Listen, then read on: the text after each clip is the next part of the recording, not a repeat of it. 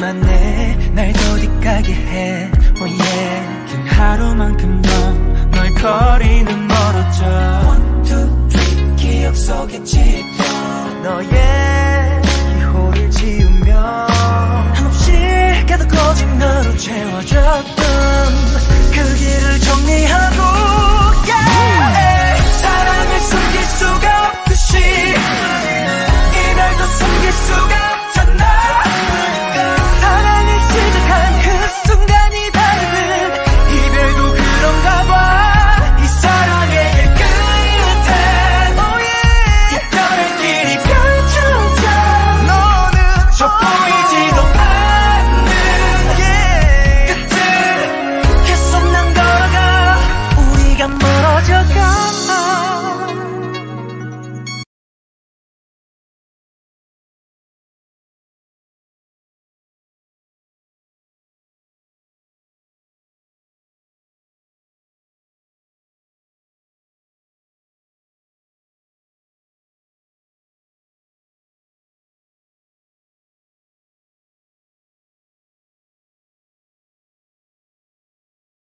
Oh, sorry. And like I said, I spent appreciate it, guys. I spent 2 to 3 days working on that intro, and I hope you guys all enjoyed it. And we're here, like I said, we're here to do the K-pop versus J-pop stream of why we like it so much.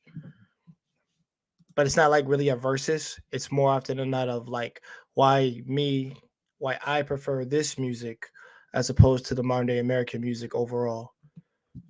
So, you know, we're gonna wait at least wait 5 minutes before my co-host gets here, you know, Princess K, and we're gonna get this started. But overall, like my consensus for doing the stream is because you know, I've always, like I said, I have most likely loved this music for a long time now. So, and it's just been a part of me that I can never take away. So, you know, it's always gonna be a big thing whenever you're trying to get into certain types of music that can kind of synchronize with your mind. But I don't know who you are, but I gotta block you, stupid troll. But other than that, like I said, it's gonna be a process when you get to new music, and you're gonna have to find certain things that you sync with and things that you don't sync with. This sounds like it would honestly, this music technically was just born to be with me, to be honest. And I can definitely say that with confidence that I was born to listen to this type of music more often than not. But yeah, guys, give it 5 minutes. If there's anybody that wants to come in here real quick, you're welcome to come in and ask me questions about this particular music that I listen to. All right, guys, my co-host has arrived. Ladies and gentlemen, boys and girls, children of all ages, I want you guys to give a big round of applause to my co-host, my sister, my friend, my fellow K-pop lover and J-pop lover, Princess K. Hello, everybody. Give me a second. My laptop is giving me trouble, so I'm on my phone right now. Oh, it's cool. I'm just glad that you could be here.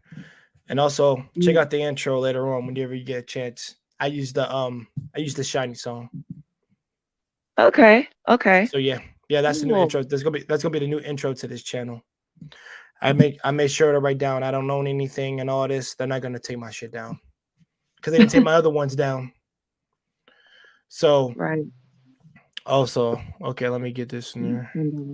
Yo, so to my man Jay Bones, how are you, dude? I am fine today. I had a pretty long shift today, but I was able to get it done. Thank you guys for telling my thing was freaking muted. That kind of almost ruined everything. WG, my man, thanks for the laughing emojis. I appreciate it. And WG says, "Hey, princess." Hey, WG. Thanks for being here. Thank you for being here. I appreciate that, especially my co-host Princess K. We've been wanting it. We talked about doing this stream for a while, especially when we did my last chill out session last week, which was probably one of the best streams I've ever had. one of the best chill outs I've had. Like at least in my top three favorites. You know, the other ones are always when Jedi Mike and my man West are on, but we had like two ladies on. First was Yeah, Princess K, and then we had Minka come on, which was really awesome. you're so cool. I really like her. I went on their podcast last week and talked to them some more. That's good. She's cool people. She really is. She's like I said, like I said, and my man Gray Pill's partner, Yes. and they work well We had together. a good conversation too. So Definitely. it's cool how, these YouTube streams, I've only recently started getting into them and doing Hmm. stuff like getting on people's platforms and talking to them. And it's really just so amazing how it all connects people. Right. Now, the drama is unnecessary and I don't partake in because sometimes I'm glad that's that just you don't. like, Hmm. it's like, guys, remember, we're just on YouTube. We're just on Like, this YouTube. isn't Don't take real it. life. Honestly, I keep telling them they need to stop taking it up the ass. Personally, I'm gonna be honest about that. And I will be direct to their faces. Like you need to calm all that down. Like you're Yes. acting like yeah. To me, people act like clowns on real people. I like clowns in the real world and online. So you got to be careful of Yeah. how you do things. And guys, don't worry. We're gonna get into the topic very soon. Just give us a second. We're just kind of like just breaking the air right now, and then we're gonna get right into it. So just hang in for like a good 2 to 3 minutes, and we'll get started. Um, like I said, Princess K is more than welcome to not come on camera or to come on camera. It is her choice. I don't restrict anybody from that, so they're cool. Like I said, free will. Am I right or am I I wrong? will probably at some point tonight. I will, because I'm actually at work right now. I Oh, you're at thought work. Oh, okay. yeah, I forgot that you must be I'm later Eastern. because I'm in Yeah. California. So Oh, it's you're in California. Okay. 4:47. So Oh, I it's was like, oh my 4:47. God, wait. So I have to wait until I get home. But yeah, Okay, I got I you. will be No, on no, that's cool. camera. Oh no, no, I got you. Just take your time. Like I said, this is gonna be like a 3 to 4 hour stream, so we got time. Don't worry, because I'm having other people stop by if they decide to come by. Because I told them about it already. Because this is one of the ones I wanted them to personally meet you, but also get into the topic of why we like the music we love. Um, Yes, you will see my face, people, at some point tonight. and by the way, she's a wonderful sister who's intelligent, and she's like I said, she has her head on her shoulder. She has her right head on her shoulders. She's been through a lot of stuff, and also she's found some happiness in her life, which is I like to hear I like to hear my sisters being happy most often than not, instead of being grouchy, angry, and just complaining. That's just me. I like to hear more of happy stuff. So Yes, it's another reason why we listen to the music that we do for relaxation. But right.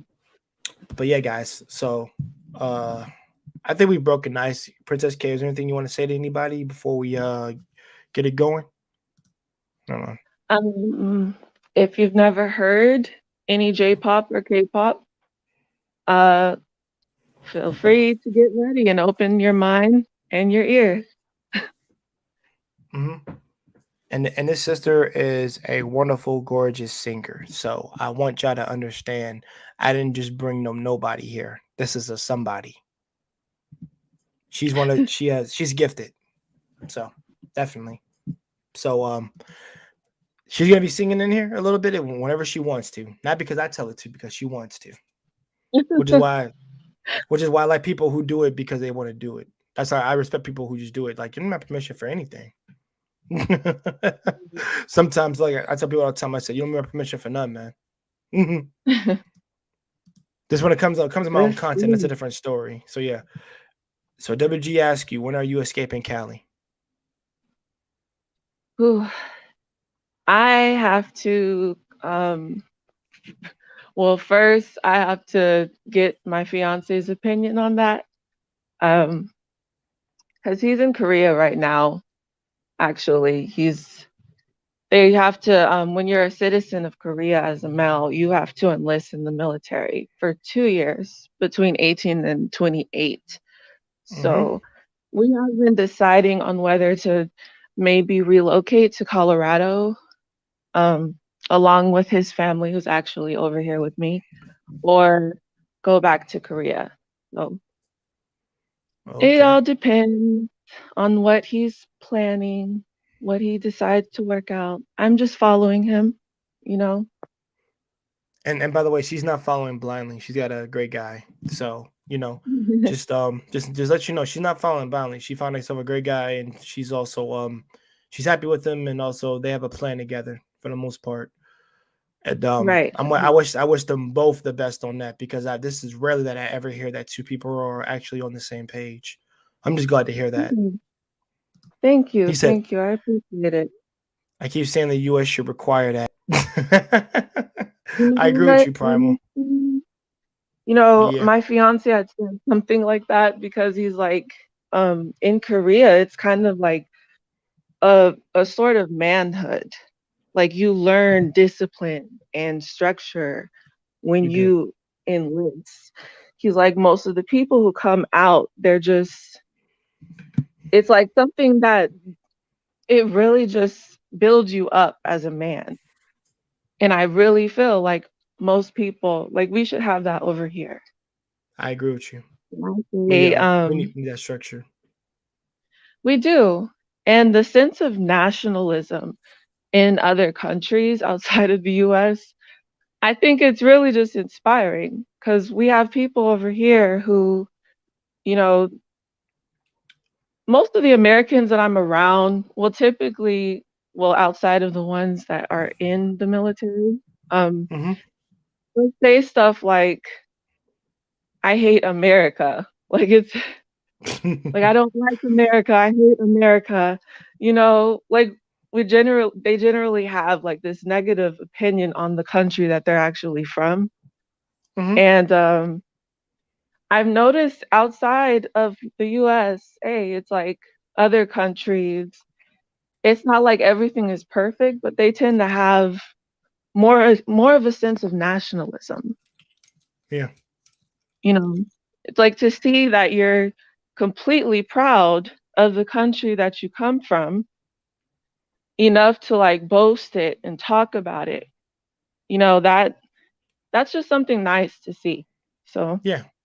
And even though I've said, like, I don't like the current state of affairs that America is, but I still respect the men and the women that go into service, because I had a parent that was in there, became my father and my right. brother. So they always told me if I ever did go, it would be Air Force, just to do some amount of years and then get out. So, like, because I Yeah, think it'd be good, because I think honestly, when I do leave, it'd just be good of me to get away from people for a very while, whether I'm not in the military or exactly. not, whether I leave, because I think it's just good to be on my own to really hone in my instincts and my discipline that I've been taught, but also cultivate it even more under situations that I need to be in. Um, and I'm gonna read a couple comments, and then we're gonna get right started with the topic, guys. The U.S. should require all 18 to 22-year-old to serve in either the military or service. I'm 50-50 on that, Primal, but I do, but with how some men need structure and stuff, I would agree in terms of that, of the men.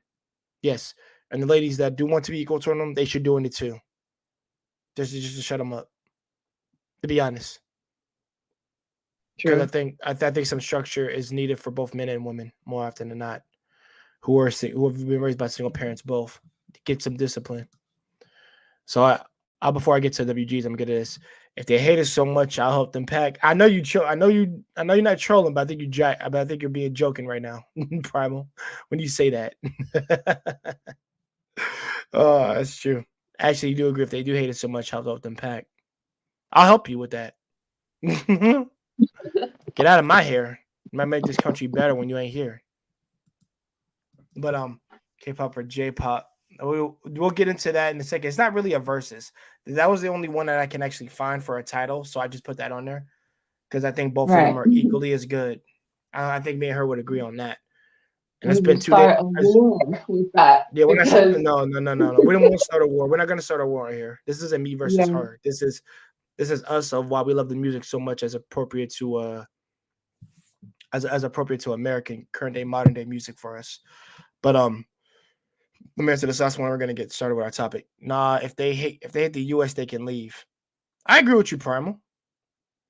See, the thing is, I don't. I just see, and I want to tell you this, so you can understand where I'm coming from. I don't hate the U.S. I hate some of the laws in the U.S. I think if they change that, that'd be better. And some of the and a lot of stuff I have to change in order for it to be better. But I never said I hate America. I just kind of hate the laws that are taking place there. But like I said, we could say that for another stream. We can say that for another stream. This is gonna be a lighthearted stream we're gonna have. All right, guys. So we're officially starting with our topic. Mhm. That's reasonable. Thank you, brother. I appreciate that. I'm glad you hear me out on that. Bro Jay, I'm seeing you all over these YouTube streets. Peace to you and our panel in the chat. Thank you so much, brother Clarence, man. I never expected you to come on for a while. But let me know whenever you're throwing the stream. Let me know. I'll come back on to support you like I always have, man. Because you have some good streams that really make a brother think and really be in his ways to be thinking about like stuff that's important in life. So I really appreciate that you're here. Thank you so much. Or in Japanese, arigato gozaimasu. But Korean. and she's speaking Korean, guys. So yeah, she speaks Korean. I speak Japanese. That's what makes this perfect right here. I can pick out some things she's saying a little bit, but yeah. So why the reason why we love K-pop and J-pop, and I think we will start. I think we will start with the K-pop side before we get to J-pop because I think that's a little bit of my I'm experiencing at both sides, but I want to let the K-pop queen right here get the floor. So explain to everyone why you love Korean music, or I guess K-pop in this sense. Yeah, Okay. Can you hear me good? you are perfect. Okay, great. So, well, I have to start from the beginning, right? Go ahead. When I was probably in my sophomore year of high school, I might have been 14.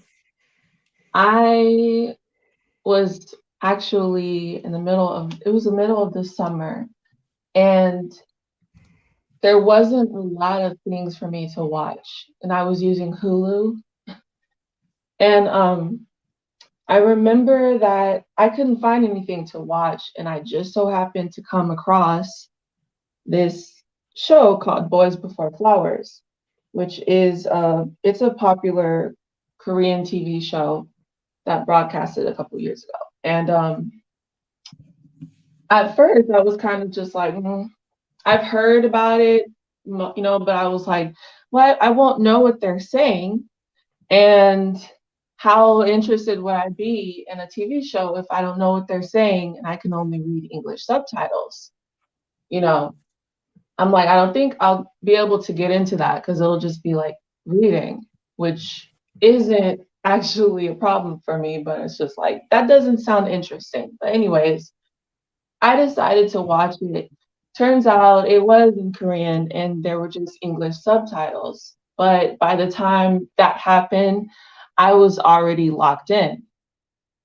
So from there, I fell into a rabbit hole of watching Korean TV shows. Like the next TV show I remember watching was called Playful Kiss. And after that, I just delved deep into that. But then I happened to be watching one TV show, and I forget the name of it, but there was this song that I heard, and I really liked the beat.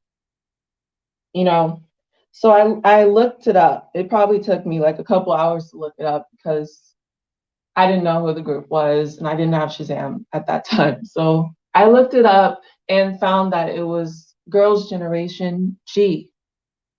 So when I saw their music video, I was just like, oh, this is cool. I love the little pop beat. I had preconceived notions about what the type of music that was popular in other countries was, and I wasn't really interested in exploring it. But when I heard it, I was just like, this is cool. Let me find more. So Girls' Generation went to 21, to Big Bang, which are between like, there's there were at the time 3 major K-pop companies, which were SM Entertainment, JYP Entertainment, and YG Entertainment. So at the time, SM had Super Junior, BoA, Girls' Generation, Shinee, and F of X. At that time, when I got into it, YG had just Big Bang and 2NE1, and JYP had, I think Wonder Girls had already disbanded before I got into it. So before they had Wonder Girls, but at the time they had Miss A, 2 p.m., 2 a.m., in those groups. So I just went from there and just delved into all of the music, and I was learning the songs. I would write them down in like romanization form and copy it and remember the translation of the words so I could sing along. And I found this whole new world and I really loved it because I saw the dedication that they put into their music. There was a sort of quality that I wasn't finding too much in American music. And it really inspired me to build up my own passion and remain dedicated because the K-pop life and J-pops too, it's like the idols is what they're called. They actually put in so much work. Like knowing that they start from probably age 11 and then, you know, continue training for years after years until they're allowed to debut. And that means they're probably getting less than 3 hours of sleep during comebacks. They're constantly rehearsing. They are putting the effort into their craft. I love the groups more so that actually take part in production and writing their lyrics, but I still have respect for all of them. Big Bang, I know they were producing their own music and they were writing their stuff. 2NE1, CL, and some of the others had a hand in writing their lyrics. My favorite group currently is called Mamamoo, and so they actually take part in production and writing their own lyrics. But it's the quality that I saw and how their artists are, they go through artist development. And most artists over in America, I'm not trying to like crap on them, but most of them do not go through forms of artist development, which is why they get on stage and there's nothing about them that really attracts you. I mean, it's just a nice beat, but they get on stage and they don't know how to work a stage. They don't have any charisma when they perform. It's just something to see, and you're not captivated. You know, going through artist development means, you know, you're able to work a stage, you're able to captivate people even through a camera, let alone a crowd of people in front of you. You're able to effectively perform while moving around and singing your song and get people engaged. That's what I mean by artist development, like actually practicing your song and not just going to a performance and you just show up, but you never rehearsed, you never did anything before that. You know, it's just, there are American artists that are popular nowadays that they're just lazy, a lot of them. They're just lazy. And I don't really appreciate the lack of quality in their music because it's something about music that had a shift before, I want to say, probably early 2000. Before that, we had a process where it was like the music relied on the singer or the talent in itself, the singer or the rapper. It relied on them to bring that forth, their voice, their rap skills, their flow, whatever you call it. But somewhere along the way, there's a shift that happened in the music industry where it became mediocre talent that they're relying on the beats, the beat that the producer gives. So we might be drawn to a song by just the beat alone, but the actual person that's rapping it really doesn't have much of a talent. So somewhere along the way, it used to be artists relied on their voice to carry the song. But nowadays, it's the producer has that type of power. He's really carrying the song, and the rapper or the singer is kind of just following along with it, you know? And I'm not saying all artists are like that, but what I appreciated the most about K-pop was the dedication to their craft and how much artist development they have, because some people like they overlook it, but these K-pop idols or J-pop idols, they actually to go on stage and do multiple things at once and still be able to sound good reasonably. Like that is something to admire because not only are they singing a full song, but they're also doing full choreography. They're also moving around the stage because if you're in a group, you have placements. They change the choreography formations, right? So you have to move in whatever formation without bumping into whoever you're with. So they're moving around on stage, they're singing, they're also maintaining their facial expressions, they're also taking note of the cameras that are around them, you know, while just performing their all. And I really just appreciate that. So that's what I say.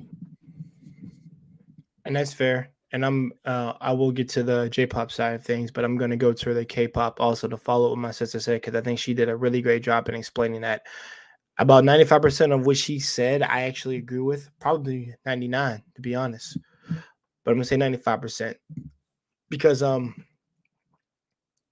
for me, I've always noticed when I got into it, and some of my chill out sessions, I have said this before. I got into it in 2009 right when I graduated. I was always listening to Japanese music, but I didn't venture into Korean full on music until I graduated. Because now I was listening to Japanese music. It was just more so the anime openings and things like that, but also I got to actually look at videos. You know, the choreography of the videos made everything of the every one of these songs just so more amazing than what I was and when I previously listened to them. When I can't go into wins because that's Japanese, but let's get into the Korean real quick. So Big Bang was the first one I got into. After that, it was TVXQ, aka DBSK, is what I always called them. But you know, before they disbanded, I was listening to them. I listened to all their stuff, and after that, it was Shiny. Then V VIXX VIX and Monster X. I love Monster X. I might for at least for the guys I listen to. It was and then for the girls, it like you know, I think this probably is the best girl all together band I listened to was two NE1, Girls' Generation, Kara, and mother one. Twice. If I'm not mistaken, twice. If I'm not mistaken. I got into them. And they had some really, really, really good stuff. And let's not forget the best singer of all, Boa. Boa. The best, you know, the best queen of K-pop singing. Boa. Those are all the ones I listened to at the time. And I kept and throughout that time, it was that and J-pop that did get me through college more often than that because I banged that music a lot, along with my metal music and my rock. But I really those songs really got helped me get through some deep times in my life. But also they also brought a lot of joy and laughter and happiness and just a lot of repetition to keep listening to them even when I was doing my housework, whenever I was doing my college work, whenever I was just driving, it was just a blast to listen to something like that. It just free up your mind literally. And I think where I stopped listening to American music, like not full on, but just like the rap side of things, like I think after 2009 really, it was just more so one-off singles, but I didn't see any more rap after that. It was just following more of Neil's stuff because Neil had some good stuff, but even now for me he's fallen off.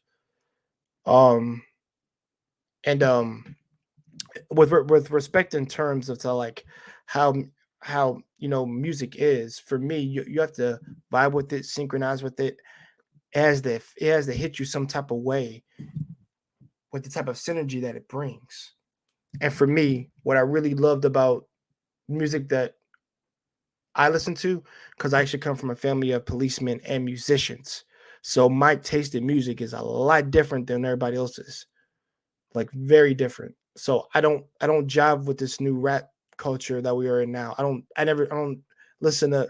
I'll be honest. The only new artist I've listened to be honest, was Kendrick Lamar, and that's because of the Black Panther soundtrack. Because he did that song, "All the Stars" is like one of my favorite songs.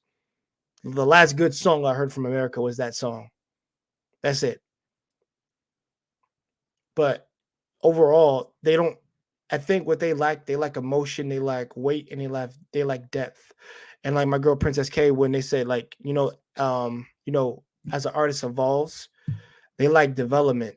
Like they never evolved, similar to like the K-pop bands or the J-pop bands we listen to over there, like Shinee or Wins in Japan. Like they get better and better. Like I feel like they evolve as not just as like singers, but they evolve as people. Like they're so different than when they first started. Wins from the J-pop side is so much different than when they first started. Like I see the graduate. I see like honestly, if you start the songs from the first album to where they are now, you couldn't believe they've come this far. Same thing with Shiny. From where they started to where they are now, it's so crazy. TVXQ, from where they started to where they are now. God, Christ, that was a journey. So with all these artists, they're like I said, I think they're just relying on the beat, and that's all that is. They can't draw in the crowd, and this is where Princess K argument really shines. Where I agree with her on that 95. This is where the 95 coming in. These cats in Japan and in Korea know how to enthrall a crowd with just their voices. They can get the whole audience into it. I promise you, they can get the whole audience into it. Similar to the metal bands, because I think the metal bands still have that allure to them, which is why they haven't sunken yet.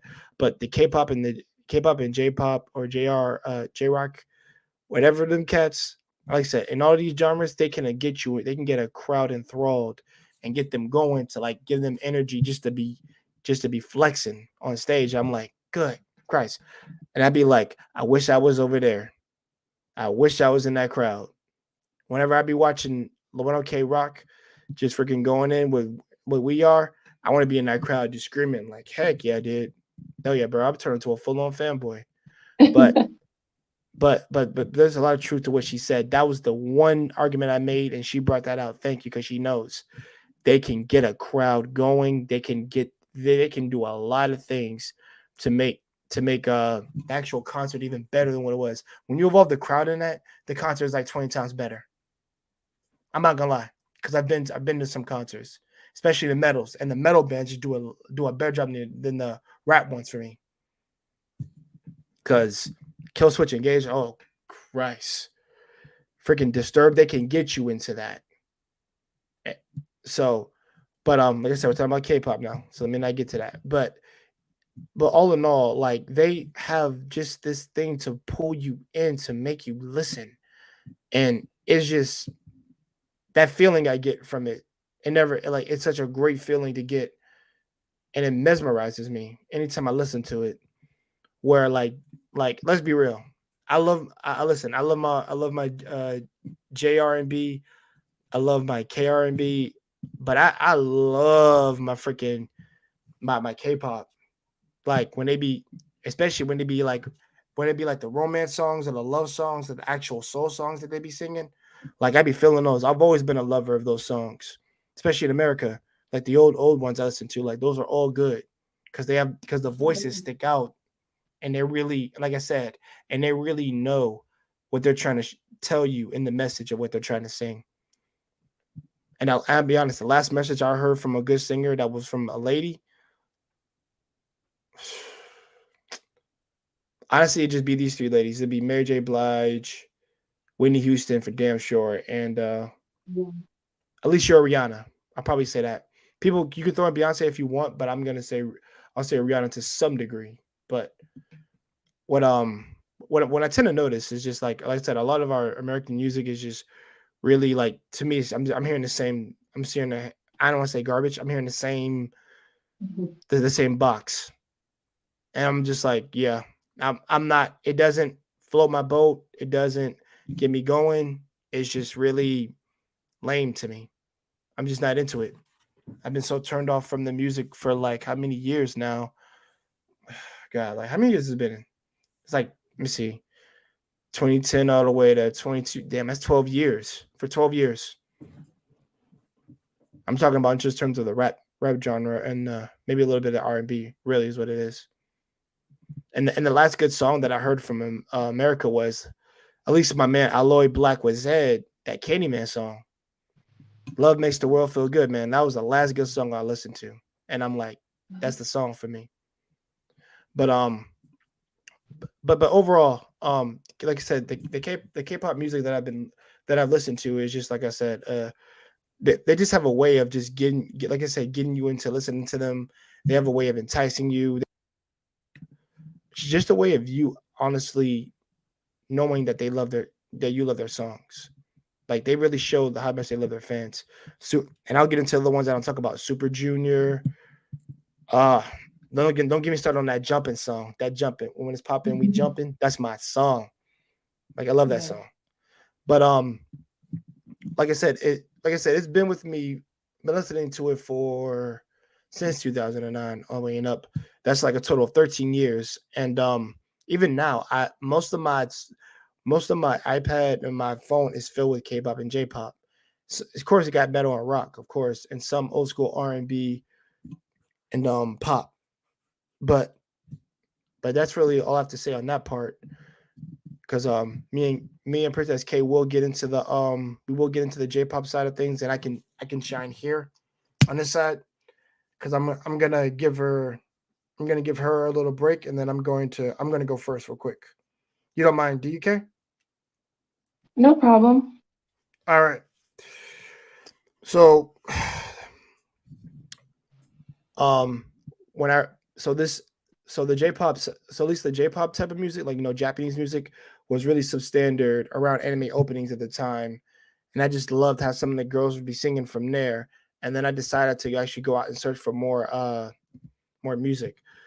I ran across a all boy band called Wins, and I actually looked up the way that Wins got started, and they started in a garage, and they literally they literally got inspired from if I'm not mistaken, it was not from Michael Jackson, but it was from Backstreet Boys, like how they would dance and they would actually practice every day in the garage. When I watched the whole documentary of what got them started, and I'm like, everybody starts somewhere, but I did like it how these cats were like just like neighbors, and they just decided that they wanted to dance and like just start off from like a template, which is Backstreet Boys, and then just try to work their way up.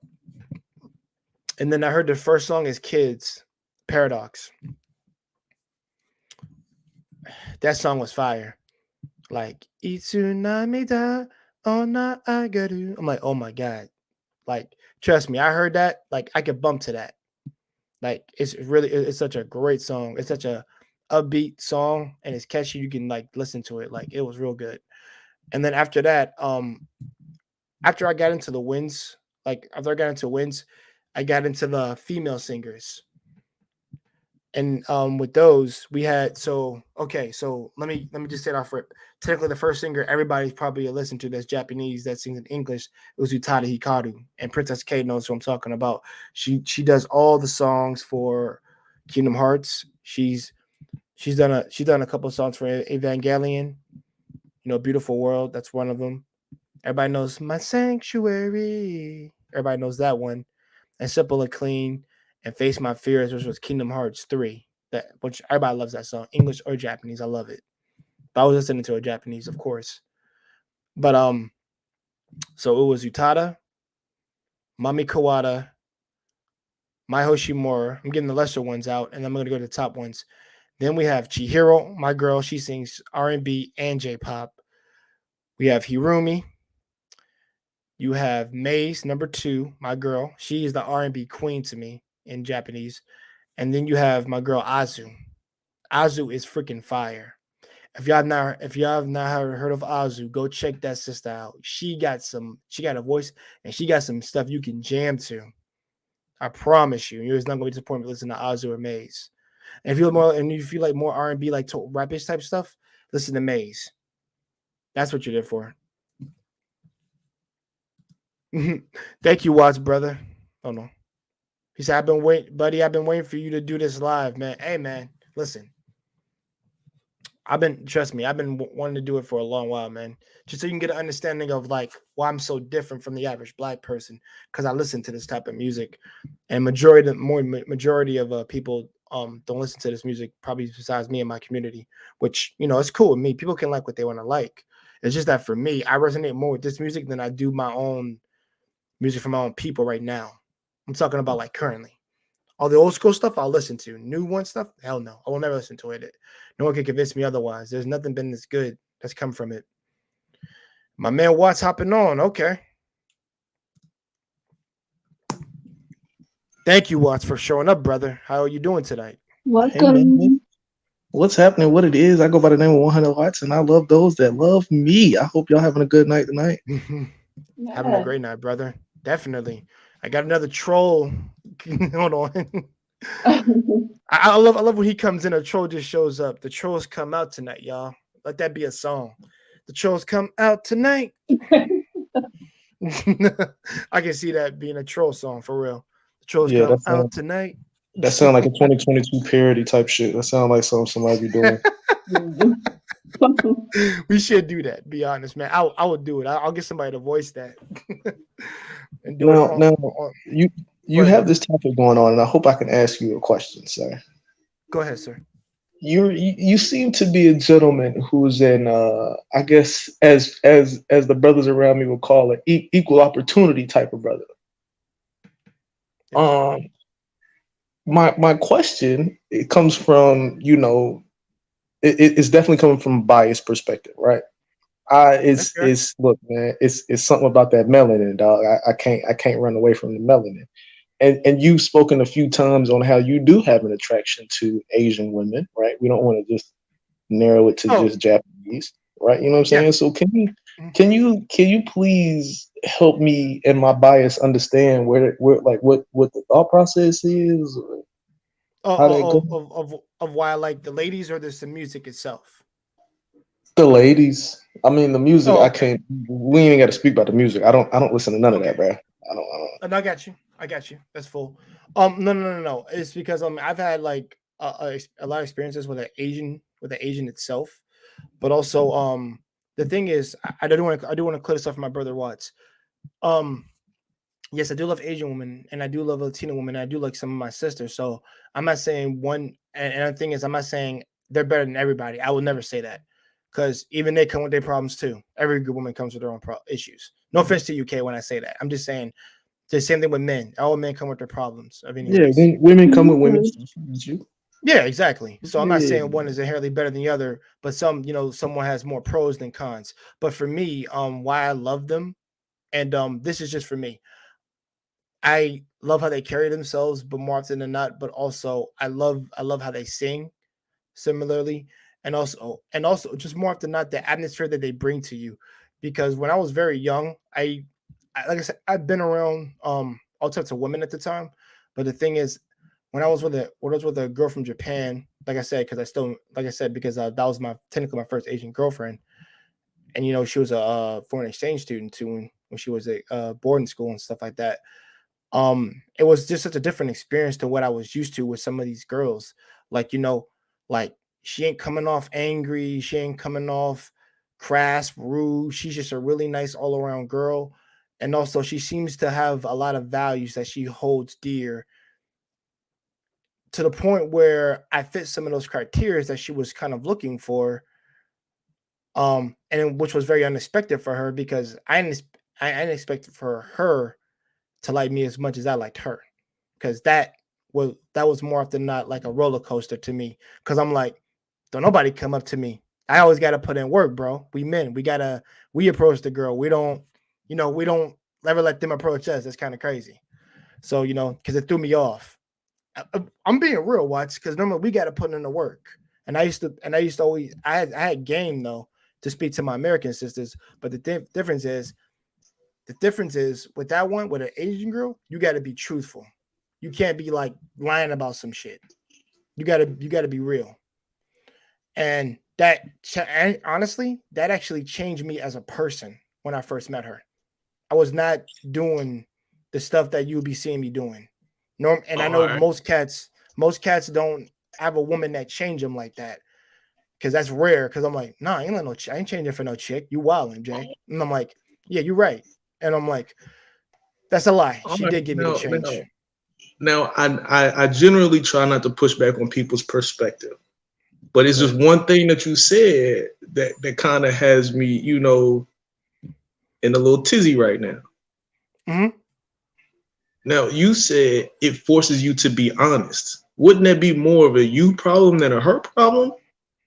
No, no, no, no. That was it. When I was really young at the time, I did have a problem with something particularly, and that was just learning to be around people more, bro. Because I always kept to myself. And the thing is, I just didn't like. Okay, I'm gonna be real. I did not like people. I just did not like people at the time. But I think it was just a matter of her helping me get out of my shell. But I had other people at the time that helped me get out of my shell, but she was the mainly the one to really crack it, to be honest. Because I could, like I said, the thing is, I couldn't speak the language as fully well as I can now, because that actually got their attention, and I could speak a little bit of it, but not to the degree that I could now. But how I carried myself, it it really showed them that, like, you are a nice person. You just have a hard time showing it. We're dudes. I thought we're not supposed to show emotion. The bullshit that America gives us, that we're not supposed to show an emotion. Like even our dads tell us this sometimes. But don't just keep it inside. You got to vent it out sometimes. But that So, was more of a problem I had to work on myself. But she just helped bring it out. okay, now a follow up question, and this is something I always ask, and it's not just me picking on you. This is always a question that I ask. Is Mhm. is that based on? Is that based like for your thought process to expand beyond Black women? Is that based on your shooting percentage? Mm-mm. It has nothing to do with my shooting percentage because even now I can still talk to some sisters, and I do want to clarify this. I still think I still got some sisters in my circle that I think are still pretty, that are still nice, and some of them still like could be married to this day. I probably would wife one of them up. The difference with me is how I carry myself and how I have to further myself even better to be that guy that they know they can rely on at the end of the day. So it had nothing to do with my percentages on that. It was just a matter of, and also I will say this, and there's propaganda of saying sisters are always angry and stuff. I was around some of that for most of my life because I had hood sisters around me. I never went for them because they were not. It was not pleasant to be around them. Just them. Other sisters that were educated, I would look after them.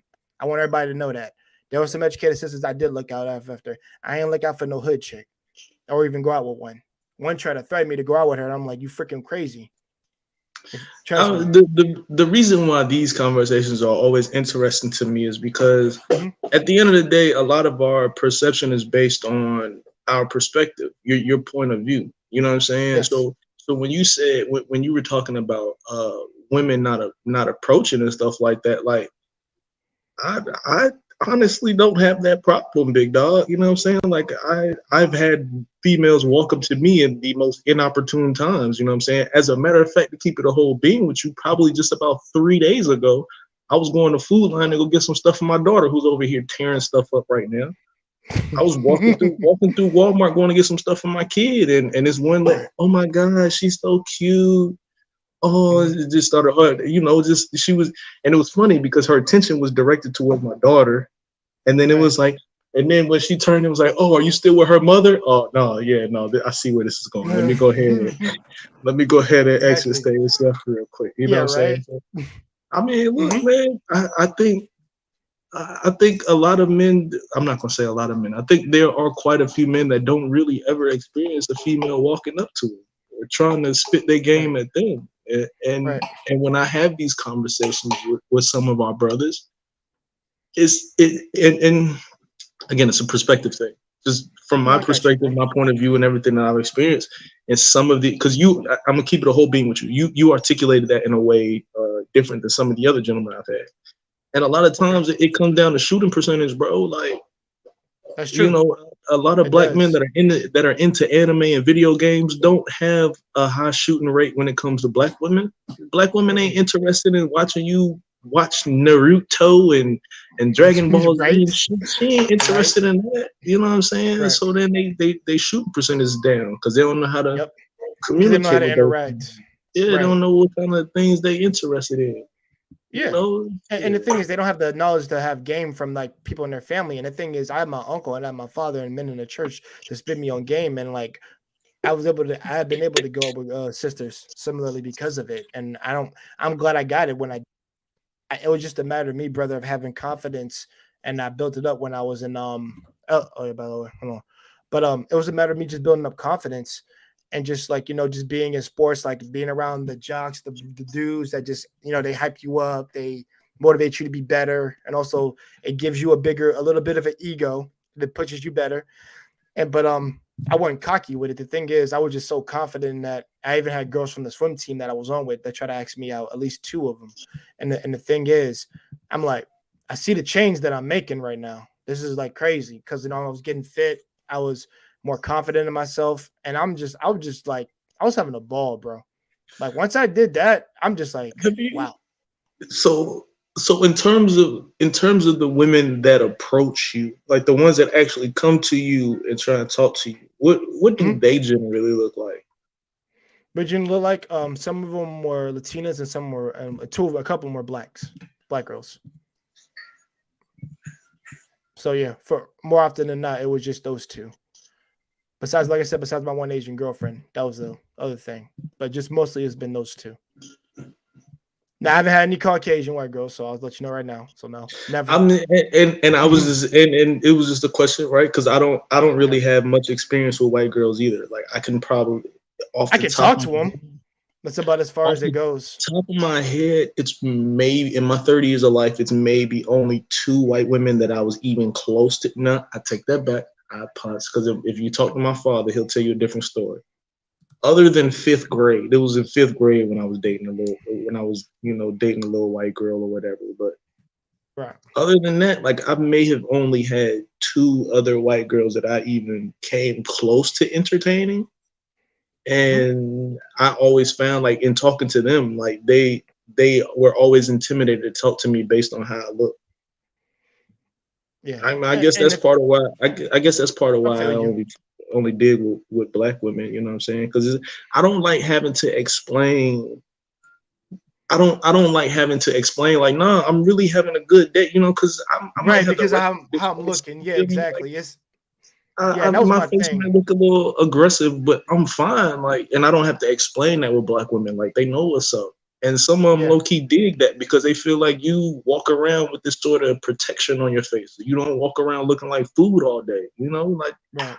don't a woman want to feel like she walking around with a man who's soft as hell? So when a dude Hell walk up yeah. on him, he's gonna put. You know what I'm saying? So I don't know. Hmm. Yeah. But Exactly. I had been waiting on you to do this one because as soon as I seen you schedule it, I was like, oh yeah, I'm gonna talk to my man Jay about this. I'm gonna And holler man, at I Jay appreciate about you this. being here too to ask me this question because I'm actually been waiting for somebody to actually ask me the question of why I like them. But also the thing is, I want nobody to ever get twisted. I love listen, I love ladies of all color and nationality. I never had the restriction of just liking sisters. Like I broke that rule when I kissed a white girl when I was in freaking second grade. That didn't mean anything to me, to be honest. You an At equal that point, opportunity type of brother. And I ain't yeah, mad at it. You know what I'm saying? yeah, Because I think sometimes men have this thing of closing women off because they're not yeah, getting the attention from the specific group they're looking for. Hey, women do that too. You know what I'm saying? they Like do women do too. that shit too. When you're not getting the attention from the specific group that you're looking for, now all men ain't shit. You know what I'm saying? So I think Yeah, that's and yeah, Watson, I want you to hear this. I will never say black women ain't shit. You'll never hear those words come out of my mouth. I will oh never yeah. say that. because that's a if you stigma. ever see that on any of my social media, I promise my page got hacked. Because you will never see me on any of these panels talking about black women and shit. You will never in your Yeah. life ever hear that come out of my mouth on any of these Yeah. panels. You know what I'm saying? So, Right. Right. And the feel thing you. is, with all the controversy that we get, bro, even if some of our sisters are out of line, I still haven't said it. The thing is what I learned a long time ago. I said, listen, don't get mad. Get even. Or better yet, no. Well, because one term I meant when you're dealing with certain people, but when my whole thing was ignore, I just ignore them. I'm not talking about my sisters. I just ignore bad behavior altogether. Don't get mad, get better. There's a reason why the person you're looking for doesn't want you. Maybe it's because you need to lose a little weight. Maybe it's because you got a fucked up attitude. Maybe you Right. come disrespectful out of your mouth. Maybe you don't know how to cook. Don't get mad, get better. Just Yeah, fucking exactly. get better. Put yourself in a better place. Once I thankfully, like my mother was adamant about teaching us how to cook, but it probably wasn't until I was like 21 years old where I was like, you know what? This ain't no woman shit. Like, you got to learn how to cook, bro. Like, if you really want to get the attention of women, you actually want to entertain them and stuff like that. Like, you got to be able to do certain things. Like, don't just make that a woman thing. You feel me? So don't get mad, get better, man. Yeah, get skills that make you, like, I would say, don't become useless in a way that makes you useless to a woman. And my father taught me that very early when I was younger. And even now, like, cut the grass, mow the lawn, but also even bigger stuff like fix the toilet if you can. Like, make sure you try to fix the sink and some things that you can and can't do. But also, you don't ever want to be in a position where, like, you have a girl, but you're 100% useless to her. And I told cats, I will always strive never to be that person. I have skills that can help ladies to this day. I can do a lot of stuff. But also that cooking thing, I learned that from my grandmother. And I watched a lot of Food Network, which I don't know a lot of black people did at the time. I watched a lot of Rachel Ray. Like I said, I grew up on Iron Chef. I grew up on Iron Chef. Hey, Iron Chef, my boy, he knows, man. He knows, man. My man Watts knows. Like I said, everybody says a way to a man's heart is his stomach. Yo, guess what? A way to a woman's mind and her interest is you cooking for her. And I've done that plenty of times. Yeah, because Pop's favorite channel used to be ESPN. Mon Duke's favorite channel used to be Food Network. Food Network, this man knows. It used to be for me, it's so weird, guys. People look at me weird. It was the Food Network, it was History, the National Geographical channel, it was the weather channel for me. Those are my channels when I was young. Like dead ass. Those are my favorites. So, but all in all, thank you for asking me the question, bro. I'm really glad you asked me, and like I said, and I'm glad I could answer it the way that you wanted to hear it, because I'm very truthful when it comes to this matter, and like I said, I love all women of color. No one is above the other. They all come with problems, but they all have their pros and cons. Ain't no woman perfect. Like I said, I'm not a believer of build a woman. I don't believe that. I can't back that statement, sir. I just can't. You know, it's a perspective thing. I know it's a personal thing. I just can't back that. Like, it's nothing like a black woman. Right. And they're just different because some of them are tailored to us, and I don't disagree with that. I think it's just a matter of cats running into the one that they want to run into. And I'm not talking about an Instagram baddie because I don't really care for that. I've actually had a girl right now that looks somewhat average, and she looks pretty as hell to me, and she's black. And I tell her she look good. Interesting question for the flower here in the room. Do you really think that men's interest is truly based on the things that they double tap on social media? Do I think their interest is on the woman that they see on social media? So if you have a dude and you go through his Instagram, you find out that all he's double tapping is big booty pictures. But you find out that he got a fat chick back at the crib. Like, is his interest really what he's double tapping on Instagram? Like, do you really believe that to be the case?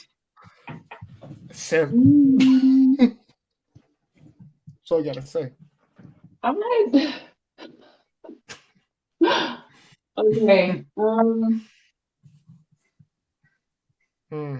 I feel like you like what you see on Instagram. It really wouldn't bother me if my fiance was um, liking or double tapping pictures on Instagram because I do it too. So it's like it's an attraction sort of thing. But if I'm doing it like that's all on my feed, or that's Good all for you. on his feed, that's all you like. There's no variation because it's like naturally, even when you're in a relationship with someone, it's like it's not like you're gonna cheat on them, but people look pretty. I appreciate both sides. So it's like Mhm. I'm not insecure enough to be like, no, you can't like her picture. Cause I'll look at it. He showed me some stuff. I'm like, oh, she has a nice ass. You know, I'm just giving it. No, Princess K, we love you, girl. We love you, Hey, girl. At least you tell being you real. I'm like, look real. at her contour. She looks gorgeous. You're good to like her. Give her appreciation, you know? But it's like I do it too with on the male side. But I don't know. I guess you just like what you like. I Right. mean, you might see stuff, but you have something completely different at home. So it's hard to tell which one do you like more. Mm. I'm gonna tell you for the gentlemen, I don't speak for all men, but I'm pretty sure there are a lot of men that will agree with what I'm saying. Whenever y'all do that, it feels like a setup. I don't want no It parts. does. It does. No parts. I can't And you disagree. know what? Okay, He does act I like can't that. disagree with Watts. I can't disagree with Watts on that because it feels like not that it feels like a setup. It's like Ooh, babe, look at her. you Her playing butt is this. nice. I don't even know who you talking about, baby. I don't even see her. I don't know what you're talking about. Yeah, that one over there in Exactly. the I pink play shirt. stupid. You said pink? I don't see pink nowhere. And you know I what? don't That's exactly how my fiance reacts when I do that too. I'm Yeah, I don't laughing see because he nothing. does the same thing. No, she's not as cute as you. Liar, liar. hands up, don't shoot. Mm-mm. That is Yo, liar. Watts, you funny, bro. That's crazy. I mean, if somebody scroll down, all they would probably see is like maybe like a bunch of electronics on my likes, like a bunch of like stuff that I would probably buy. But other than that, it'd just be like that'd be funny. Like, well, okay, you don't got that on there, so what about those anime girls? I mean, what about them? They're hanging on the wall. What are you talking about? Oh, they're not real. What are you worried about? Like, because that's more insecurity on your part. They're Oh, not I mean, you real. talking about this poster? Oh, I like this movie. I don't even fuck with her like that. But this movie was Exactly. good though. You know what I'm saying? You're right. I'd be like, yo, you mean that chick? You mean those two right there? They're not real. So I'd be like, what are you worried about? Hey, they're not even real. so, like small stuff like that. But I want to give a shout out to my girl Jenny Moore. Appreciate you on the panel. Salute to you all. Roses, thank you. And to my man Primal. Shout out to my man Primal. Let's keep it 100. Most women are not into that stuff. I already know they're not. Please believe I know. And unless you were someone that likes the ladies too. Got you. Look, man, I think that's a messed up perspective, man. It's so many more females that are playing video games now than you would actually think play video games. Yeah. And most of these female, if you go on Twitch, I promise you, the percentage of females that fuck with anime is a whole lot higher than the females that don't. You know what I'm saying? And I'm talking about the ones that actually played. And I'm not talking about no regular Call of Duty, no Grand Theft Auto. I'm talking about the joints that play the PC games. I'm talking about the females that get a computer built from the ground up to play video games all day. Like they're into shit like that. And the problem is a lot of motherfuckers really not trying to find out what they into for real. Right. Yeah. You gotta And the find thing out is, what some are players and some aren't. I do notice that. I can tell. I can weed out a girl that thinks that she does play stuff to get views. Oh and yeah, the one that getting actually does views it up. she cute. She dying every 5 minutes in the game, but she cute, so everybody's sitting there watching it. Yeah, that's a fake. Turn this reason, bullshit and she off. yeah, exactly. She has no commentary. Don't. Oh man, it's gonna sound like I'm signing with the girls in Japan when I say this, but there actually are some that are cosplayers over there that actually live stream game and they do it like a freaking male nerd. Like they get Yes. paid for it. They'll actually just play. I'm like, because they actually like the freaking games. They'll even cosplay as the character they're trying to fight as and just do that shit. I'm just like, and there's a documentary. I'm not a documentary. There's a video on it. He says the daily life of a cosplayer every day. She cosplays, does her photos. She does karaoke with a friend. After she goes back to her photo shoot, knocks out those photos. So she's done with that. She goes back to her apartment, sets up the game, the freaking camera and all that. Starts streaming. And this is what she does. Like, she gets paid for it. She better be getting paid because you fucking on my bankroll if I'm working 50 hours a week while you want to take pictures and play video games all day. Yeah, right. Well, that's her by herself. We got kids. What is wrong with you? Now, if she did all that and she with you, bro, that's kind of wild. I ain't gonna lie. That's kind of wild. No, but honestly, I know I shot the bell for Black women here in the beginning, but I am at that point in my life right now where I do want to experience some other stuff. You feel me? Like, please don't get it twisted. Like, I just can't see my last name going to a female who don't understand where I come from. But I just want to slide out, see what's up with the world. Experience some shit. Well, I've always said this: every man deserves to do that. And you've been in the military, my man. I'm saying every man should not just be okay. You should not be confined to where you lived at. You should. I think you owe it to yourself of what you want to do to go experience the world in certain places. Because if all I did was travel America and be in America, I'm gonna be very freaking narrow-minded about narrow-minded and ignorance about other places. Gamers compared to 15% of men who identify as gamers. The rise to 9% among women aged 18 to 29. See, I mean, I'm not gonna disagree with your stat. I'm not gonna say that your stat is wrong.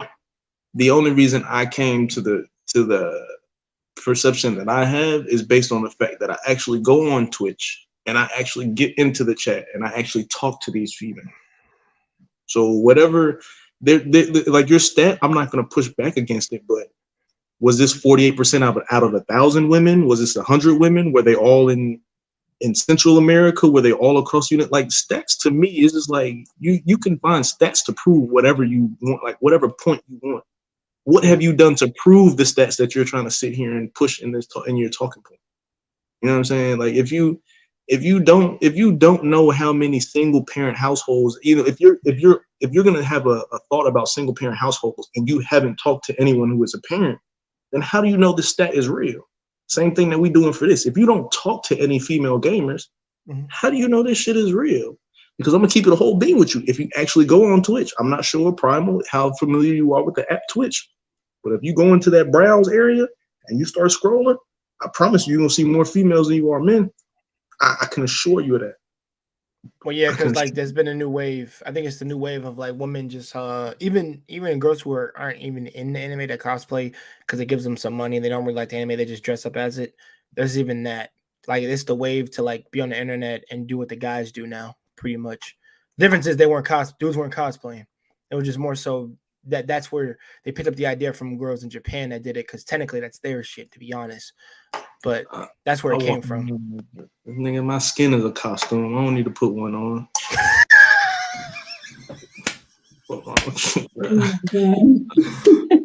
Yo, like, for real, like, I ain't gonna lie, man, I'm gonna clip that because that is one of the best quotes I've ever heard. Like, listen, I don't need a costume, like, I'm on skin, bro. That is that's a brother right there. Just imagine how many switches you gotta flip throughout a day, right? So you go to work, you gotta talk to your coworkers a certain way.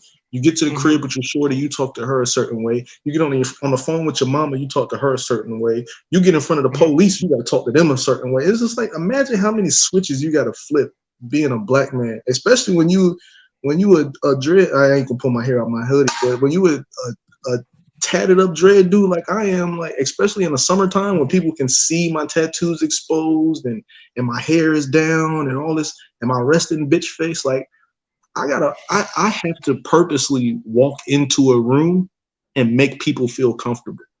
I see, like, I literally see the discomfort on people's face when I walk in. Like, I see the shit. It's not me in my head. Like, I see it. Yeah. You know what I'm saying? So My parents have told me that too. I don't do Halloween, and I don't do Halloween for that fact too. And that's why COVID it threw me for a loop for a while. Because you telling me I get to walk into a store with a mask on my face? I don't know. This sounds like a setup, bro. This sounds like a setup. Like that whole mask thing threw me for a loop for a while because I was afraid of walking into a store with something on my face and somebody might think you robbing. You know what I'm saying? You going to one of them hood stores, you know, one of them mom and pop shops down the street that's owned by the Arabs in them. You know what I'm saying? They ain't with that shit.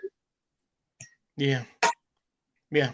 No, I know exactly what you're talking about because I used to be in that area, so I know what you're talking about. Lived it too, and I'm just like, fuck it. No, bro. I'm sorry. See, I done showed up. I done stepped all on Princess K. My bad. I done took y'all off rails and stuff. No, that's cool. He said, laugh out loud. The mask, he said the mask weariness is real. So he agrees with you. I don't disagree with you on that either. Hey, I'm not, see, and Jay, how long have you been single, bro? Who, me? Yeah. For 3 years. 3 years. Okay. So you remember that time period of walking around out in public and seeing a female and looking at her eyes and up and trying to figure out if she's cute or not. Yeah. That was a hard time. That was a difficult time to try and flirt. Because now it's like different than what it is now. Like apparently with our COVID and stuff. Yeah. I've had it happen a couple of times where I walk up on a chick and I try and back on her, and then because you know nowadays they don't give the phone number, they give you the Instagram. So then I get the Instagram and I'm looking at the pictures like, ooh. This is what I get too. Oh, just follow me on Instagram. I'm like, okay. That's what I be getting. Follow, unfollow, real quick. Fuck you.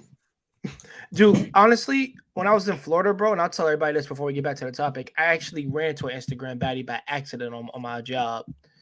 And she was wearing some freaking, you know, a tight ass tank top and some tight ass like shorts. And she was like Latina. I actually freaking like got her attention. And the thing is, I talked to her for a little bit, and I'm like, okay, what are the chances she an Instagram chick? What are the chances? Because the way she looked, I'm like, there's no way, she'd have to be. And sure enough, this chick told me follow on Instagram, talk to me for like at least a good 10 to 12 minutes. Saw her, and I'm like, I was like, damn. I was right. That's an interesting conversation I want to have with a panel of men too. Like, what's the time frame that you spend talking to a chick trying to get her number or something? Like 15, 20 minutes sounds a little on the longer end, but it sounds more realistic.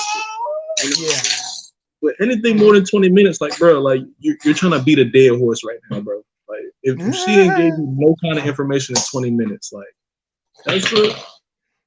No, I feel you. No, I feel you. Cause like ain't no dude spend game in 5 minutes. I never did that. It was more often than not for me. It was like 10 minutes when I was younger. Now it's like I've got it to like 15. But it's just but I've learned to talk less as I've gotten older, and it's worked better for me. A lot of cats just compliment a girl no matter what, and I'm like, dude, you compliment her one time, that's the end of that shit. Don't say no more. The hell's wrong with you? I can tell you ain't got no game because of how you speaking. Yeah, and I would call my boys out on that. I'm like, dude, I know you don't. Because I can't see her. When it comes to the homies, you know who. When it comes to the homies, you know who really with it, who not. Like, come on. Yeah. You can tell who about their business and who not. I've always been able to deduce that. Yeah, I already know you got it, bro. You exude it every day. There's no way I can see you flopping. At least for me, I can't see it. But how you speak and how you move. Look, man, I also learned, and I need Princess to verify this if I'm right or not. But a lot of times, women decide if they want to mess with a dude or not simply based on the way he walks. Like that's almost like that. Of course, other than like what he has on, but like the way he walks is like the first impression that they get of a man to decide if they even want to entertain him or not. Right. So that's true. It's the aura. It's like this aura that you exude. Like you can tell when a man is confident or not. It's like he stares at you in your eyes while you're talking. Even before you talk, just the way he walks is just like, I'm here. I'm about my stuff. I don't care what anybody else thinks. This is me, and I'm confident in myself. Rather than a man who walks in and his eyes are shifty, you just always looking everywhere. You never make eye contact, and you're slouched. That's the other thing. You're slouched. So I look at your walk. Also, like I hate the whole sagging shit too. That Thank also goes you. into like because sagging, I'm just like if I brought you around my family, they would laugh at me. And I don't mean to be rude in saying that, but they would laugh at me. Because I'm sorry, Princess K, but it's the truth. They will laugh at you. If you're an educated girl, educated sisters, don't bring boys who have sagging pants. yeah. Or the That's just tight facts. jeans. I'm not understanding wearing like your skinny jeans are tighter than mine, dude. Like, what is that about? Can you even fart in those? It's just She said, "Bro, your phone don't even fit in your pocket. What are you talking about?" right. That's funny. That is This is so hilarious. funny right now. I'm so glad It's we're really doing funny. funny. The pocket So, of his hoodie. fellas, the moral of the story is, I need you to straighten your spine out, roll your shoulders back. You know what I'm And saying? stop looking like Hunchback. Look, man, roll your shoulders back. I promise you, just those two little things right there. She gonna look, put a little, you put a little sauce in your walk. You know what I'm saying? A little dip in that motherfucker. You be all right. A little Yeah. flag. Oh, and the most important part, Princess K, let me help you out. Pull your goddamn pants up. Seriously. Yes, pull your pants up. And please, please, this is another I thing keep seeing I've talked about with motherfucking women. boxers. Go ahead, Princess. I'm sorry. Another thing I've talked about with women, right? So I don't mess with dudes like this, but there are some women who are just like, oh, my man does not wash his behind. He doesn't wipe because he says it's gay. And All right. so you All just right. letting him out here with poop draws. He just stinks. Like you can smell him, and it's like you're tall too. All right. So my head is right here. All right. So the wind's direction comes straight in my face. I can smell that shit every single time you move your legs. And then Oh. please wash. Mm. You know what? I'm gonna put it back on the music topic. That dirty. Watts. Christ. Hey, look. So here's another tip, Not your guys. fault. Because I travel with this. I travel with this in my car. Okay, Oh. it's what men generally call a hoe bag for women. But fellas, I promise you need this. Okay, it's a bag. It's a bag that stays in the trunk of my car. Okay, the bag stays in the trunk of my car. It got some cocoa butter in there, some chapstick. Okay, a stick of deodorant, some kind of spray on smell good, right? Now, if you want to get extra saucy, keep you some dude wipes and some baby powder in the bag too. Yes. Yes, Yes. that's what you need. Thank you for So saying nice. that. That's what you And guys also need. Like, oh, do not think that you can go out all day and you smell like sweat and all day and all your life. And instead of taking a shower, you spray like you cologne over should. it. We can still smell it. It's about Right. as effective as spraying cologne on shit. You can still smell it. And now Yeah. you got You won't that be and the able to- cologne. That's enough to make me almost want to throw up because it's like I can Not smell even that. just throw up.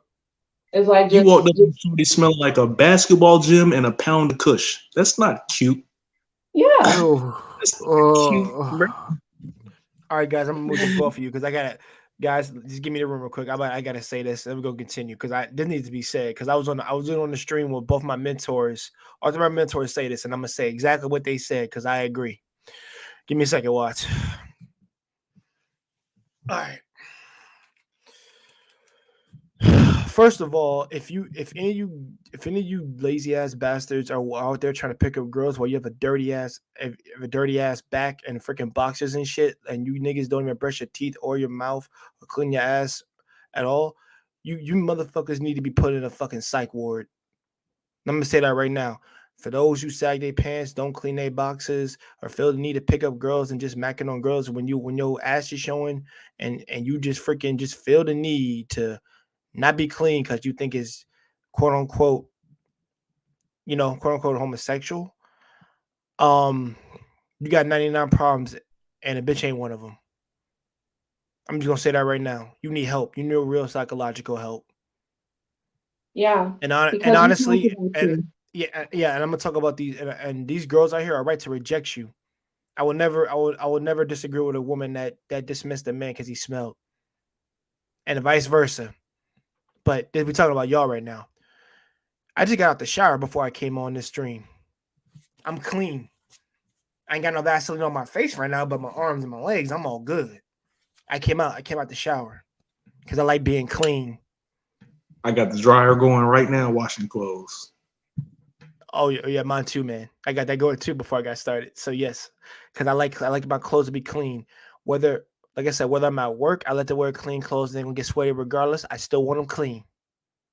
So y'all motherfuckers have just lost freaking manners. Like I got no goddamn manners and no sense of hygiene, Christ. No wonder y'all single and miserable. It probably ain't even the females at that point. It's you. At least change your drawers before you leave the crib. Can you at least change your drawers? No. That don't help either. They gotta clean the pants too. No, I'm just saying a dirty motherfucker gonna be a dirty motherfucker, but bro, like you can't change your drawers first. Like you got sweat stains in the nuts area of your boxes, and you wonder why she don't want. Never mind. Let me be quiet. No. You're right. Thanks for hitting everything on the head, guys. We're gonna continue with our scheduled programming, and me, Watts, and Princess K. Me, Watson, and Princess K have said enough. Wait, because we have to. I got on the men, and I have to say this to the women too. Okay. For those of you who wear weaves and stuff like that, or wigs or something, I mean, I don't do it, but kudos to you. But if you're gonna do that, please make sure you wash your hair because it stinks. It stinks. It smells like plastic and earwax, and that's not okay. Second thing, stop wearing so many silk thongs, okay? Because it's giving you yeast infections. You need cotton. You gotta let that shit breathe every now and again, all right?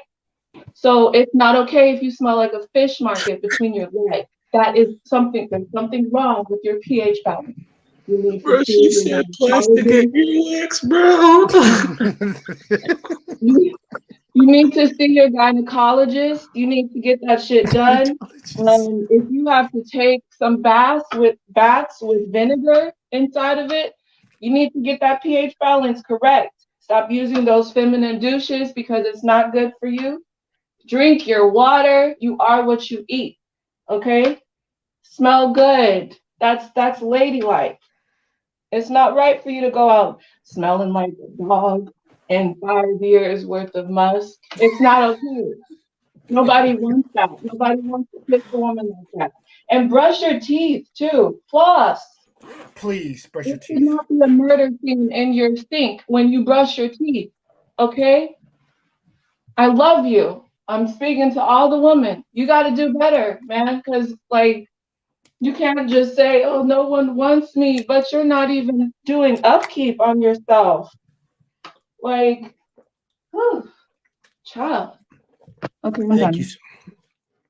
All right, guys. Well, now back to our scheduled healthy programming. Please, this commercial is brought to you by pleasecleanyourass.com. And also, you need to clean your hair. Men, you need to pull up your pants. You need to wash your boxers. You need to wash your ass. And vice versa to the ladies with Princess K. I agree 100%. Do all of what she says. And you take that into consideration. If you want to be married and live a nice, healthy life, I suggest you take her suggestions. And if you don't, well, you can be bitter and angry, and you can smell like the minor 49er. That is all. Back to our programming. Yes. Yeah. Primal says, I can't laugh out loud. I'm dead. I just had to be fair because we went at them and we gotta talk. Oh, I get on them all the time. I get on them all the time. Don't worry. I get them on all the time. The ones that do that. Because honestly, I've always said before, the cats that want to show their boxes, they should be kicked right in their fucking ass. I want them to trip on them on them damn pants every time they sag and hit their face on that concrete hard. Yeah, but to where their nose is broken. You can't be showing more ass. You can't be showing more ass than the woman next to you, cuz like that. What? Stop, bro. You give me bad memories, man. Oh, Christ. Wait, hold on. Am I lagging? No. Oh, okay. I hear myself now. Okay, we're good now. Oh, man, watch. That's crazy. Oh, man. All right. We got to get back on this topic. I can't be thinking about this, bro. Like every single time you sit up from sitting down, it's like a wave of toxic fumes. Oh, don't get me started. Don't get me started, y'all. Oh, man. Man. Yo, man, I need to be near. I need to be. I keep hearing. Hold on. I keep hearing. Hold on. That's me. I be like whenever I unmute, I try and mute real quick before you. Oh, okay. Okay. I got you. But yeah, man, I need some like you need some fabric softeners, some fresh breeze it, whatever it is, man. Get it, just get it, Christ. God. I'm traumatized from that, man. I only met one dirty person in my life. Hey, your man's a Primal. You've been pulling stats. I need you to do me a favor. Pull a stat on how many men get a hemorrhoid in their life. Pull that stat for me.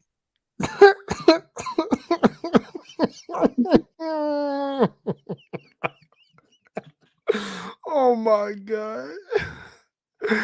Oh, what? Oh, bro.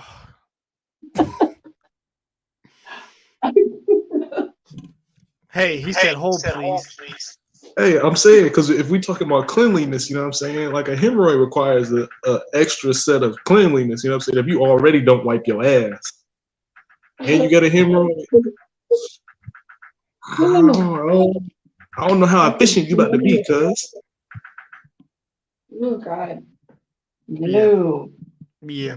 But while you're looking for that sorry, Primal. We're gonna get back to it. Okay. I'm gonna let Princess K go because I went earlier. And okay, let me answer Primals and then we'll get started. 50% of all people will have at least one by age 50. Shit. Damn. That me too? Well, that sucks. Yeah, right. That means if I'm clean already, then I'm gonna get it regardless. See, it's not about cleanliness. You can get a hemorrhoid for sitting on the toilet too long, cuz. You can get a hemorrhoid for lifting weights. You can get a hemorrhoid for pushing too hard on a fart. Like you can get a hemorrhoid. All it is I know I'm keeping it a whole being with you, cuz. A hemorrhoid is nothing but swollen. It's nothing but swollen blood vessels. Like that's all it is. It's just a swollen blood vessel. It's not a cleanliness thing. It's just a swollen blood vessel. You know what I'm saying? If you sit on the toilet and your feet go numb, you probably been sitting there too long. You need to hurry up and get up. Right. Yep, a lot of women have them when they're pregnant or giving birth. That's generally where women get them from. Okay. Generally. Okay. Wow. But men ain't giving birth, so you need to fix that shit. You ain't pushing out no baby, so you need to fix that, bro. Yeah, that's true. I'm sorry. See, we supposed to be on regular scheduled program. I mean, No. cool. I mean, okay, guys. I know we took a huge detour. I appreciate Watts and his knowledge, everything, because I love the brother, and I give him mad love and respect. Because he always got mine, and I always support the brother regardless of anything. Trust me, he's a cool dude. He just gave us some crucial information just now, and besides the whole checking for you don't have colon cancer and things like that, colon cancer and things, because I'm getting that test to probably next year just to make sure I ain't got it, so I'm all good. People say I should wait till I'm 35 to get it, but F that, and I'm about to make sure I get that shit now. So I'm just making sure, bro. I don't care. I gotta make sure. It took Chadwick Boseman's life. Both my father and my uncle have had it. And they've gotten one out rid of it, but they made sure there was no They didn't have the actual disease, but they got tested for it. So, and they were cool. They were all good. You telling me a colon is what took? You telling me a colon is what took the Black Panther? Yes. Look it up. It's what took him his life. Oh man! But the thing is, he had it the whole time. I need to make me an appointment, cause damn. Yeah, man. Just prep for it, and also the thing is, when you do take it, they can knock you out. You can ask for that when they check. Oh wow. And I know it's embarrassing for a man, but I would prefer to get knocked out than be alive. Why would I mean, not be alive, to be awake. Hear me? I told my friend, listen, and that's how I like it. I like it rare. I like it to be sober, like it never happened. So I'm one of those cats. Sometimes you got to swallow your pride up because this is your life. So even then, I'm like, yeah, I got pride in me, but bro, I gotta shit. If I plan on having kids, man, I can't be having this shit and just drop it on them one day like, yo, kids, I got this thing. And I'm like, hell no, I can't do it. I can't tell them that. So I'm man the hell up and I'll do what I got to do to make sure I'm okay. That's what all this water and healthy freaking oatmeal, gonna try to get my ass, like, be healthy and shit. So now, since we back on the program, clearly other than the language sedation, you'll basically be done.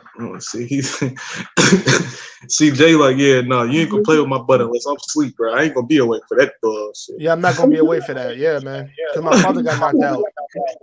I'm getting knocked out. No. But no, serious question though. Clearly, of course, other than the language that they speak, what is it? Korean and Japanese, correct? Those are the two that you're going to look at. Yeah. So other than the language that they speak, is there a big difference between the two, between K-pop and J-pop? Like, is there a big difference? Princess, I want to let you answer that, and I'll go after. I don't really think so. I haven't really delved deep into J-pop. I'm like a strict like K-pop fan, but I'll dabble in some J-pop. I do think that J-pop has a better rock scene sometimes than Korean artists, but I can't really tell much of a difference beyond the language. Oh, and the the culture that they have. Like there are some similarities, but they are different. FYI, everybody, Japan is definitely not the same as Koreans, okay? They have different cultures, they have different customs. There can be some differences, but I mean some similarities at times, but mostly they're just different. So I do think that J-pop has a better rock scene than the Koreans.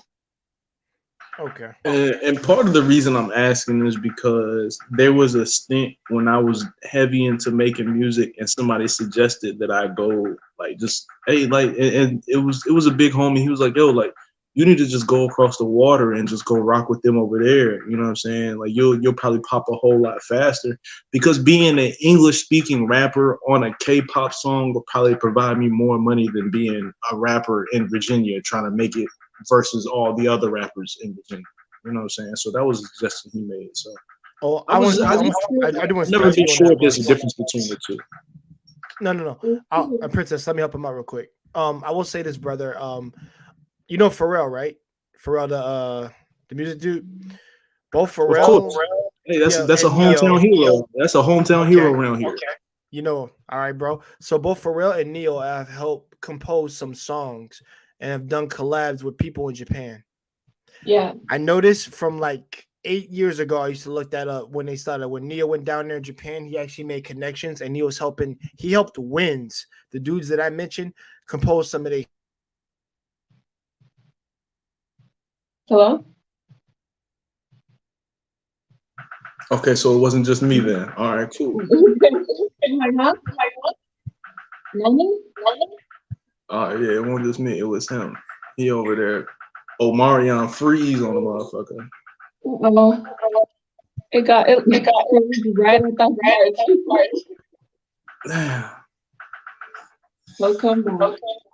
See, but this is why I think the conversation that he's having right now, I think is amazing because, like I said, when I was in music, like somebody suggested it to me, like, yo, like you need to just go over there across the water and just go make something pop over there. And I was like, man, ain't no Asian people trying to hear me rap for real, bro. Like, ain't nobody trying to hear that shit, bro. Like, why I'm gonna do that? They really love it. Like, I can't speak much for Japan, but in Korea, they definitely love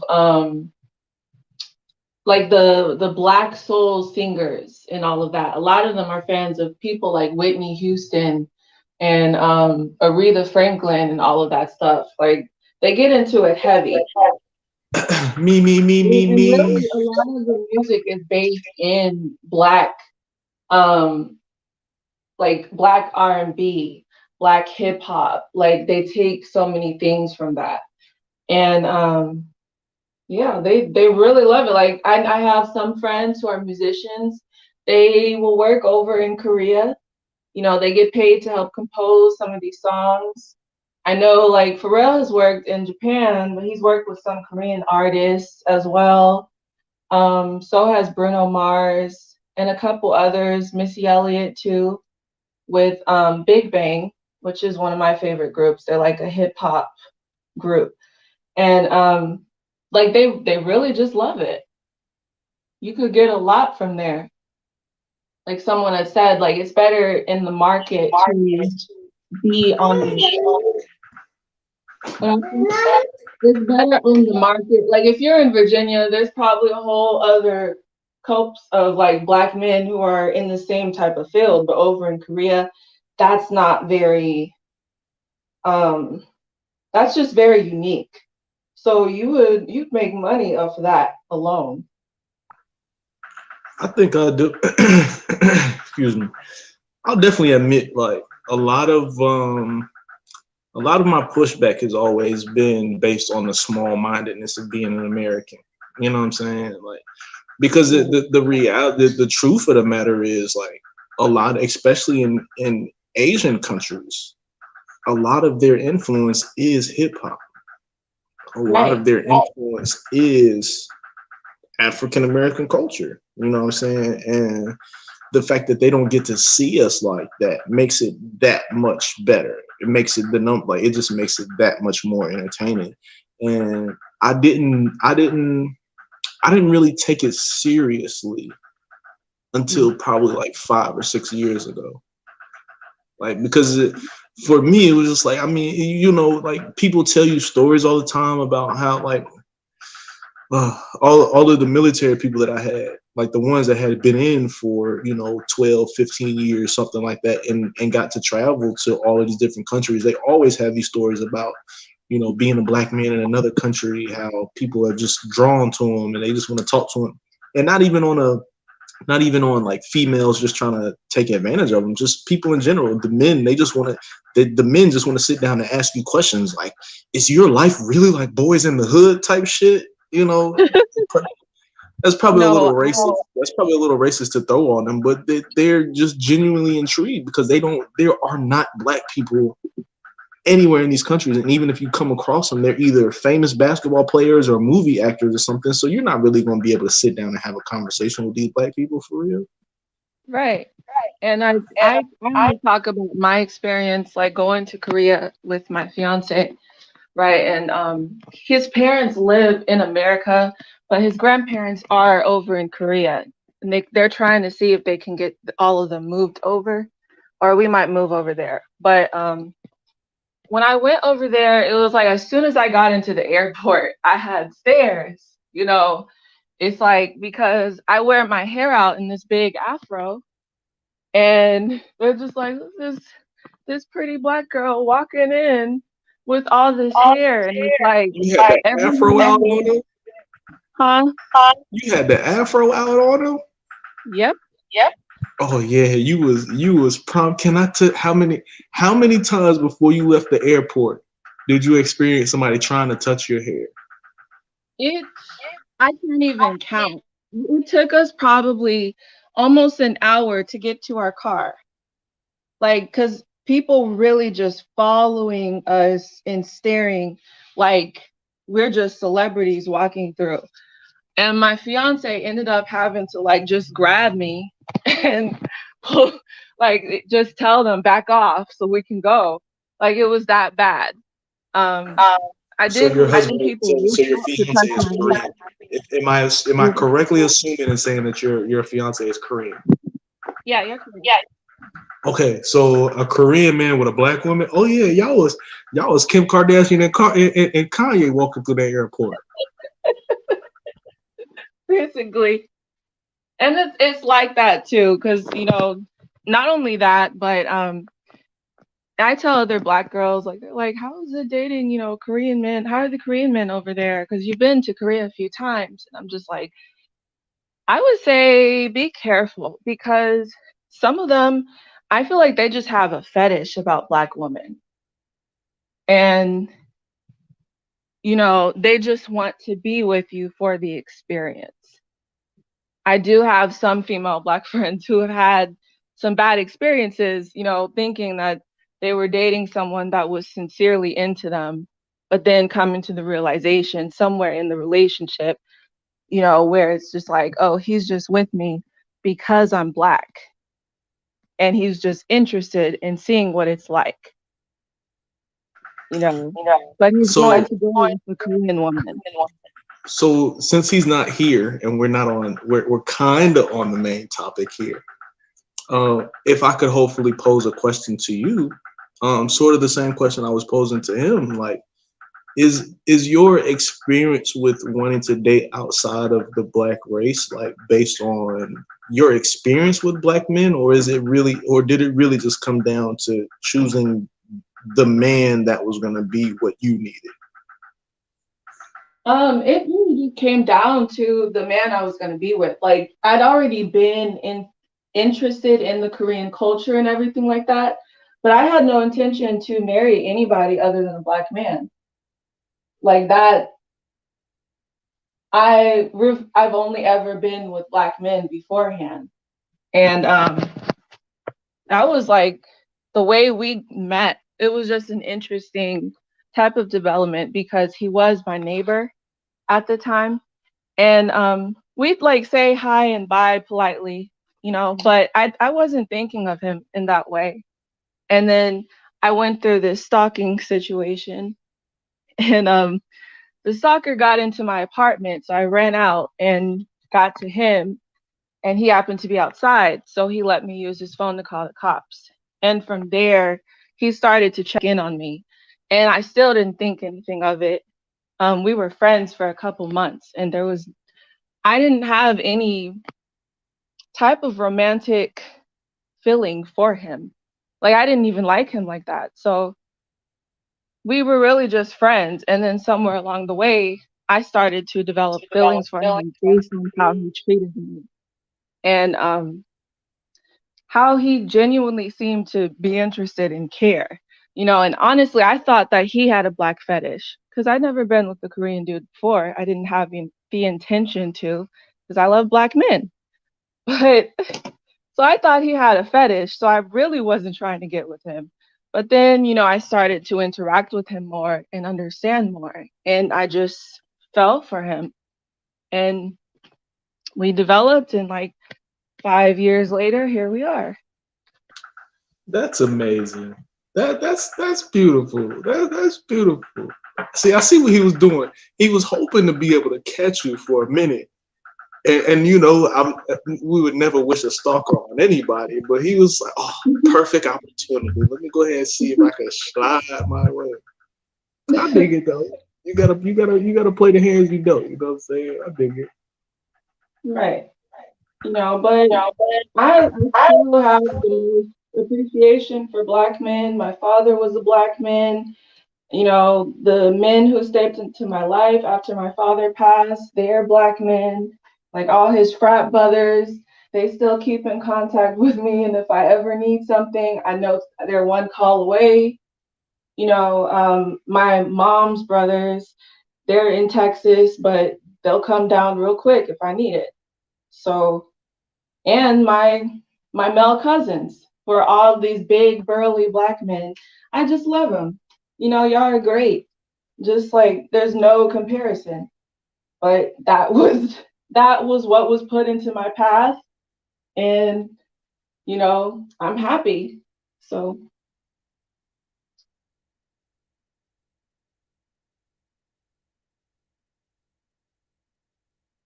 hello? Okay. Hello? No, yeah. I'm sorry. I was looking at the chat. Jay said he gonna be back. He said you in charge. So I'm gonna try not to get you in trouble. I'm gonna try not to get you in trouble while we waiting on him to come back. No, we'll sideline. You have any questions, sir? Say again. I said, do you have any other questions, sir? I'm sure random questions pop in my head on a regular basis, so I'm sure I'll have a question for you here in a second. Yeah, go ahead. I love answering questions.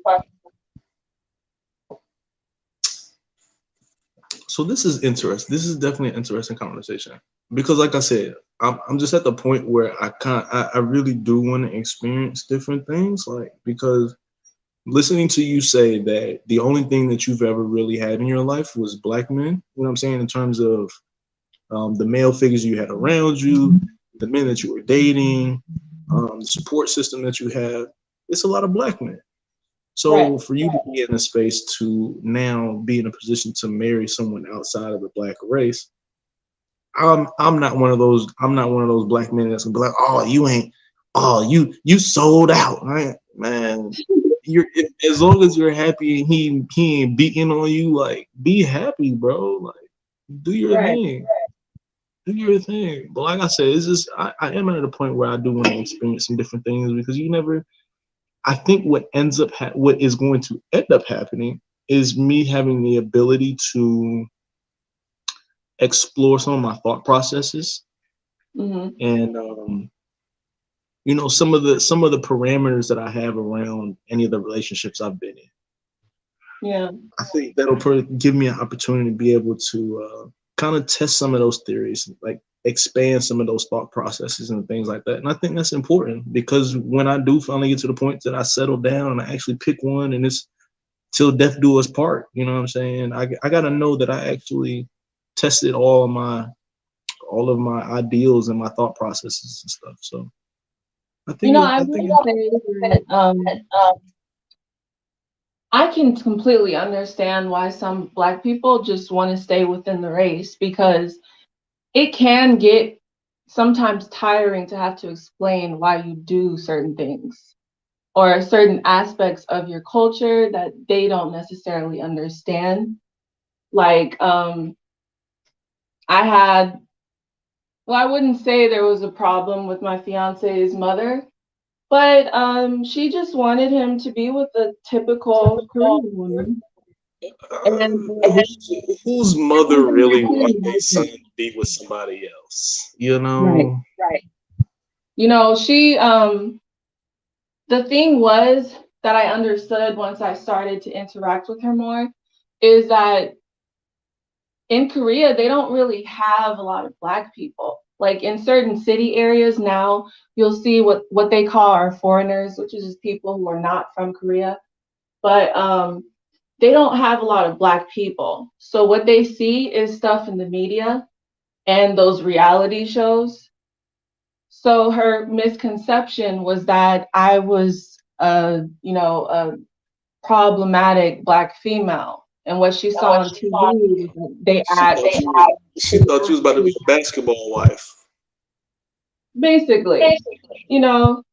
And so it took me like reaching out to her, like trying to talk to her and get to know her for her to see, oh, wait, you're a really nice female. I really like you for my son. You're very nice. And, you know, how I did that was I asked her to teach me how to cook Korean meals for my fiance. So on weekends, I'd be over at her and my father-in-law's house, just learning how to cook. We'd spend like hours in the kitchen with each other. And that was how, you know, we got to talk and bridge the gap. It wasn't like she didn't really like me, you know, or that she did anything in particular, but that was how I was able to bridge the gap. And, you know, sometimes there are things that are said, they're not racist, but it's just they don't know the culture or anything like that. So, like stuff like, please don't touch my hair. Like, this is my afro. I picked it out the way it is. I would not like for you to put your hand in my hair, right? Or I put certain oils on my hair. You know, I don't necessarily have to wash my hair every day, but it doesn't smell. So it's like, it's not the same as your type of hair. Like certain aspects of the culture like that. My response, And I guess my response doesn't explain enough, because my response is always, I don't know where your hands have been. Like, I don't want you, and it really is just as simple as that. I don't want you playing in my hair. I don't know where your hands have been. You know what I'm saying? Especially like you just mentioned, like the amount of care and the oil and the washing and the blow drying, the picking, the combing, like all of it that it took for me to get my hair to look like this. I don't know where your hands have been. Stay the fuck. And then, you know, it's like a man, it's like a lion's mane. You know what I'm saying? A lion don't just have random pets, animals just come in and touch it. Like, no, don't touch my shit. right. That's like some people don't even wash beneath their nose too. So it's like, really, just don't touch my hair. I don't like it. I don't even like getting in swimming pools because I don't like that chlorine in my hair. Yeah, that. I don't even like the chlorine in my hair, and I haven't found a swimming cap big enough to fit all of my hair, so I just stay out the pool.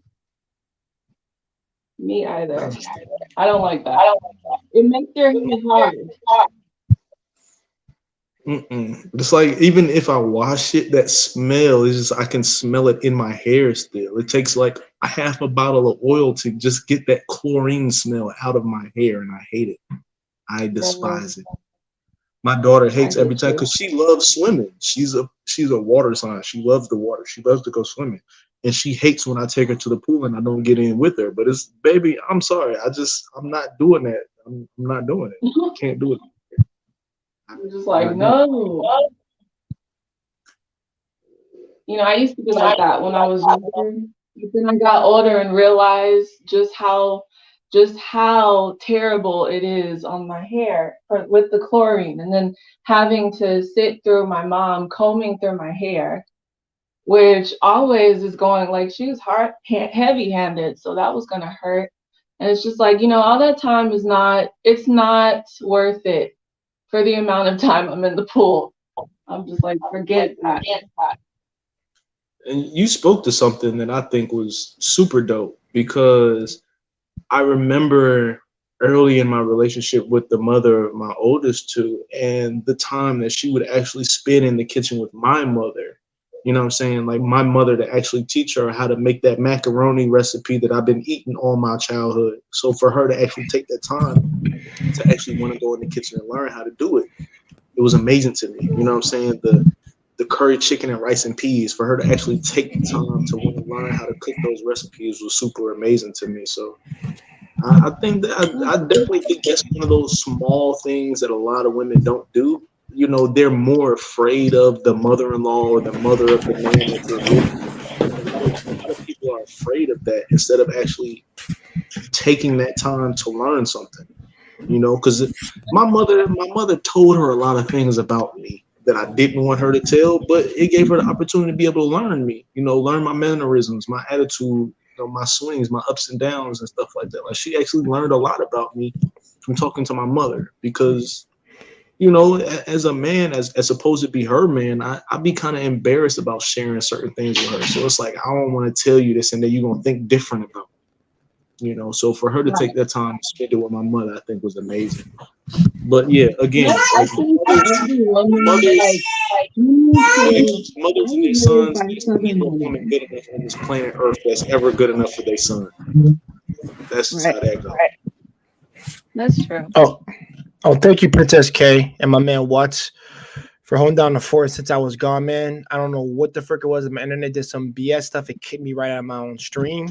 And I'm like, that that's Boost Mobile BS. Wi-Fi. I don't have no Boost Mobile, please believe. Otherwise, I couldn't be on them strings with you guys as long as I be on. It would have kicked me out in a heartbeat. Unless you're waiting in the back. That's how that works. No, but all in all, to what Watts was saying, thank you, Princess K, for carrying on when I left. I really do appreciate that. Thank you. So to get the answer to Watts that I was gonna say. So I really appreciate that. But yeah, Watts, when you were talking about, man, you had a lot of things that I was gonna say. That's good though. That's really good that you asked those questions, Watts. It is a reflection on our culture to at least in Korea, which he's right about Korea. It's more stereotypical than anything because it's like, what they see on TV, they think that's what, how black people act and all this nonsense and stuff like that.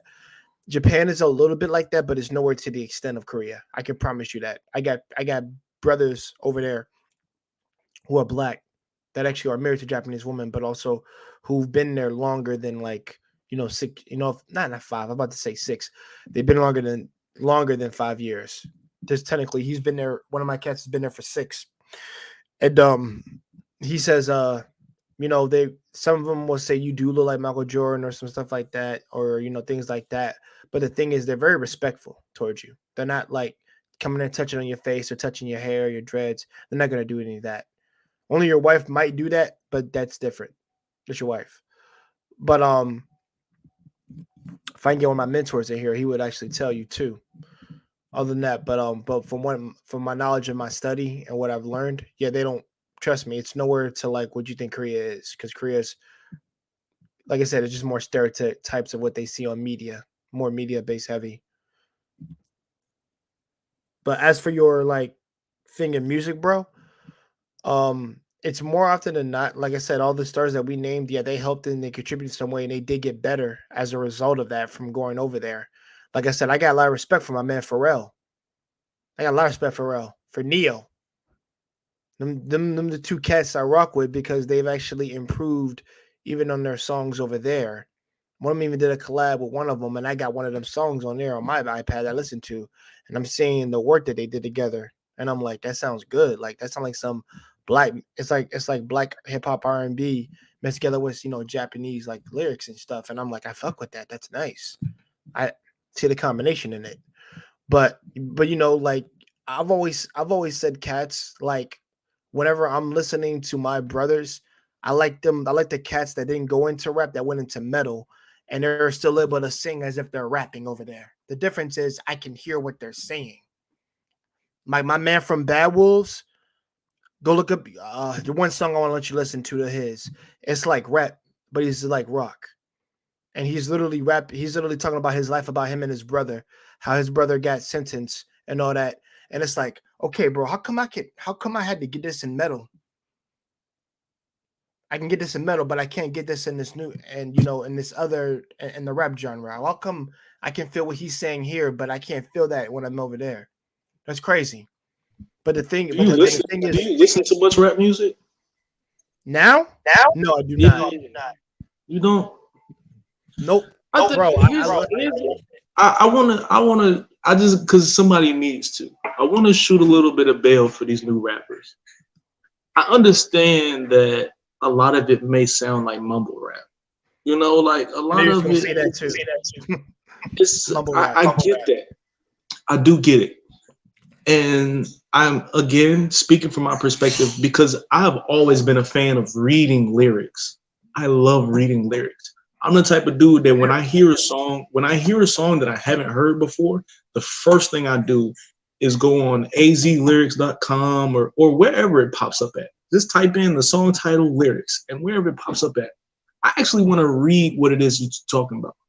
There's one gentleman in particular. I'm not sure if you're familiar with him, if you listen to much of his music or even care to listen to this dude.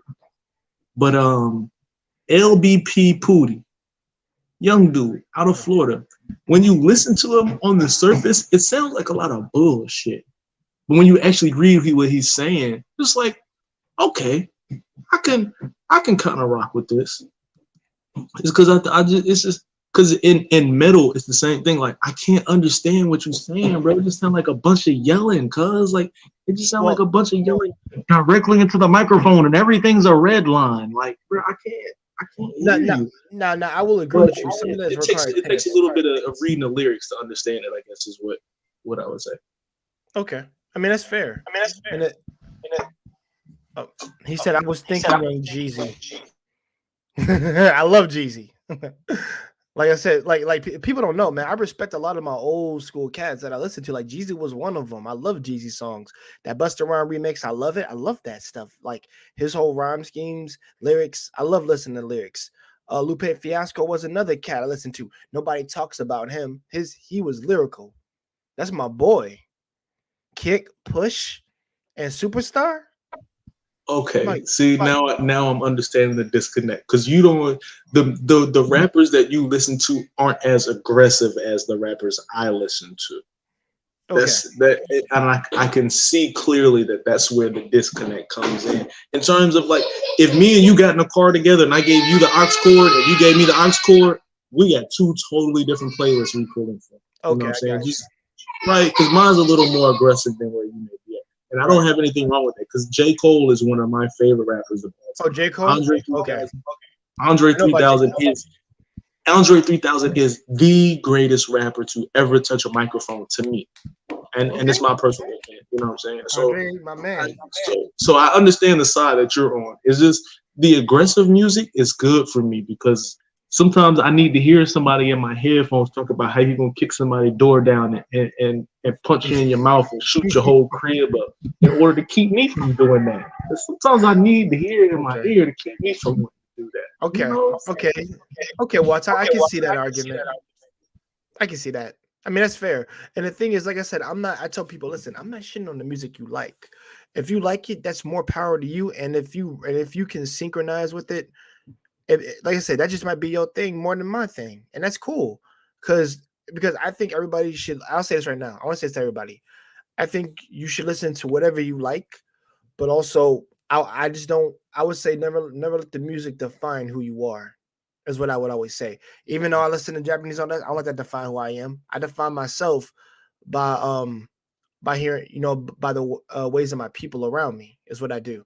My own hard work, my ethic, but also some of these songs can push you to motivate you too. And I get that. I can get that for any young blood. I get that. I definitely get that. Because a lot of Biggie music, a lot of Big Kane music, a Method Man music I used to listen to used to help me, like, push me in a route that I never thought I would go, to be honest. Like I respect them cats, Like Andre, my dude. When you say Andre 3000, that's my boy, man. I respect him the heck out of him. Outkast is one of my favorite cats to listen to. So here's a question I want to ask for both of you guys, because y'all have a lot more experience in this than I do. But when we're talking about K-pop and J-pop, right? Mhm. So we're talking about these two totally different. And these are newer genres of music that have been created. These are newer Yeah. genres. So what is for y'all? What is the line between appropriation when it comes to people making this kind of music? Because and I'm gonna tell you exactly why I kind of got turned off from K-pop, is because some of the music that I listen to, it sounds like you trying a little too hard to be from Compton, like chill out a little bit. You know what I'm saying? So, Okay. so for y'all, like, what is it? What is the line between appropriation and just actually just making music and being influenced by hip hop rather than appropriating hip hop? Okay, Princess K. I'll let you go, and then I'm gonna go next. First of all, I feel the same way about some K-pop groups. It's Yeah. like I can hear what you're saying. It's like they're trying too hard. It doesn't sound like it's them, like it's something that they're like something that they're really influenced by. And it's funny because they're You know, talking I in a whole other listen, language, and I can still feel the fake shit coming off them. But I'm sorry. exactly. Exactly. So it doesn't sound genuine. Like it just sounds like something somebody gave you and you listen to a certain rapper, right? And you're just like, "Oh, let me do this style." And it does come off as just lame. I don't like it. I also don't like sometimes, in their music videos, there are certain groups that might have cornrows, and that shit is just. I know it's a hairstyle, but it's a style that is in Black culture, and it's kind of like I don't really like to see that. Just, Yeah. Y'all ever I'd heard more the origin appreciate you story if of you keep it cornrows? to who you are. Huh? Have y'all ever What did heard you the say? origin? Have y'all ever heard the origin story of cornrows and braids in Black people's hair? Yes, I did hear about it once. Princess K, do you What hear? is it? So the origin was that Black people would put braids in their hair, so it would be a map to freedom. So instead of writing the map to the Underground Railroad on a piece of paper, they would braid it in someone's hair. That's Oh where yeah, braids. I've heard. That's and so when there are people that get offended by other cultures, you putting braids or micros or stuff like that in their hair, I understand it for that fact. Like this was literally created for us to get free. So I can Right. understand.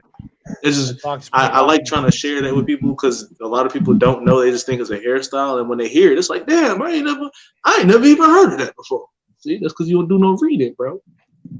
And actually, I want to point something out to Watts real quick about something. And Princess K, maybe you know this too, because like I said, because a lot of folks don't notice when they watch Django. I tell them something important that my father passed on to me that I found out too when I was, especially when I was younger, because he told me this. I told my friend, "What was that harpist playing in that study?" And he says, "Like, yeah." I said, "Oh, he was playing Beethoven." A lot of cats don't want to acknowledge Beethoven was Milano. Beethoven's grandmother was black. Now, when you look at the brother with the nappy ass head that he had, it was pretty freaking obvious. But they'll never admit to that. So your music is made from black people. That afro right there, you had everybody in the airport like it's Beyonce, it's Beyonce. You Right. look great, sister. Thank you. Thank you. Oh my gosh, this is weird. I'm not No, even no, on places like. Okay. Can you see me? we We can see pulled you. her out on camera, yeah. I done see you on Kaya's stream plenty of times. They never popped too. up on camera. Okay, all right now. I see you, Well, Queen. I'm collabing today, so I'm like, you gotta get on camera at least for a couple minutes. No, we feel This is you. probably gonna be Thanks for the showing last yourself. post. What'd you say? No. So we appreciate you. Thank you for showing yourself. You didn't have to. Like I said, I don't want to force anybody on camera if they don't want to come on. I'm not. Like I said, I'm not KS. There's a difference. No, it's cool. So here's a I'm just like, question. sure. Here's a legitimate question because I do want to be able to experience Asian cultures. When it comes to my travel list, the first place that I'm going to travel is to Panama. That's because that's where my grandmother came from. She gained her independence, or not independence. She got her citizenship to America because she moved from Panama. First country I want to travel to. But second on my list, a high second on my list is going to Japan. I want to go visit Asian cultures. I've always been a big fan of samurai movies. I was just watching The Last Samurai with Keanu Reeves the other day. Oh, Big fan Oh boy, of samurai movies. the samurai's always been my favorite. So here's where my question is: How is there a legitimate place for you to be able to go find some shit to take care of your hair? Okay. Or do you need to travel over there with the products already in hand? No. Okay. Here's my thing. Oh, yeah. Oh no. No. Go ahead. I need to hear from the Afro herself because you got a Oh, fitted go cap on right now. You got a fitted cap on right now. I need to hear from the Afro herself. Go ahead. The times I've been to Korea, I have brought my own hair products. Like the longest I've stayed was probably close to 2 months, and I had to bring my own products. But there was a salon, and I forget what it's called, but there was a salon that I went to, and they actually did really good, very good. I love the shampoo treatment that they gave me. It was awesome. Like they use a steamer and everything. Just the most relaxing experience I've had in a salon. Um, but for the most part, I just do my own hair. And I'm like that naturally. I really only go to get like a trim and that's it. I guess I'll go next. But first of all, brother, like I said, you maintaining and keeping your, your hair and stuff like that. What she said, you'll want to bring some products with you, but also they will have more stuff down there for you, even more than what you have. Because my cat who goes to get his hair done all the time, them brothers who were the and he has locks too. They line them up and all that, and they make sure not to touch your locks at all. Promise you. You tell them what you want, they get it done. None of them, I promise you, they do not make mistakes. Like when it comes to the Asian people in general, bro, that perfection thing of getting everything perfect, it's ingrained. They don't make mistakes. Not like here. If some dude cut your hair, I'm like, oh shoot. Yeah, he done fucked you up for life. But over there, they're very different. So, they have the products and they have the men that cut the hair over there. So there is a place for you. Definitely. It depends on where you go at, but you just got to make a note of where to go, because I can call my boy up and he can tell me like line them up right, which ones you can go to. But also depends on what city you're going to. If you're going to Osaka, you got to go to there's like a bunch in Osaka, or there's some in Shibuya. You go in Shibuya. There's some in Tokyo. You go to Tokyo. Like yeah, they're all over the place, but they do really damn great jobs. Yeah, Yeah, they have if a me and lot of you, amazing stuff in Oh, in Korea. I can speak for them. In city areas, there are a lot of people, foreigners. There are a lot of blacks over there, um, Indians, white. Like there's a plethora of people from different countries. So you can usually find a lot of the stuff that you like that you would be surprised at, like in the serial city areas. But if you go more towards like the more rural areas where they don't really have foreigners visiting there a lot, then you might be a little hard pressed to find stuff that you need. But generally speaking, and he's right about the perfection thing. Like they take everything serious. Over here in America, I can go to my hair appointment and I set it, but I'm still waiting for about an hour for my hair salon, um, for my mm, hairstylist to see me. So it's like you get in, they get you in, and they make sure to be thorough in everything that they do. I promise you. Yeah, it's real. Yeah. When I saw his cut, I was like, okay, dude, they didn't touch your locks at all. I was like, okay, bro, they did a great job. And also, there's also videos on YouTube where, like, the Brett brothers go get their cut done. You can see the work off for it. That's even more validation that they can't do it. But, but yeah, man, you can definitely look for the products you're looking for. They'll even tell you what products they have if you plan on buying them too. They'll let you know. You still there, Watts? Is he thinking? I don't know. no, I'm sorry. No. Notification was popping on my phone. I was trying to get rid of them. I was trying to get rid Oh, of the okay. notification. I was no, but I dig that for real. I do dig that. I personally haven't had clippers touch my hair since I've started growing my hair, because I don't want you. Because if you ever notice, a lot of times when you see people that do have their hair locked up and they got them ones that's in the front thinning out, that's because they get haircuts. You getting your hair lined up. That's why. That's a lot of times why you see people that get the sides cut off and stuff like that, is because they had too many haircuts and it's starting to thin out their locks on the side and shit like that. Like I don't want no clippers touching my hair. So I'm the type of dude, AOJ. If me and you go travel over there, I'm gonna go to the barbershop with you. I'll sit in the chair till you done.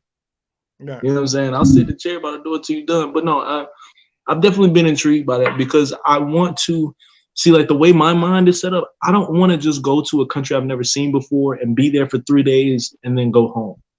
I want to actually spend 2 or 3 months to be able to go sightsee, go experience some different food. I want to learn a little bit of the language. Like, I want somebody that actually lives there to teach me a little bit of the language so I can have a small conversation with somebody. I want to really Definitely. experience. I want to really experience what the country has to offer. It's not like some, let's go out to Vegas for the weekend. This Vegas ain't- for like a weekend. I'm like, I can't do that. I can't do it either. When I'm trying to visit a new place, I want to be there like long term. Oh, might have to beat you a bit, but no, but like I agree with you, brother. Like even me, when I say I go to Japan, I'm mostly staying there for good. But the difference is when I first go there for my visit, it's gonna be 3 or more weeks, or like maybe like the whole month. And the reason for me is because my boy Gaia, who is Japanese, wants me to visit every freaking thing I want to go to. And I told him I want to see all the shrines, I want to see the places, the sites. The bullet train, bro, that's one of the things I want to go on. That's for damn sure I want to get on that damn thing. Here's why I said 90 days, because I had a big homie that I was deployed in Afghanistan with. He got out the military and actually moved up to the Philippines. And he said the reason why he chose to, because he traveled to a couple of different countries before he decided where he actually wanted to live at. But he said the reason why he picked 90 days is because the food was a very big proponent in terms of him deciding where he wants to go. And it's easy to get fooled by food in a 30-day period. It's a matter of what do you feel like eating after you're tired of eating it. You know what I'm saying? It's like, yo, I've eaten fried rice for the last 6 fucking weeks. I'm tired of fried rice, but it's so good I can't see myself eating anything but this. You know what I'm saying? And that's just a general across the line, like Asian food, like just a basic ass Asian food. You know what I'm saying? So yeah, right. I'm not sure, and because I'm not sure which culture has what kind of food and what you can find where, I want to actually learn about it. And I don't want to just go to some American KFC over in Japan and be like, yeah, this is good. No, bro, that's not what they built. Bro, it's funny that they do have one of those, but avoid that. Because that's America's KFC. I learned my lesson being in Germany and eating McDonald's in Germany. I learned my lesson. I learned my fucking lesson. I will not eat American food in foreign countries. I can't do it. Yeah, for me. Hold on, bro. Let me meet you real quick, Wes. But sorry about that. It's just the feedback. That's all. But just to answer what you're saying, bro. Wes, I'll let you on. Give me a second. For me, the whole thing is whenever you're like trying to like try out foods of different places, you always technically you want to avoid the stereotypical stuff that we have here. And you want to try out the other places that you haven't heard of, like the place that they make the like they put the eggs and rice and stuff. You want to have that one day, or one day you might want to try some melon bread, or you might want to try a dango the next day. Like you never know. Like you can switch it up, or my favorite, a meat bun. You never want to try that day, bro. You might want to try something up different days. So the cuisine is definitely like fire over there. My brother won't shut up about it. It's to the point where I want to punch him because he's freaking killing me. Because I'm trying to get over there. Well, I will be over there sometime next year because I'm trying to, like I said, I'm planning for that. This year I'm going to Costa Rica and then I'm heading over there when I get like next year. So it's just a matter of you when you're traveling to different places. Of course you want to try the food out, but like I said, I say rotate different things different days. Don't do the same thing every day, but just try it out little by little, and then you'll figure out what you like more of instead of just the one. You know what I mean? Because a lot of cats just eat the one, and I'm like, dude, you're crazy. Don't eat the same thing every day. I can tell Wes doesn't eat the same thing every day. but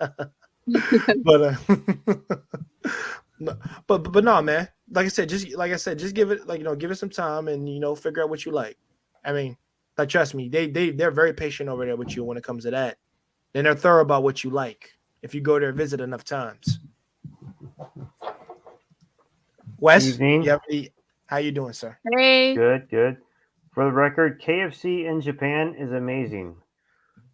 I still ain't gonna go there. There's a KFC here in America, all right, bro. And I don't like they stuff. They're different. They're different. They're the American fast food restaurants in different countries. The flavors are tailored to that country. They're not tailored to Americans. America's country, true. So that's true. I remember there's 3 Wolfgang Pucks in Tokyo, and I've been to all 3 of them on various trips. But I remember one time I was there. I think it may have been the first time I was there. I was desperately trying to find the Wolfgang Puck, and I was with this black guy from New York, and he spent the entire night saying, "Well, let's just go to McDonald's." I'm like, "Fuck you, no. We are going. Okay. We're we're wandering around Tokyo, and he wants to go to McDonald's."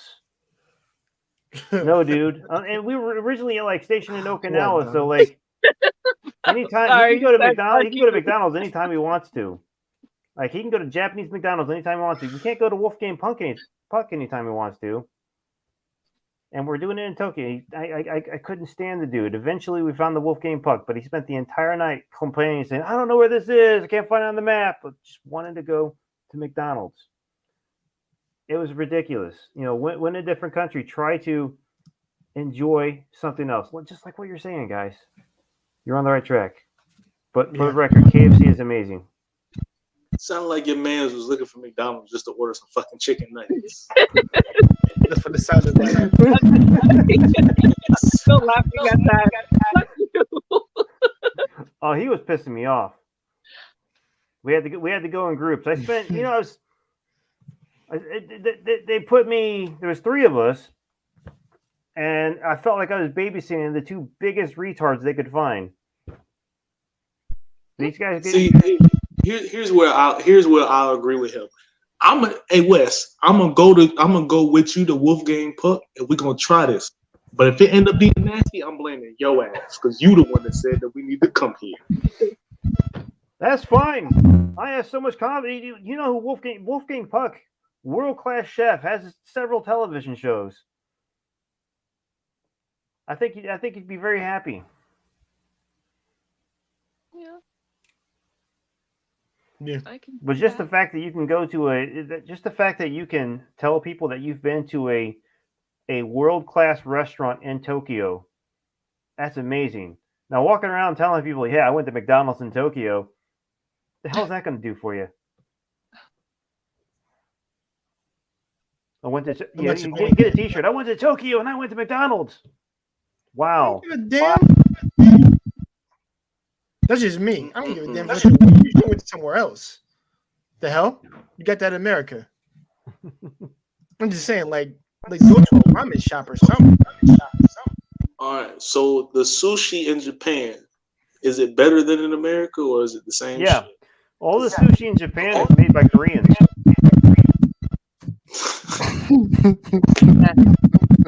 Yeah. Oh, hold on. So Now, what I will not do is eat raw seafood. I don't like seafood. So I remember I was at my fiance's his grandparents' house, and so they serve like the regulars, like galbijim. There's something called chili noodles. I forget the translation of it in Korean, but it was all this food and barbecued meats, and then they had like seafood. And so I'm sitting there and I'm looking at the table and I'm like, "Babe, why is the octopus moving?" I was like, what is that? What? Look at his You face. didn't cook it? And he's just like, no, you just take a piece off and you eat it with chili sauce. I said, and it's like he ate like they eat it. Like it's Look raw at what? seafood, like fresh from the sea. They live by the water. And I'm just like, babe, that Japan don't do octopus that. is still moving. I'm not sitting over there. I'm just like, oh no. And they're just eating it. And like sometimes the little suction cups on the octopus, it gets stuck in their mouth. And so they're just like they just chew on it. Like it's fucking chips. I'm just like,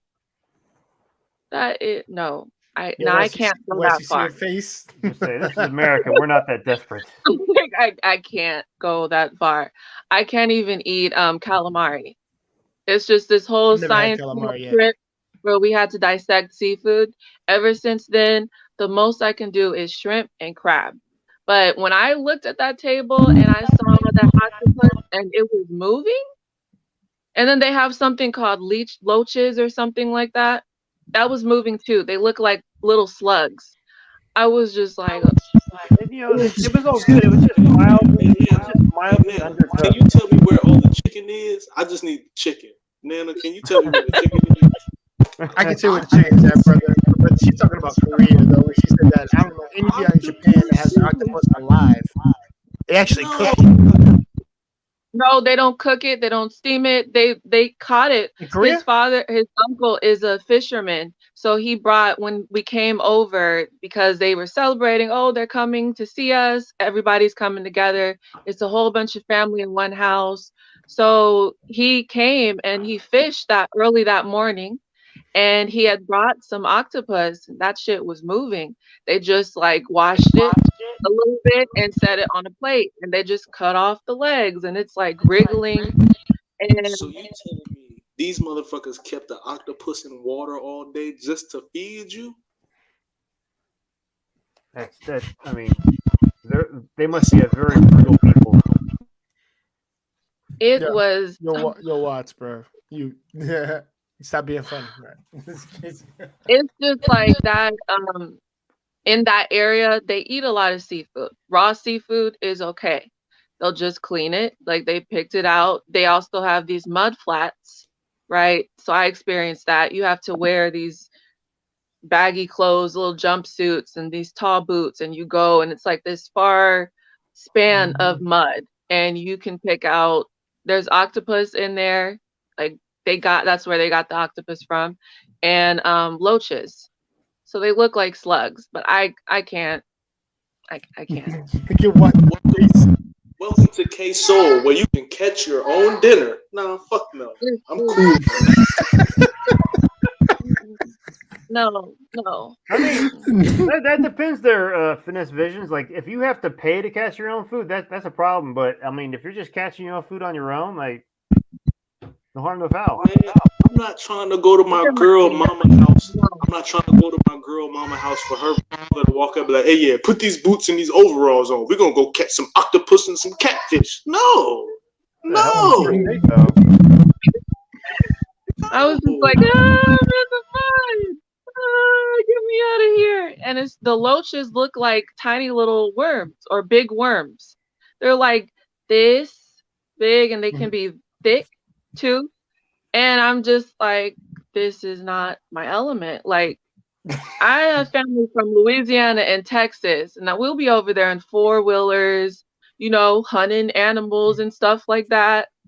I've seen that, but I'm not going to take part in it, nor am I going to go fishing and put worms on the hook. So that was just like, I was like, babe, get me out of here. I need to, let's go back. Get me out of here. I can't be out here. I don't play in mud. That's not me. And I'm trying not to get my fro dirty. So we need to go back. See, that's where we different. Oh, you got 4-wheelers? Let's go. I'm popping a wheelie all the way down the street on one of them motherfuckers. Let's go. I'm here for a good time. Let's go. My uncles took him out. He came back with a little bruise. And I was just like, did you guys threaten him? Yeah, they did. All 7 of them. So that's just some man shit. It's okay. Yeah, I'm not gonna talk about that. But Yeah. they love him. He's cool with them. Like, he probably talks to them more than me sometimes. Well, not now because he's addicted, but see, that's some man shit. Hey, see, that's some man shit. I gotta, because if it's my daughter, I gotta walk on you and I need to press you because I need to know if you're gonna fold or you're gonna stand on your 10 toes. And if you stand on your 10 toes, I rock with you, dog. But if you're gonna fold up, you know your man's soft, right? He's soft in the sharp tissue out here. You know what I'm saying? Right. That's some man stuff. Definitely. Let's take you away from your girl so I can really see what you really about. Because men gonna put on a show for their woman. You know what I'm saying? If I'm in front of my girl, I put a show on. But if this is me and you one-on-one, I need to see what you really about now. Right. That was cool. He stood on his 10 toes and he made it through the test. That's a good job for him. I mean, you didn't eat the octopus. You think like me, because that's the same thing I would do. I gotta see what your hands looking like. I gotta see that. And see, not even the hands. Not even the hands. I just want to see how you act when I make you uncomfortable. I don't even got to put my hands on you. I just want to see what kind of man you're gonna be if I make you uncomfortable. You're gonna start, you know, because they are different. Because, like, for example, Jay, like, I know if somebody makes you uncomfortable, you're not about to go out your way and start calling them out their name, you know, start demeaning them as a man and stuff like that. All you're gonna do is try and figure out how you can stay safe in your situation and maintain your square. You know what I'm saying? But if it's a dude that gets uncomfortable and, oh, see, y'all brought me out here because y'all little bitches. Wait, whoa, hold on, little bro. Hold on, wait a minute. It looks like you the bitch right now. Yeah, if we're gonna keep it a whole thing. You know what I'm saying? You're right. I commend that. That's not what I be Say, thinking. hey, look, my daughter is 10 years old. It's not that long. It's not that long until she starts talking about, daddy, here's my boyfriend. Ooh. Not my daughter. Jesus. I see what you mean, though. Yeah, and it's just a matter if you're gonna be able to, like, defend yourself, and also if you can defend yourself, I know you can defend my little girl. That's all I really care about. Is that you're a man, you're a man of character, and that you can Now, defend Jay, my why girl. do you say that? Jay, why do you say that? You said not my daughter. Why you say that? Not my daughter. Is that what you said? Isn't that what you said? What? Not You you said said not not defend my daughter? No. I said no. When I said that, I meant, like, when she says, like, she's coming home with a boyfriend, and I said not my daughter at that age is what I meant. I didn't mean like she couldn't bring out a dude in general. Not at that age. Hell no. No, not at 10. No, hell no. She better not be. No. I know you didn't mean 10. For me, I'm Other thinking problems 16. going on. It's just the realization that the first 10 years of her life went by so fast that the next 8 is about to be a blink of an eye. You know what I'm saying? Okay. So by the time she Okay. turned 18, she's off to college and all this other stuff. Like 10 years, bro. Like, in all honesty, those 10 years went by so fast that I can only imagine what the next 8 is about to be. You know what I'm saying? So with that kind of understanding, I have to prepare myself now for the day that she comes in and be like, Dad, this is my boyfriend, or me and him are friends and I really like him. Like, no, I need to prepare myself for that now, because I'm not going to wait until she brings someone home to me to finally realize what I need to do with the situation. You know what I'm saying? Right. Like, Right. and I you mean, don't have any my kids glory. yet. So I feel like the advantage that you have versus the advantage that Wes may have had, what I may have had, what my parents may have had, is that there's so many conversations that happen here on YouTube to where you can kind of start preparing yourself for this. So you have the opportunity to be able to speak to men that have daughters that are either already experiencing this or on the way to experiencing this. So you can have the opportunity to be able to base your mindset on what you want to do, right? So me as a father, to keep it a being with you, the only experience I had in terms of what I'm gonna do when that opportunity comes was watching Bad Boys. When, nigga, you look 30. You know what I'm saying? Like, that's really the only kind of conversation that was going on what happens when your daughter brings somebody home. Well, nobody talking to me about that. You know what I'm saying? So I feel like that's an advantage that you have. So, like, just being able to get these kind of experiences, even though you don't have kids, I'm telling you, dog, especially if you have a daughter, from the first time that she comes out, you hold her in your arms, like, you're going to be thinking about so many things. Like, I'm talking about deep into her future. I'm talking about when she turns 16, 19, 21, 27. Like, you're going to be thinking so deep into your daughter's future that if you didn't have these conversations, you would be all kind of messed up in the game. And that's why I appreciate these conversations now, because my oldest is 10, my youngest is 2. So it's like, based on my life experience plus the conversations that we have here on these platforms, I get to kind of adjust my thought processes and my logic based on how I need to raise my daughters. You know what I'm saying? And what I've come to understand is that when it comes to raising my daughter and my son, it's pretty much the same thing. You know what I'm saying? Like, we, especially as fathers, we have this idea that raising your son is different than raising your daughter. And I get to even the playing field, understanding that it's almost exactly the same thing. I don't want my son out here taking advantage of women, and then I don't want my daughters out here taking advantage of men. So it's pretty much the same thing. You know what I'm saying? So, and it's like, and it's funny because when I watch my father around his grandkids, he treats my son different than he treats my daughters. Because, oh, this is a girl, you know, you gotta be delicate with this.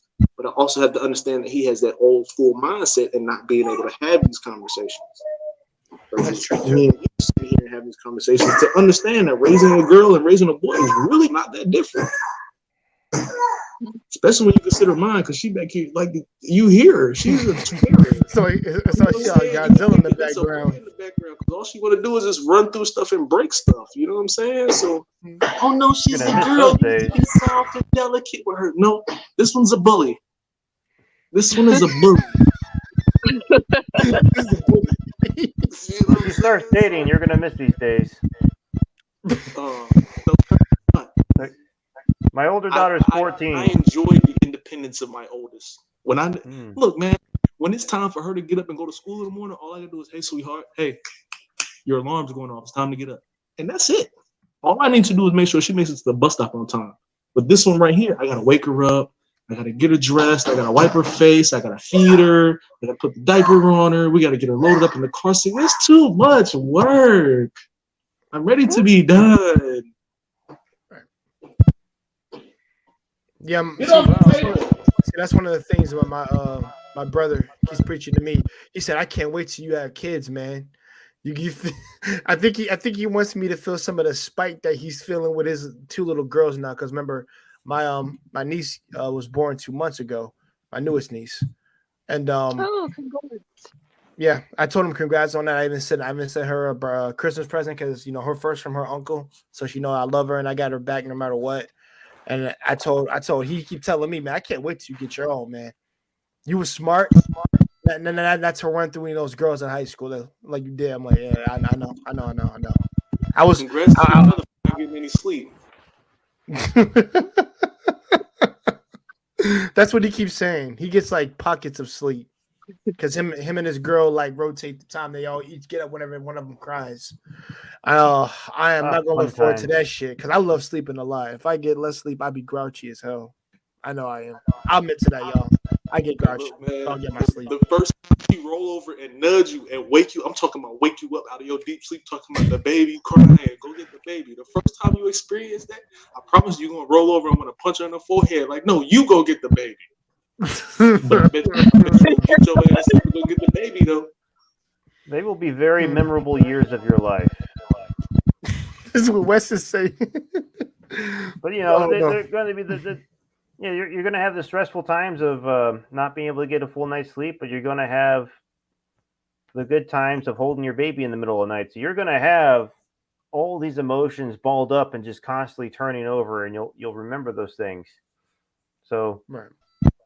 Yeah, there's going to be the things you don't miss. There's going to be the things that you do miss, and they're pretty much right there next to each other. West than me, because man. Shut up! Stop crying! God, man, just take the bottle and go to sleep. Go back to bed. I'm trying to go to sleep too. I ain't gonna lie, man. It might be a mix between Wes and Watts because I feel the same way he would think. Like, yo, listen, I love you, but please shut up and take the bottle, please. Because I would say I would be thinking the same thing he's thinking. I ain't gonna lie. I ain't gonna lie. I'm like, God damn, just stop crying, please, baby. Please. You can't get one of them babies to spit up in her afro. Oh, that's gonna be a beautiful day. If she have a boy and he start peeing from the diaper, every time he take the flaps off, and he start peeing from the diaper. Oh, no, you gotta hold the diaper over that area because I'm like, you just stand to the side. I work in preschool and it doesn't amount to parenting at all. But I have been in infant classrooms. I don't even go with my hair out at all. Thankfully, I haven't been peed by in the face because I usually cover that part with the diaper. Like, it's a quick, let's hurry up and do this because some of them, I almost got hit. One time. I dodged it, but I almost got hit. And I was like, okay. And then you look down at the infant, they know what they're doing. Because you look down and they start smiling and it's just like, oh, okay, I got you. I got you. My daughter thought it was hilarious when you shit all over me. Don't let nobody fool you and tell you that these little toddlers ain't as smart as what they are. They know how to. They know what you're saying. They might not be able to talk, but they go, no. I know you're talking shit right now. You So are. you telling me these kids are secretly the Rugrats, right? I got you. Look, They bro, in are. real life, They real know life what they're Rugrats. doing. I can tell you Do right not now, my think that they 2-year-old. don't know. I can tell you right now, my 2-year-old. The other day, there was a candle on top of the night. I'm talking. Look, look, listen to me. Listen to me. There was a candle on top of the TV stand. She's not tall enough to reach this, but you know what she did?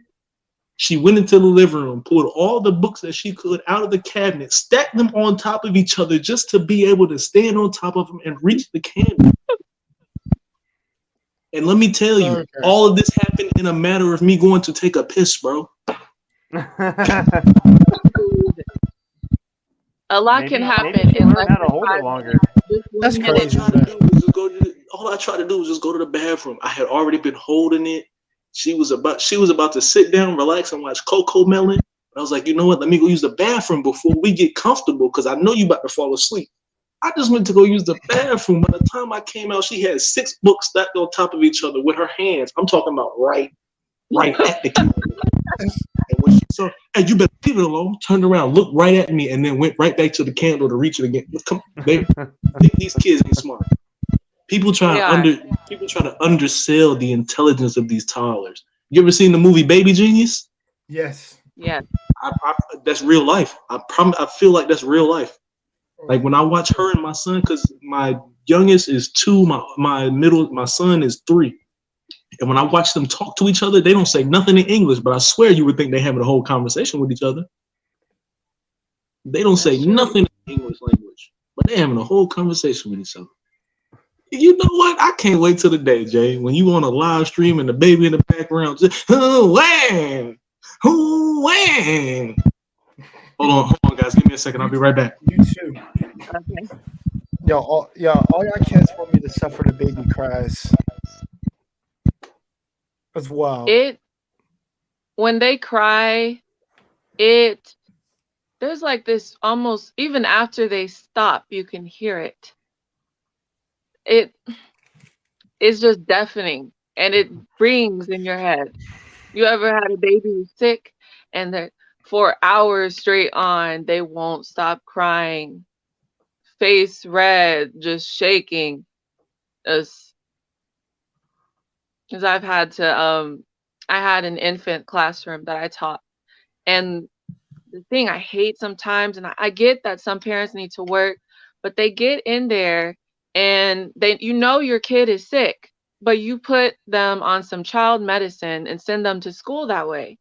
So then by the time they get to school, once breakfast is over, all of the medicine wears off. And so you end up having to come back anyway to get your kid. But the poor baby ends up crying incessantly because they're uncomfortable and they don't feel well, and the medicine is worn off. So we have to get in contact with you or the emergency contact and then wait for somebody to come get them. And they've only been at school for about maybe 4 or 5 hours. So it's like, it's not, that's an alarm. That could wake you up out of your sleep. That is an alarm. Hey, yo, I need to get going. I only had a few minutes. No, I got you, Wes. Thanks Thanks for for stopping coming. by, bro. Fun conversation while I was here. No, definitely. I appreciate you, Watt. Wes. Two W's here. 2 W's here. Sorry, Wes. It's all Watts. good. We're both Gotcha. military guys. We get it all the time. All right, take care. Yo, man, Watts, man. I appreciate the advice on that, man. Don't worry, you like my other brother. He said the same shit. It's gonna be fun. Maybe y'all end up better parents than I was. Who knows? I'm gonna get the crime and get them early and shit. So See, you shaking your head no, but you know, I'm just like, every child is different. I have been through both infant classes and toddler classes. I also usually have my nephews over. One is like 3, the other one is 4.5. And every child is different. I'll just say that. I'm not prepared, but I do want to have kids. I'm not prepared. yeah, I same have here. a child development degree, and I'm not prepared. Okay, so here's a question for you. What Okay, so before I ask the main question, is having kids part of your plan? Yes. Okay. So in terms of, because we know how women, y'all think a lot deeper and more in depth, and y'all think about more things than we as men think about. So I would think that at some point in time you have thought about your child being an interracial child. Are there any particular concerns you have with that?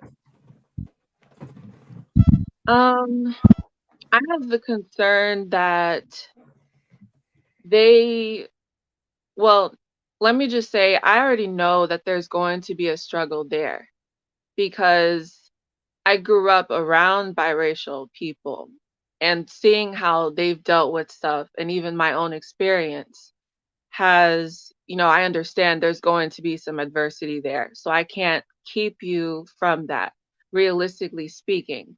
So, but I really want them to be in touch with both cultures. I want them to know how to speak Korean, be a be aware of the history of Koreans and the culture, but I also want them to be in line with, Black culture, what I was raised to learning about Black history, about how we used to little tribes in Africa and all of that, learning about where you come from on both sides. Realistically, I'm already aware that I cannot keep you protected from everything. um, you're going to face some adversity.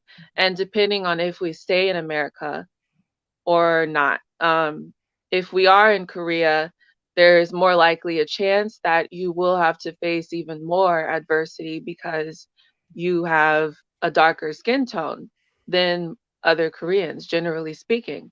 So I can't protect them from everything, but what I can do is to help them be proud of who they are and what is inside of them, both in my bloodline and in their father's bloodline.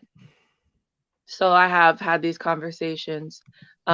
We both agree that we want to make sure that they know both parts of their history and their bloodline. So yeah, I want them, my fiance already said we're going to teach them Korean, also teach them English. He's like, I would really love for them to also have, a lot of time with your mother and your uncles and that side of the family, as well as mine, because, both of us have cultures and I want them to know every bit of it.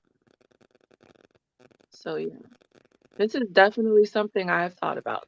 I think about it all the time.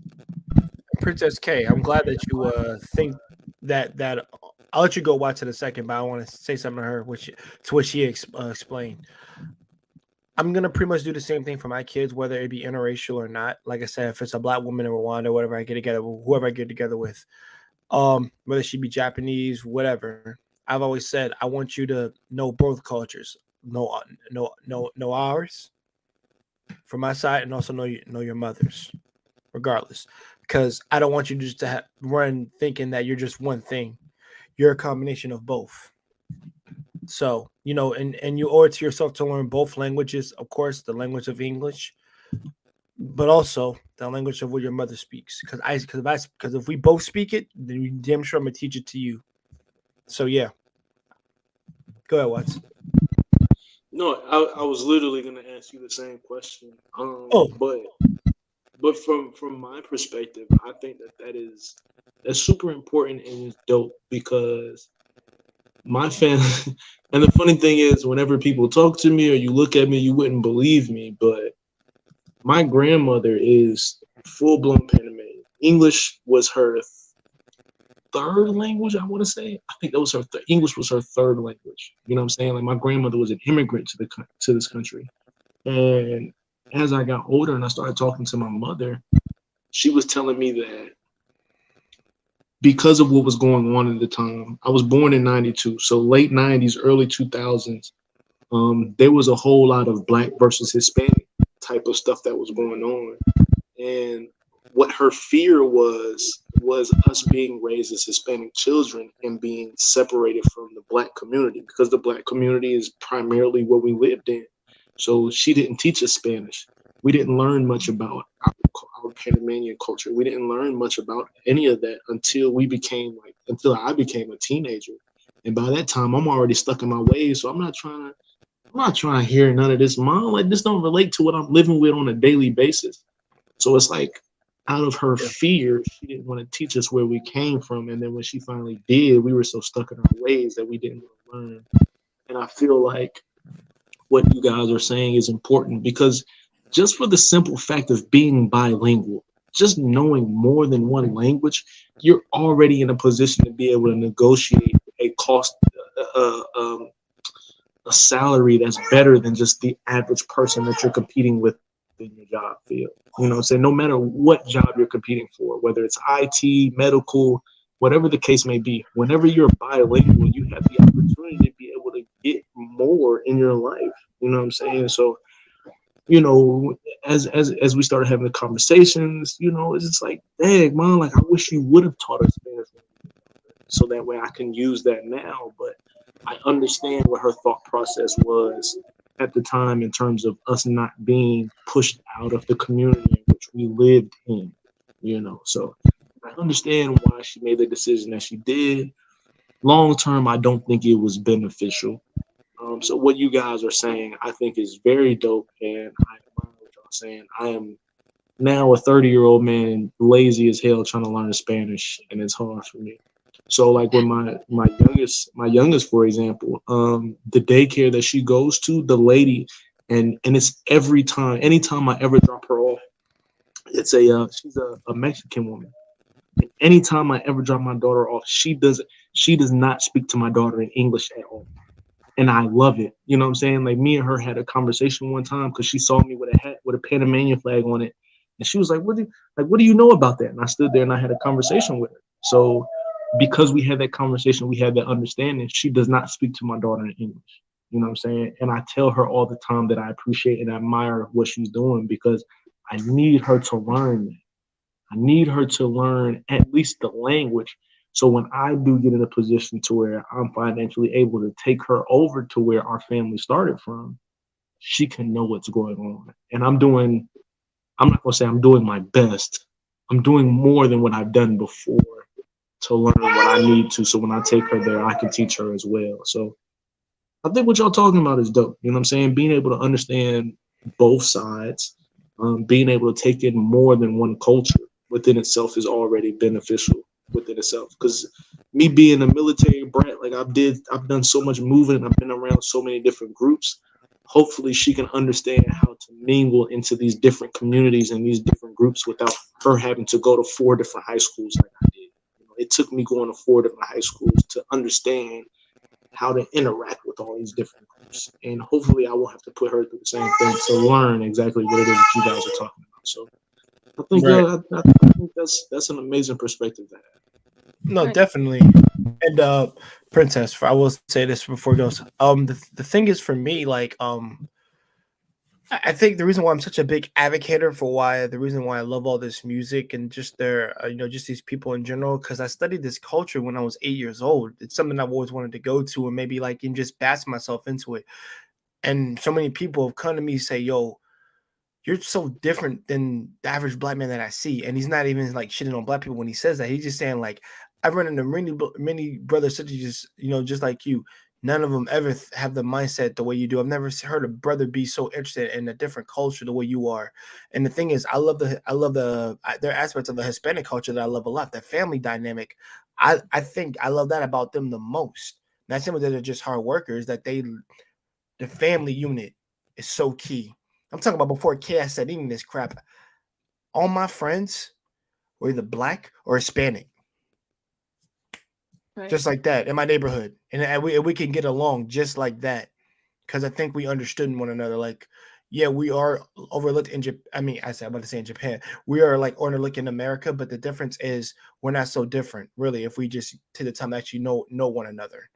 And for some reason, I get along with Hispanics. I've never been in a conversation with a Hispanic.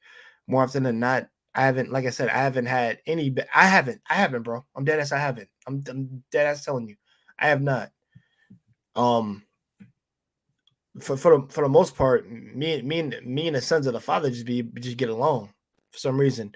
And whenever I have to talk with the father, the Hispanic father, he tells my boys, his father, he tells me stories of like El Paso and things of when he was in Mexico, or at least the ones that are Puerto Rican tell me what happened in Puerto Rico. They tell me all types of stuff, and that's me learning from that.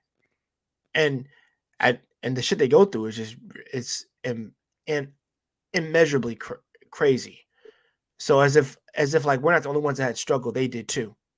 I know You ours ever is like hear more them talk highlighted. about going on the train to get here? Some of them I talked to who were illegal immigrants. I mean, they're now immigrants now, but what they've told me stories of going on a train to here, like having to walk through a whole desert, right?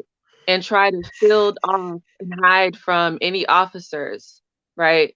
And then you get on the train and it's like you have to be careful because they'll it's not like you have seating there. So you gotta make sure that you catch it when it comes. So you gotta run to get there. So it's like pregnant women trying to get on there with their 2-year-old little kids. Sometimes there are accidents. You get hit by the train. Um, there's this portion where you have to go through this tunnel thing. And so you have to make sure that you bend down because if you don't, like I've heard people say, I've seen people get their like head chopped off or their limbs chopped off or, raping women on the train on the way there. Oh, you gotta It's say horrific. grape. Yeah, you gotta say Oh, ipar great, probably on here. Yeah, great, yeah. great. There we go. Raping women on the train. It's horrific. And there's so much you can learn from all the cultures around you. Like I actually went to a private school my first couple of years. My parents put me in there, and I was around white people, but I hung out with the Hispanics a lot of the time over there.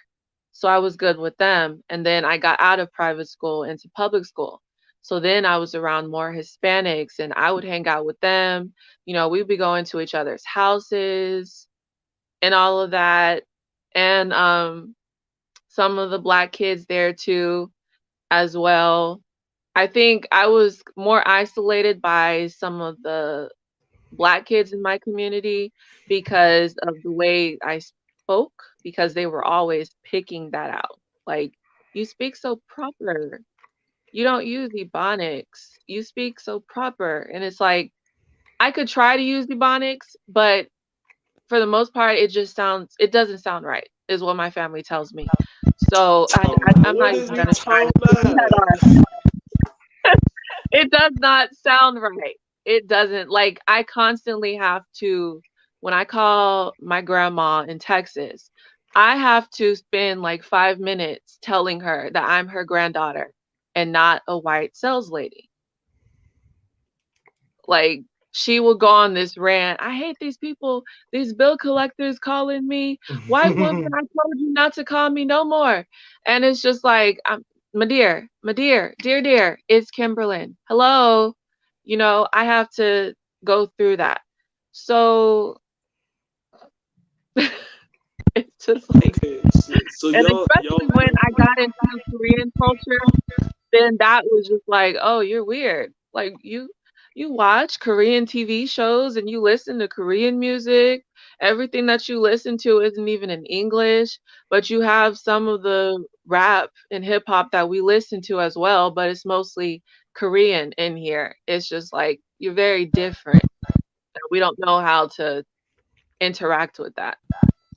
Yeah. It's funny that you said. See, in this conversation, it just brought up a whole nother question for me, right? Because like a lot of times on Newport News on Netflix, like sometimes I go to Netflix and I go to the search and I type in Korean and I pick a TV show based on that. I like watching it in the native language with the subtitles under it.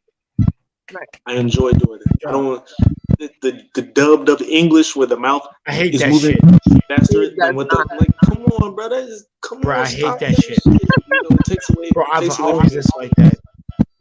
But my Right. question now is because both of y'all have stated how you grew up with Black and Latino primarily. but Princess K is engaged to a Korean man. Jay, I've heard you reference multiple times on how much you enjoy the Asian culture. And I'm saying the Asian culture not to just specify to one specific country, you know what I'm Right. saying? But how is it that y'all have found yourself to be intrigued by these different places, but you grew up in a certain type of environment? Like, how do you think that came about for y'all? I'll normally should let Princess Gail go first, but I'll go real quickly. For me, I guess because it was a matter of me, and I can exclude anime out of from this because it wasn't just that. Because I'll be honest, that played a role, but that wasn't the main reason why. I was always intrigued about within I saw these movies about how these people live, but what it was the way that they moved as a society, what they were back in their olden times, which wasn't no better than America at that time. It was probably worse than what it was here. And you know how they actually colonized their own people and to be something and to be like these things of like society that could help even further it to what it is. But also it came with some negatives as well too. But it's just a matter of like, you know, how these, like I said, how these people live, what their traditions are, these things that they hold very near and dear to them. I think it was that aspect of like their of similar to Hispanic culture of family is what really pressed me to really get to want to know that culture and to immerse myself in it. Like I said, the whole samurai thing, I love that thing. I thought samurai were probably the most honorable men, like military men. If not, maybe a little bit more, not shitting on military men, maybe they were a little bit more honorable, like swordsmen were. That's what I mean, like samurai. Because, you know, they live by the sword, they die by the The sword. fact that they're willing to actually kill themselves for not, because like you said, that perfection, Yes. that measure of perfection is serious over there. So the fact that an age that as someone of that culture is willing to fail and literally kill themselves because they fail, that's a certain level of dedication. So I Cation, see yeah, it. definitely. And before I let Princess K go next, I think the thing is they are very honorable. The thing is, they say they hold those traditions very near and dear to them, and they never backtrack on it. The difference is for us, I think we just say things and we don't really mean them because you know over here, I think we kind of and I'm not saying an excuse for anything. Sometimes there might be a good reason for you not to do what you should do, but I think we're just saying words and we're not really having any amount of willpower or reasoning or strength or resolve to back it up. I'll even take a quote out of Thanos. At least they have the will to act on it. To be honest, that's what they're doing. Hey, bro, I got to use one comic book reference, but one of the lines that I do agree with, at least you have the will to act onto it. Because if you're just saying stuff and not having really anything to back it up, you're kind of just talking out of your ass. So, and I kind of just related to them in term, like I said, in term of their willingness to be the best that they can be, I think they have shown that in any Asian culture so far, like China and in Japan, like they crave perfection for a reason, and there's a reason why normally when they when they come over here, they're willing to do well when they're in a low position, similar to we are. They're able to rise up so much get just to get the excellence out instead of saying making excuses like uh you know, I just didn't feel like doing it, or it was like whatever, man. And but at the same time, I also know that over here, we like I said, there's certain things that make you not do certain things, like Down syndrome and things. But but I think if you have the willpower and the backbone to want to get to a better place, like why such as yourself, I think you're gonna do it. I don't see you being a person that goes back on what he believes and the things that he loves. But I mean, it was for my case. I think I just needed something, not just needed something, but something that I truly loved, something that they made that I truly love. And I wanted to further know about them as a culture of people, a race of people, to know what made them excellent to the way they are. And I'm not saying that they are, but some sense academically they are. But there's some other aspects, like I said, they come with their negatives too, like you know, overworking themselves into the dirt. I'm not a fan of that particularly. because I don't like innocent people wasting their life for anything. I don't think it was a waste, but I don't want them to give their life for their own job. That's my whole thing when it comes to that. That's something I can't get behind on that, but more of the samurai way. At least they're going out by a code that they have written for eons. Way of Bushido, the way of the samurai, the way of the sword. They live by the sword, they die by the sword. That's how it's always been. But that was just that just speaks to like how great those men were or those ladies were whenever the time where I'm not talking about men and women serving. I'm talking about serving the purpose of what they served. And they were able to see great fruit. My bad. They were able to bear great fruit as a result of those actions that they put into place.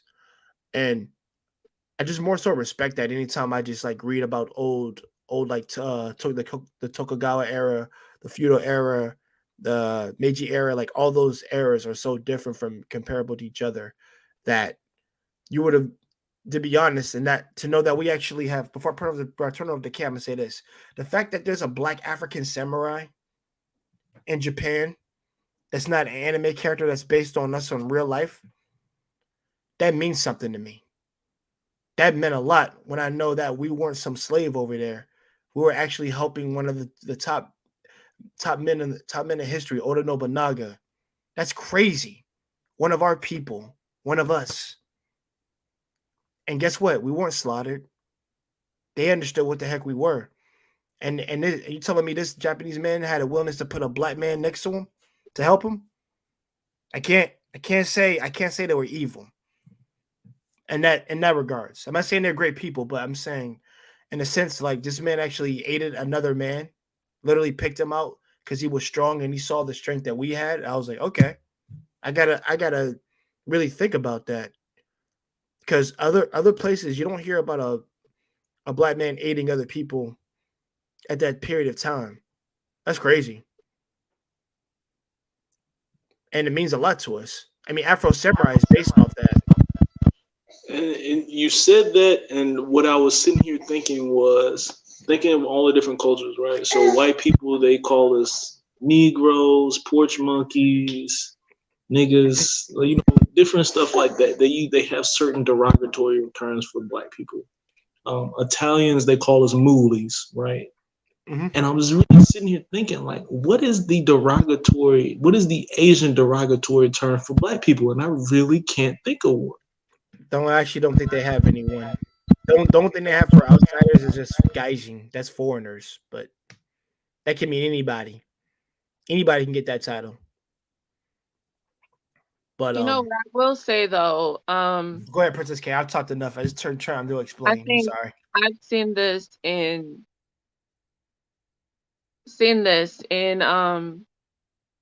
certain Asian countries. I haven't seen it too much in Korea or Japan, really, but they have this thing where they do blackface. That is insulting. Like, I'm not blind to some of the areas that aren't per se, well, I'm not blind to the racism because there are. There's Yeah. some in every culture, but there are, and I'm not ignoring that at all. I don't stand for it. If I see it, I'm not going to subscribe to you or whatever you have to say. I don't care, you know. And generally speaking, I do know that it does come from a place of ignorance, as in it's not them necessarily. Well, sometimes they are being racist, and sometimes it's just they think that this is okay because they weren't told anything different. Like, one time, I actually was with one of my Black friends, and we went to this classical place. Like, they were doing some type of orchestra concert. And so to get in there, you have to dress up. You have to wear gowns. You can't come in casual clothing. So I came in like this black dress with a slit on the side. I had my diamonds on, but I was like, you know what? I'm not straightening my hair. I'm going there in my afro. So I get Okay. in there, And my friend is just like, girl, you have all these people staring at you in here, you know? And so we notice people are just watching us as we walk by, two of probably the only black females in there. And I'm just like, appreciate the view. But we get to the bathroom at some point because, you know, we girls go to the bathroom together in places we aren't familiar in. So we went to the bathroom, and so we're fixing up, you know, hair, makeup, whatever. And this lady comes up to us. It's like a few of them who come up to us. They're looking at me and they're just like, wow, your hair is gorgeous. How do you do that? And I'm just like, it's natural. And you know, the next question was, is that your real hair? Oh You shit. know, and so my No friend, shit. you know, my friend she went up like, why would you Oh say that? god. Why do you think that's not her real hair? You think all of us wear weaves and wigs? Well, and, you know, I'm just like, Oh, chill, Zara, chill, chill. chill, You chill. know, chill out because I could hear the genuine curiosity. There Yeah, was no malice in her voice. Like I can tell when right. somebody is mocking me or because I have had people come up to me and like they'll look at my hair and they'll just be like, that looks like a wig. You know, they'll say it. Is that a wig? Is that a weave? You know, I tell Oh them it's my shit. real hair that grew up out of my scalp. You know, because some people will say, yeah, it's my real hair. I bought it, as in it's mine. But no, this actually grew from my scalp.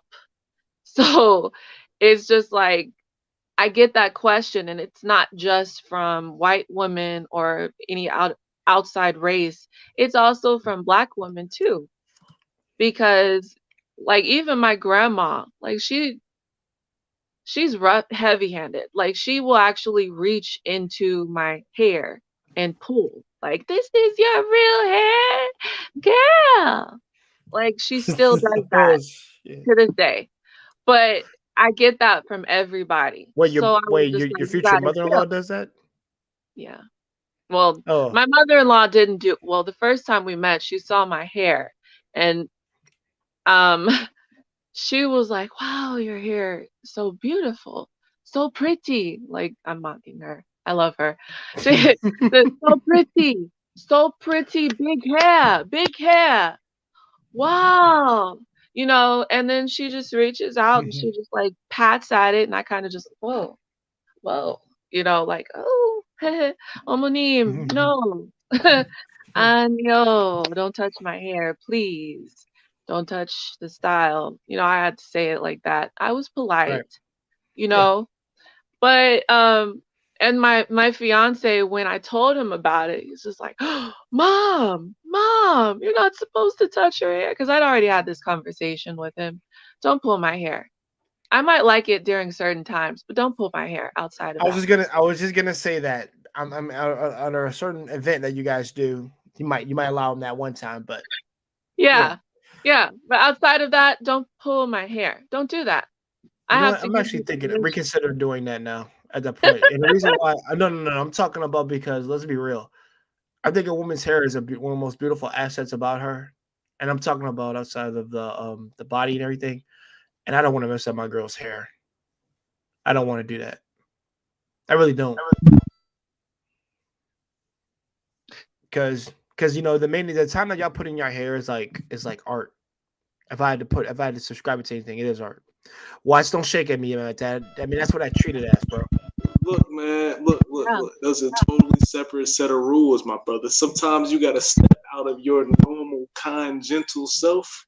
You know what I'm saying? And be able to go into beast mode for that. You know what I'm saying? Sometimes you I mean, gotta I do go into beast mode, but I do go into beast mode, bro. Trust me, it's an animal when it comes out, but at the same time, it's like it's a full I don't want to have to be like, what we you can touch my hair? continue diving down that hole, but I don't want to get you demonetized. My brother. 'Cause I don't wanna do that. Yeah. Then don't worry, man. We dancing around it, so we haven't even said anything. So we dancing around it. We doing a good job. But I know what you mean. I know what you mean, definitely. And and I'll be honest, I have done it twice to one of the girls I've been with, at least. But I realized like maybe I should maybe I should hold back a little bit. I don't want to go too crazy. Why stop looking at me like that, bro? I'm gonna let you know right now that that is a very commonly used test, my brother. That is a commonly used test, my brother. If you're not willing and comfortable with going into your beast mode, then that kind of like, nah, he ain't ready. I'm not against that. And I know certain women think that like, well, he ain't that wild. I'm like, I am that wild. The thing is, I gotta know when to. Oh, hey, Brianna. I just gotta know when to, when to unleash it and when to keep it in check. That's all that is. Because sometimes I just be like, pounce. Can't really do that all the time. I think that it is kind of hard to walk that line, right? It's just kind of difficult to walk that line, especially when we're talking about hair, right? Because men generally, especially when we're talking about other cultures, right? Men generally don't have hair, long hair like this, right? Like this isn't the general fit for men of other cultures, right? So especially when you look on the external, on the surface, when you look at me and you put me in line with men of other cultures, I don't necessarily fit what it is that they're looking for. You know what I'm saying? And then like you were talking about the mother and the grandmothers and stuff like that, like they don't, like you said, it's the ignorance. It's not really them being racist. It's just like Right. these people were born in the 50s in an Asian country. How many black people you think she really done came across in her life? Like let's keep it a whole. She's not really racist. She just don't know shit about you, bro. Like it's not that serious. Like And his family, his grandparents lived on what's called they call it Jeju-do. Do is island, but it's Jeju Island. So it's an island, and that's not where a lot of foreigners have been. And it's actually at a distance from Seoul. So they're right by the water. That's more so in like a rural area. Like there's not a lot of foreigners that go there typically. So they still don't have a lot of black people over there. So it's like it's always interesting when I go there, but it is just a form of ignorance, not necessarily racism. And I had to understand that and just be patient and explain some things with them. So now we're at a part where we have an understanding, and I do have a close relationship with my mother-in-law and my grandmother-in-law. So if we could sort of tie that and backtrack to a question that I had earlier, right? So when you get into these spaces of ignorance, how is it that you find yourself comfortable in trying to educate those that aren't really experienced versus experiencing the ones that really don't care about you or your culture? And then like, how is it that you're able to see the difference? What do you do when you notice the difference? Like, how does that work? Because I feel like there is a very thin line between being racist and being ignorant. So Right. how do you navigate? I'm usually keyed in on the vibe people give off, the type of aura, I would say. It's more so when I'm dealing with someone that is ignorant, usually I can feel it's more so like curiosity and I don't know. So this is why I'm saying this. So that's when I go, okay, well, I can work with that. You know, what I won't work with though is racist because you already have these preconceived notions. And no matter what I do and explain, you're going to stick with what you want to believe. So with people who are dealing in ignorance, it's more so like a form of curiosity rather than any malice or any dislike or hate. And you just listen to them talk. I like to listen to people talk and I observe your body language. So as I'm listening to you talk, once I figure out, oh, wait, as we go further, this is what they're saying and I'm seeing where they're coming from. so I can work with this. As for the other side, where the person is racist and they're just hostile towards me all the way through. Like it's like you can feel the hate, almost a disgust, to be honest. And thankfully, I've never had to deal with that in his family. When I was in Korea, there was this one time where we went to a club and there was like two dudes who were like racist and saying some black slurs, and then they tried to grab me, and my fiance and his brother ended up fighting them off. Like they beat them up outside of the club. Good Um, men. See, this I but can't get locked up in a Korean jail. See, that's what I'm talking about. I can't get locked up in somebody's Korean no, jail, 'cause I know you fuck can't. somebody up. well, honestly, there are clubs where they don't let any foreigners in at all. And it's Yeah, not it's the just same in black Japan. people, Yeah. it's also white people, Hispanics, any culture that's outside of Korea. And it's not because they're being racist per se, but it's because in certain areas when foreigners come over there, they cause a lot of drama. Like it tends to Drama go and trouble. negative. Or they got the So triad to running through that bitch. But either way, cool. My safety. Thank you. Right. And so to get away from that, they're just like, we just don't want any foreigners in here. And that had to be explained to me. Like that really bothered me when I saw that, because I'm like, what, they don't like black people? Because that's what I'm thinking. And so it was explained to me, no, it's because around this area, foreigners come over here. And like, I don't know about Japan per se, but Korea has a Japan's the drinking same culture. thing. They have a drinking culture. They love to drink. It's amazing. Like it's it's different from the culture over here in America where I'm at, because it's like, people, they will drink, but generally it's frowned upon if you're out drinking every night. But over there it's like a culture. Sake, they have sake. Soju is Korea's choice a lot of the Oh, time. soju. Got you. Soju. So they love, my fiance loves soju, peach soju or apple. And it's just like Maybe I should try it. they yeah, it's really good. I like it. I've tried sake too. Oh, and rice wine. Rice Makgeolli. wine. Yeah, Makgeolli is what they call it. makgeolli.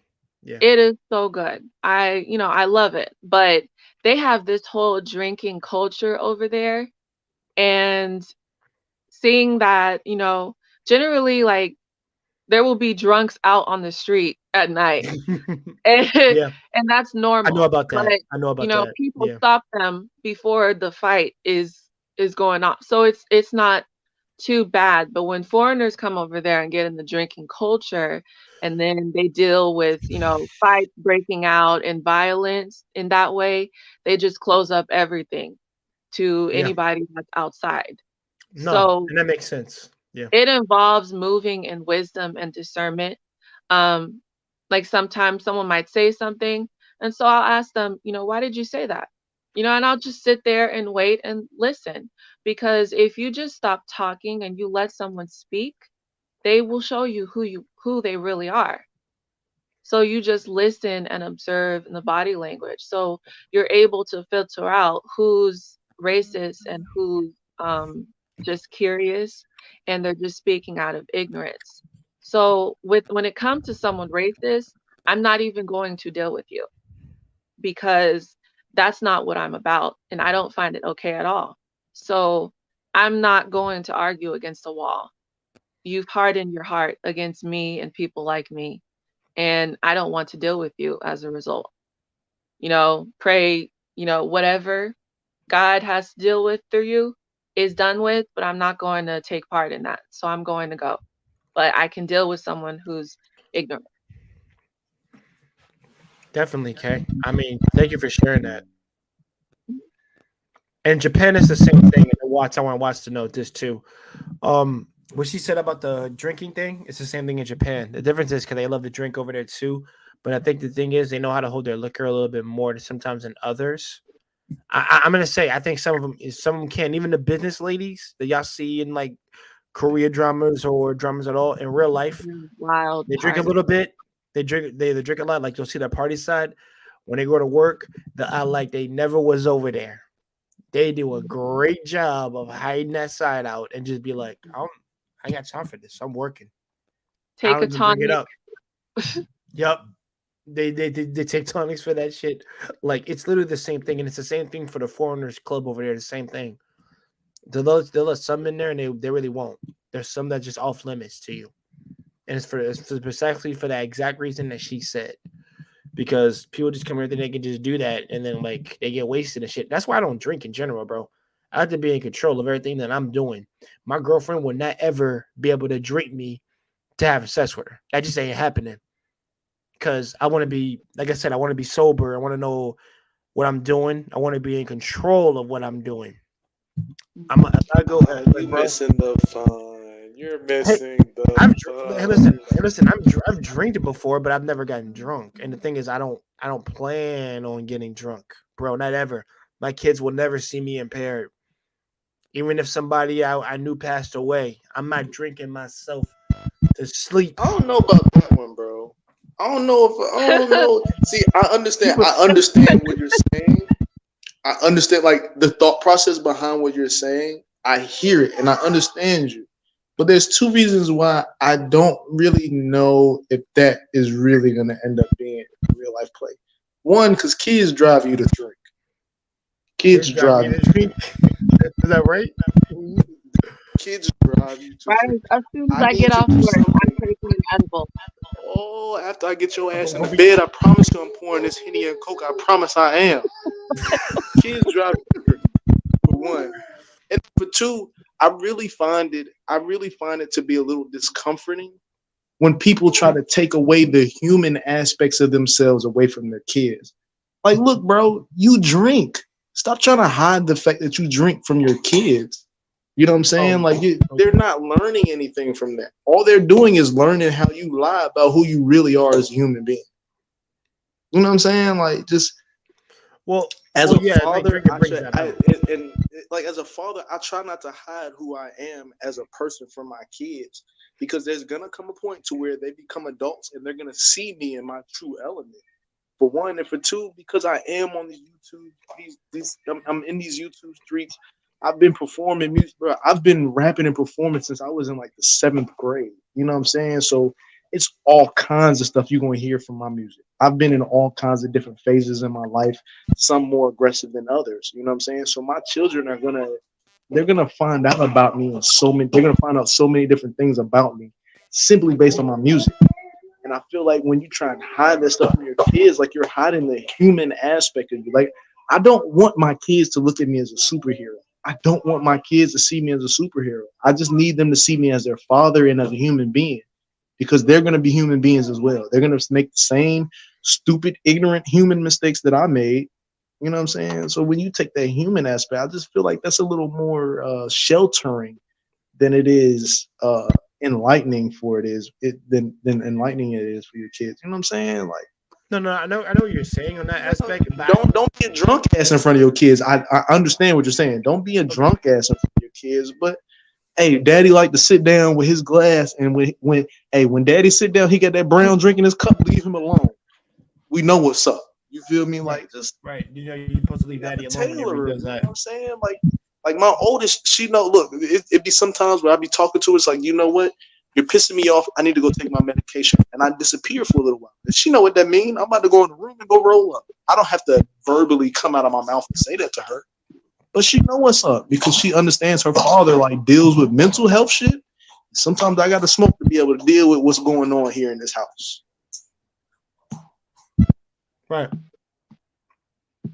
No. So I definitely get behind that. Some, like I said, because I know cats have different coping mechanisms in order for them to take care of things, but also put them in the place of just that peace, that modicum of peace that they need in order just that not just to have a relaxer, but like just to smooth the mind. And I have, like I said, I have brothers that that did marijuana and stuff like that, and it's more, like I said, it's more of a for therapeutic uses than it is just to do it.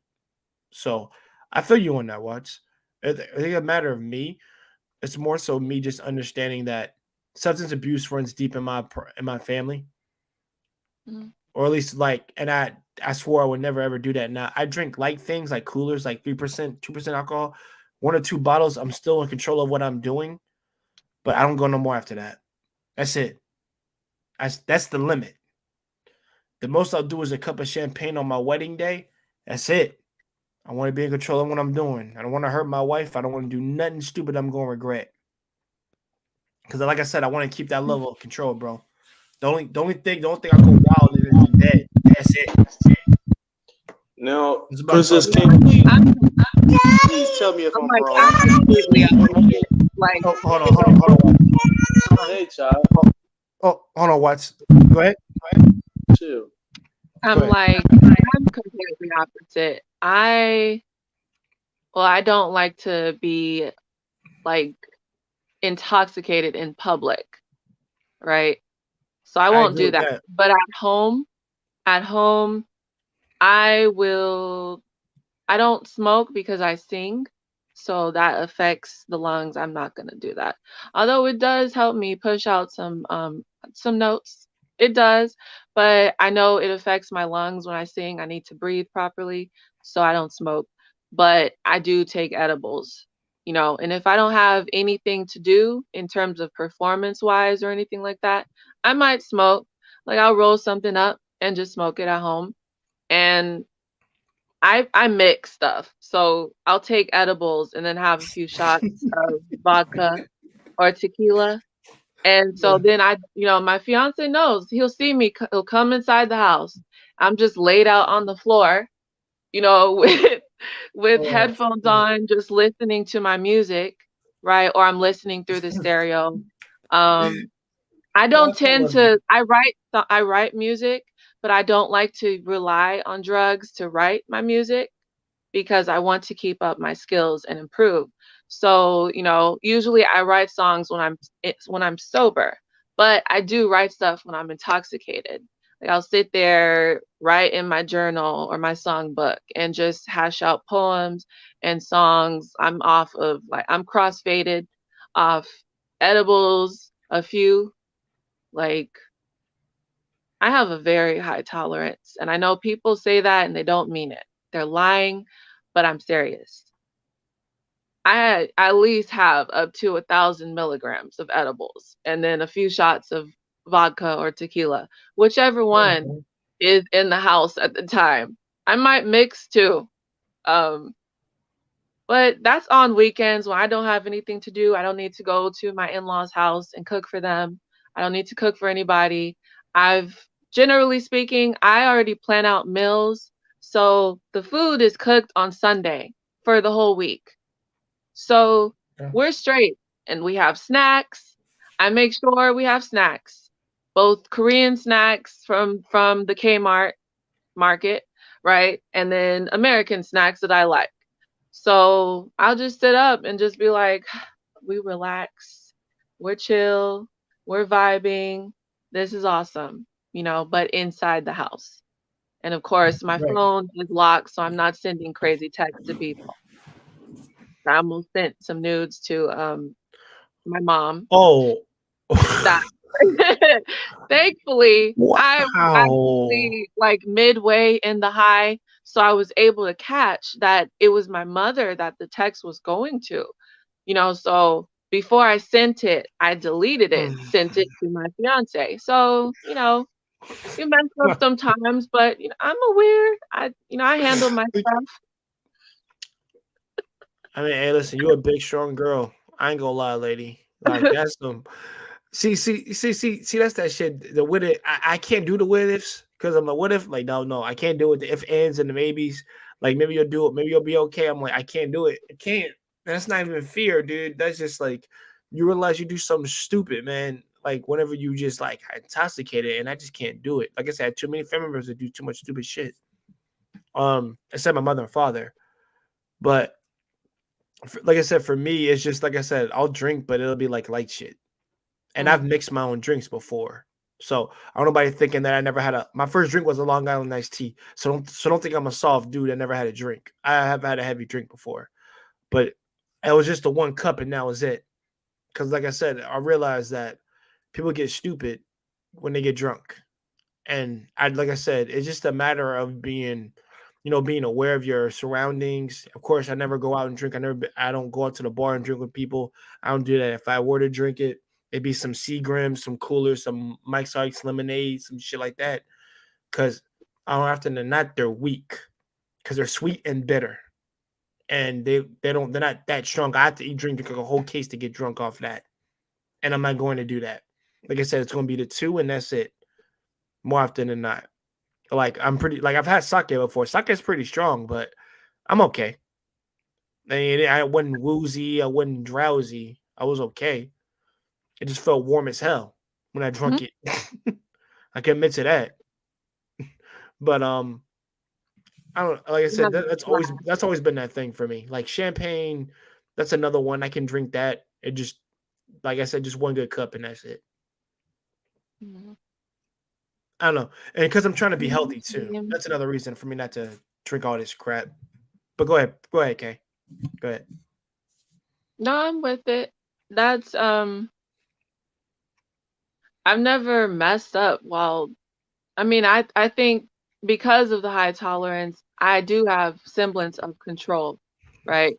So I usually have things in place. I don't have any kids. I'm at home, especially now my fiance is in Korea. I'm basically by myself on the weekends if I don't have my nephews or if I don't have to go over to my in-laws' house or my mom's house. So Right. it's just like, I'm at home from like Friday night to Sunday. So it's like we chilling over here. All good. Right.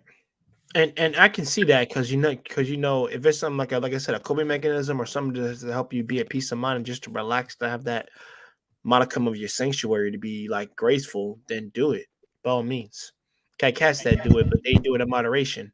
Like That's I all. would That's what I've max always said. out like 15 songs on the weekend off of just, because we have my fiance he loves drinking. And it's like there's a full collection here. So you pick out a dirty martini, make yourself, or I'll just go straight and I drink some vodka, a few cups of vodka mixed with tequila, Okay. maybe some Henny mixed into apple flavored. That's Look even at good. But look at my man Watts. He's congratulating you right now. it's just like, we're chilling over here. Turn on the Chill. music. I'm laid Right. out. I got paper. I'm writing. I might draw. I'm cool. I've never had any accidents where that one time where I almost sent my mom's nude. That was just the one time. That's still crazy. But I was in control of that because I always check the name, right? So I looked at the name and I'm like, let me see. Oh shit. Oh, Mom, and then it's just like, Yo, I'm gonna think you wilding. I could Right, only imagine sending my girl's mom a nude on accident. Like, I could only imagine, like, oh my God, now I gotta look at her tomorrow. Oh right, my God. because she thinks I'm a virgin. So it's just like, oh no, not that, never that. Your mom's gonna realize that your innocence is gone once you do some shit like that. That's not my daughter. You know I'm blowing your daughter back out, right?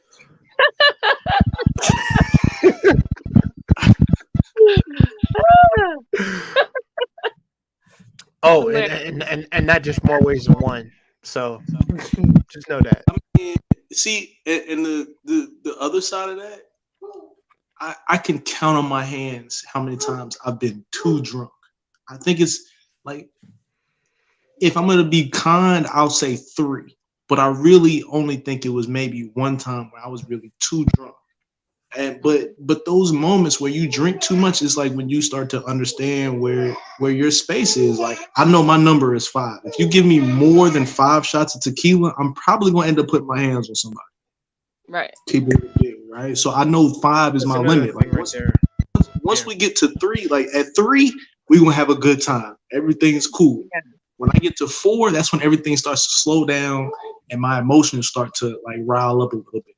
Number 5, look, either we need to be on the way to the car or we need to be on the way to the car. Because if not, then I'm gonna end up putting my hands on somebody. Right. I know that 5 is my number. You know what I'm saying? So you gotta go through those ups and downs and those mistakes and drinking too much. And I think the fact that you do it in the crib makes it a lot safer for you. You know, Right. because I've been jumped a few too many times because I didn't know what my limit was. You know what I'm saying? So this is all a part of growth, understanding. But no, yeah, in no way, shape, or form am I trying to push you, Jay, and be like, nah, man, No, you not. need to get drunk every night. You need to roll No, up you ain't all the saying blunts that. in the world. I'm definitely not trying to push you there. No, It's you're just, not pushing that. I know you're not. it's a perspective that I hear coming from you. I hear from a lot of parents because they don't want their kids to see them in inebriated states and all that. Man, That is shut true. that bullshit up. Pour you a drink and go tell them to go to bed. You I mean, know, my father was I the same can way. say Yeah. that. So the way I started, my mom used to drink wine. Like she Oh, had some, shit. like she had a shoulder disability, and the thing was they gave her some intense pills, so she didn't want to take it because she didn't want to rely on prescription medicine. Like it was, I forget what it was, Xanax and something else I've that heard of is Xanax, like yeah. strong enough to down a horse, and she has a high tolerance. So she would just be like, I'm going to drink like maybe 1 or 2 glasses of wine when the pain gets really intense. So she always kept a stash of wine. So around the time I was in middle school, I want to say maybe 12, I knew her schedule. She always went to sleep around 8 and she'd be knocked out until the next morning. So she says that I had a bedtime, but I really didn't. And if I did, nobody was enforcing it. So I was up all throughout the night, and then I have to get up in like 3, 4 hours to go to school. So what I would do was, um, I just wanted to build up my own tolerance. So I would mix wine from her cabinet so that she wouldn't notice that the amount was dropping. And so I did that for a couple years. And so every other night or so, because she always restashed, every other night I would mix up 1 or 2 cups, enough for her to not notice. And I guess I might have done so well because it was my godfather who, before I was leaving for college when I was 18, um, he took me out, as like a going away sort of father-daughter type of dinner. And we're sitting there and he ordered me a glass of alcohol, right? And he was like, your mom told me, don't tell her I told you this because she didn't want you to know. But she told me to give you some alcohol and talk about it because she's afraid that you're going to go through a lot in college because you've never had alcohol before. So she's afraid you'll get too wild or be too afraid or something like that. And so I was just like, uh, God dad. That's what I call him, God dad. Mhm. I've been drinking since I was 12. And he's like, what? And I'm just like, yeah, I used to, how mom has all that alcohol. Mm. Well, I used to take some. And he's like, she didn't notice? I'm like, no. I was like, because I mixed different bottles of wine so she could never tell that it was dropping to that extreme. And I guess it worked. And he just started bawling out laughing. He laughed so hard. He had tears in his eyes. He was like, your mom was so worried about you and that you're too innocent to go to college where, you're going to be exposed to parties and stuff like that. I was like, I've been to parties, I've smoked weed, I have drank. Like we had this conversation. He's like, do you cuss too? I'm like, yes. I used to be really bad in middle school. Like we were having this honest conversation. And so that was kind of when I was just like, I guess I did get away with that because she never felt.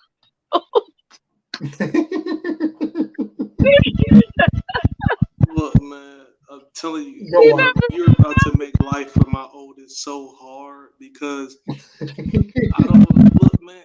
And the crazy part is, I never want to label innocence on my child. I don't want to be that parent to be like, my daughter is getting drunk. She would never. She would never. I'm I'm not. No, That's that's not bullshit. I do agree. saying I never wanted that to be me, but in listening to you talk, it's like, damn, I need to pay more attention to my kid, bro. Like, I Yep. need to pay more attention to my kid because I know what I was doing at 13, 14, 15 years. You know what I'm saying? I know what I was doing as a teenager. So, and that's exactly why I feel that way when it comes to my oldest. Like, I know what I was doing as a teenager. So don't sit here and look at me in my face like, no, Dad, all I did was go to school and come home. No, what you forgot to mention was you got on one of your homegirls' bus and then you went to her house and had her mama drop you off up the street and you walked home from the bus stop. I picked up on your game because I did it a couple of times. I did it. Yeah, exactly. You know, so it's just like, and listening to you talk, it's like, damn, I need to pay so much more attention to my kid. Because She was bad good. parenting moment. I remember being 14 years old. It was somewhere around my birthday. I had just turned 14. And my mom, as her per usual, you know, she had some of her friends over at the house. And that was back in the time where, you know, your parents would be like, all right, there's grown folks down here. All the kids need to go somewhere else. Right. And it was one time where I showed up in the room and I was trying to be grown. You know, I'm 14 now. I feel like a man. You know, I got a little air in my chest. And she was like, oh, you think, and I remember this until the day I die. She was like, oh, you think you a man now, huh? Here, come over here and sit down. Poured me a shot of Patron, had a Miller Lite, right back to back. She said, here, take this shot and chug this beer. It's like, all right, cool, nothing. Took the shot, talking cash shit. Man, that wasn't nothing. Took the Miller Lite, chugged it down. See, I told you I'm good. I ain't got no problem. Stood up. I did, you know how they do the sobriety test, walked the straight line, stood on one foot and all that. I promise you, by the time I made it up to the top of the stairs, I threw all of that up. All of it. Threw it clean the fuck up. It was like, I instantly understood what my mother was doing.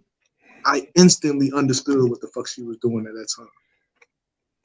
It was like, cause I remember I was just walking around like I was the man, you know, the oldest three boys.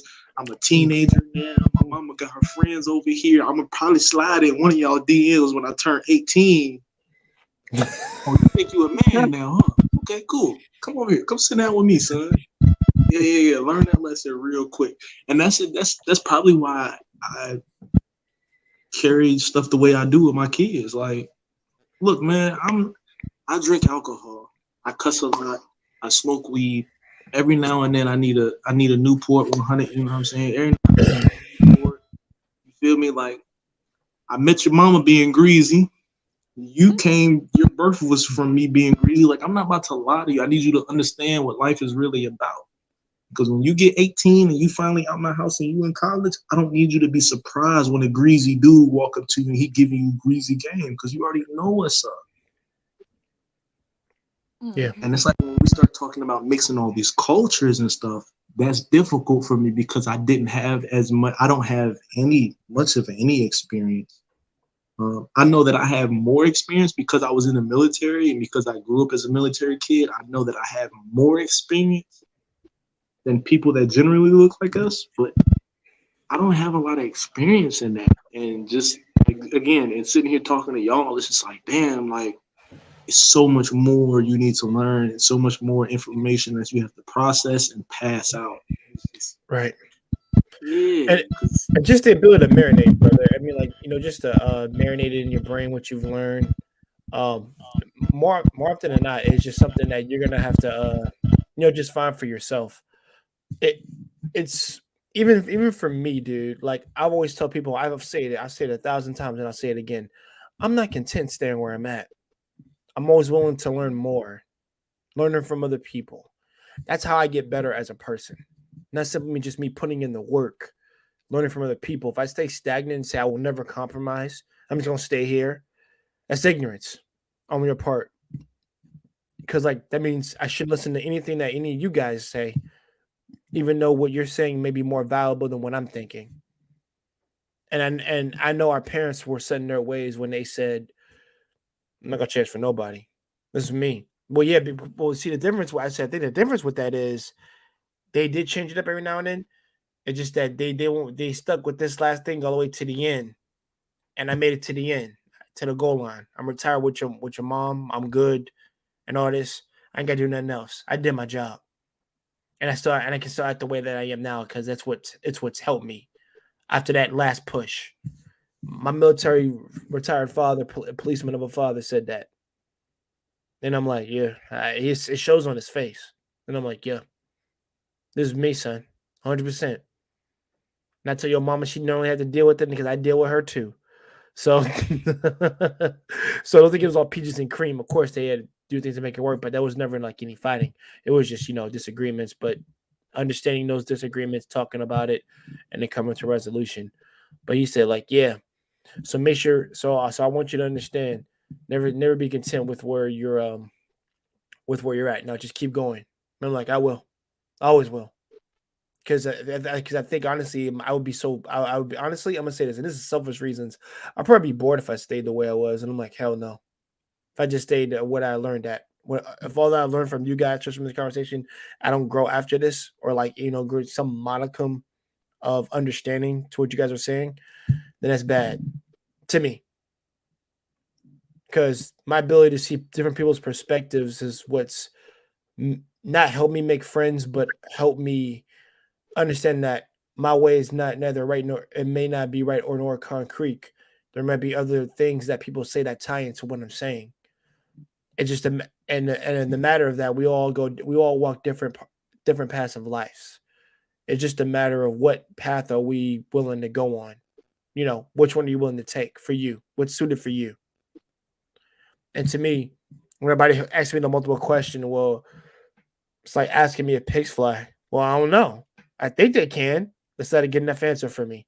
I need more than that.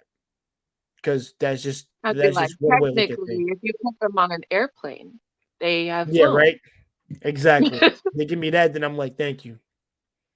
Or if somebody says, "Oh, if they grow wings," and I'm like, "All right, motherfucker, I'm done with you." But the way Princess K said it was correct. Exactly. Put them on a plane. But like I said, people to be sensible to some stuff that people are saying because it can help you in the long run. And I don't want to ever have that. Oh, go ahead, bro. I don't ever want to have that lack of regret whenever I give people advice or when they're trying to school me or G check me. That's what my brothers are for. We G check each other whenever we're out of line to keep us always make sure we're going on the right track. I have not lashed at anybody in so goddamn long. I'm gonna be real about that. And that I used to have a temper and I don't have it no more. But I tell men and women, I said, do not piss me the fuck off. It's rare to get me pissed off nowadays. Really rare. So now when people like, well, this lady hurt my heart, I'm like, dude, you try to chalk that up to the game, bro. You was caught lacking and you got finesse, so therefore that's on you. It's just what it is. I mean, her for being a bad person, but you being bad for falling for it. So like I said, people just got to know how to carry themselves and know the idea with the vision that they're looking for. Funny enough, because his name is Finesse Visions. The vision that you're trying to seek or that you're looking to create. Don't let anybody get in the way of that shit. That's what I said. Don't let anybody get in the way of it. If it's, like I said, if it's something you're really willing to create, don't let anybody mess with it. I'm building one right now. And I'm still working at it. Yeah, man. Like only reason I'm speaking on it is because you brought it up. But like the reason I created the name Finesse Visions, it was about understanding that a lot of people have dreams or aspirations, and because it's not going to fall in your lap, you have to figure out how to make that happen on your own. Yes. You know what I'm saying? It's like if you want to be like, for me right now, I'm literally in competition right now for a job at ESPN. You know what I'm saying? And for me, one day to be able to have a job to where I'm commentating on sports, if for me to be sitting on the stage with Stephen A. Smith or Skip Bayless or Shannon Sharp, like to be sitting on the stage with these guys, like to even be considered for that, it took so much work to even get into this place, especially considering the fact that I didn't go to college and get a degree. I didn't go the typical route. You know what I'm saying? So for me to be even, they can call me tomorrow and say, hey, Mr. Watkins, we're not even going to consider you for the job. That's fine. to even be in a position to where I can apply the application and they want to take the next step for me to submit content, like for them to even want to take that step, that it's just a testament to the work that I put in. And finesse business is about just people understanding, like, it's something you want to do. Like, you got to work your way to that. You got to finesse your way into the door of what it is you're trying to do. You know what I'm saying? And Right. to tie it into the conversation that we're having here today, there's things that happen culturally across the board, whether you're black, you're white, you're Korean, Japanese, Filipino. It doesn't matter where you come from. There's things that you're going to have to figure out, master, and understand in order to slide it into someone else's vision. Because me as a black man, as a grandson of an immigrant, my vision is different than the white man that's been running ESPN for the last 40 years. I have to be able to figure out how to finesse my vision into his vision so that way I can continue growing off of what it is that he's built. You know what I'm saying? So it's just finesse your way into actually living what it is that you see inside of your mind. I agree with you, brother. And like I said, we're gonna take the best path that I think fits us. And the thing is, but I think we're gonna, once we figure out how we know what to do, but also, like I said, we've been given a template of what to do. It's up to us to figure it out, like you just said, and just like, and putting it into fruition. Because like I said, Rome wasn't built in a day for a damn reason. That's what I go by. It took time and preparation and just wait, like thinkers, architects to build this shit, and also get the people to actually build it itself. So it's not something that's gonna happen in a day. And I've had to come at people to think that things can happen in a day. I'm like, you're completely unfucking realistic whenever you say shit like that to me, because I know it takes time and effort. I've seen the people do it before. Oh, that's yellow in the comments. You're funny, bro. You spam Konnichiwa like 3 times, dude.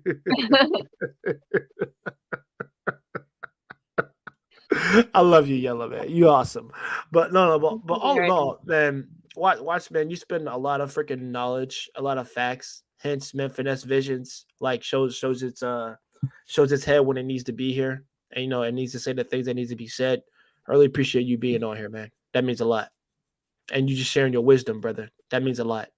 And personally, I like seeing a brother with some knowledge. That's what I love seeing, man. I like seeing motherfuckers on the street talking about dope like they like it's business. Like, shut up to me. I need smart people around me. To like It is a business though. It is. It is. I do know. I know. But wait, let's say hi to knowledge and relationships. Knowledge relationships. Thanks for being here, brother. And thanks just for I appreciate it. No, anytime, man. Like, I'm just like, tuning in and yeah, 100 watts, man. Like, you definitely got this, man, because see, the thing is, like, no matter where you go, as long as you put in the hard work and dedication, I mean, you know what, this goes to anybody. You know what I mean? As long as y'all put in the hard work and dedication to it, and you have like your portfolio to show, you're gonna get places in life. You know what I mean? It's all about like fulfilling like your purpose, your why, what makes you satisfied, and if getting into that industry is the stepping stone for you to build your foundation, build your seat upon, into that organization. So then one day you could have a better infrastructure, then by all means keep grinding. You know what I mean? And don't stop it. Yeah. So, that's my the grind is gonna pay off. It will pay off. I've seen it happen for a lot of my cats, and they made it happen. Both my brothers did it. Both my cats, a couple of cats I know in Japan have done it, opened up their own business over there. And I'm like, yo, I'm proud of these cats. They waiting on me to do the same thing. And I'm like, guys, trust me, it's by no means easy. It's a lot of hard work and a lot of sacrifice you have to put in. And I'm willing to do that, to be honest. Sacrifice gains for it, please be my guest. I was barely a gamer to begin with. Right. And Jay, thank you for welcoming me to your platform, man. So it's good to thank you for being here. Back. Hey, no problem, man. I gotta get my support. And Princess K, it's definitely good to see you cammed up. Hey, if you read my comment, like I said, like I'm loving the fro and the eyebrows, so and that beautiful smile of yours. Thank So you. come up more often, though.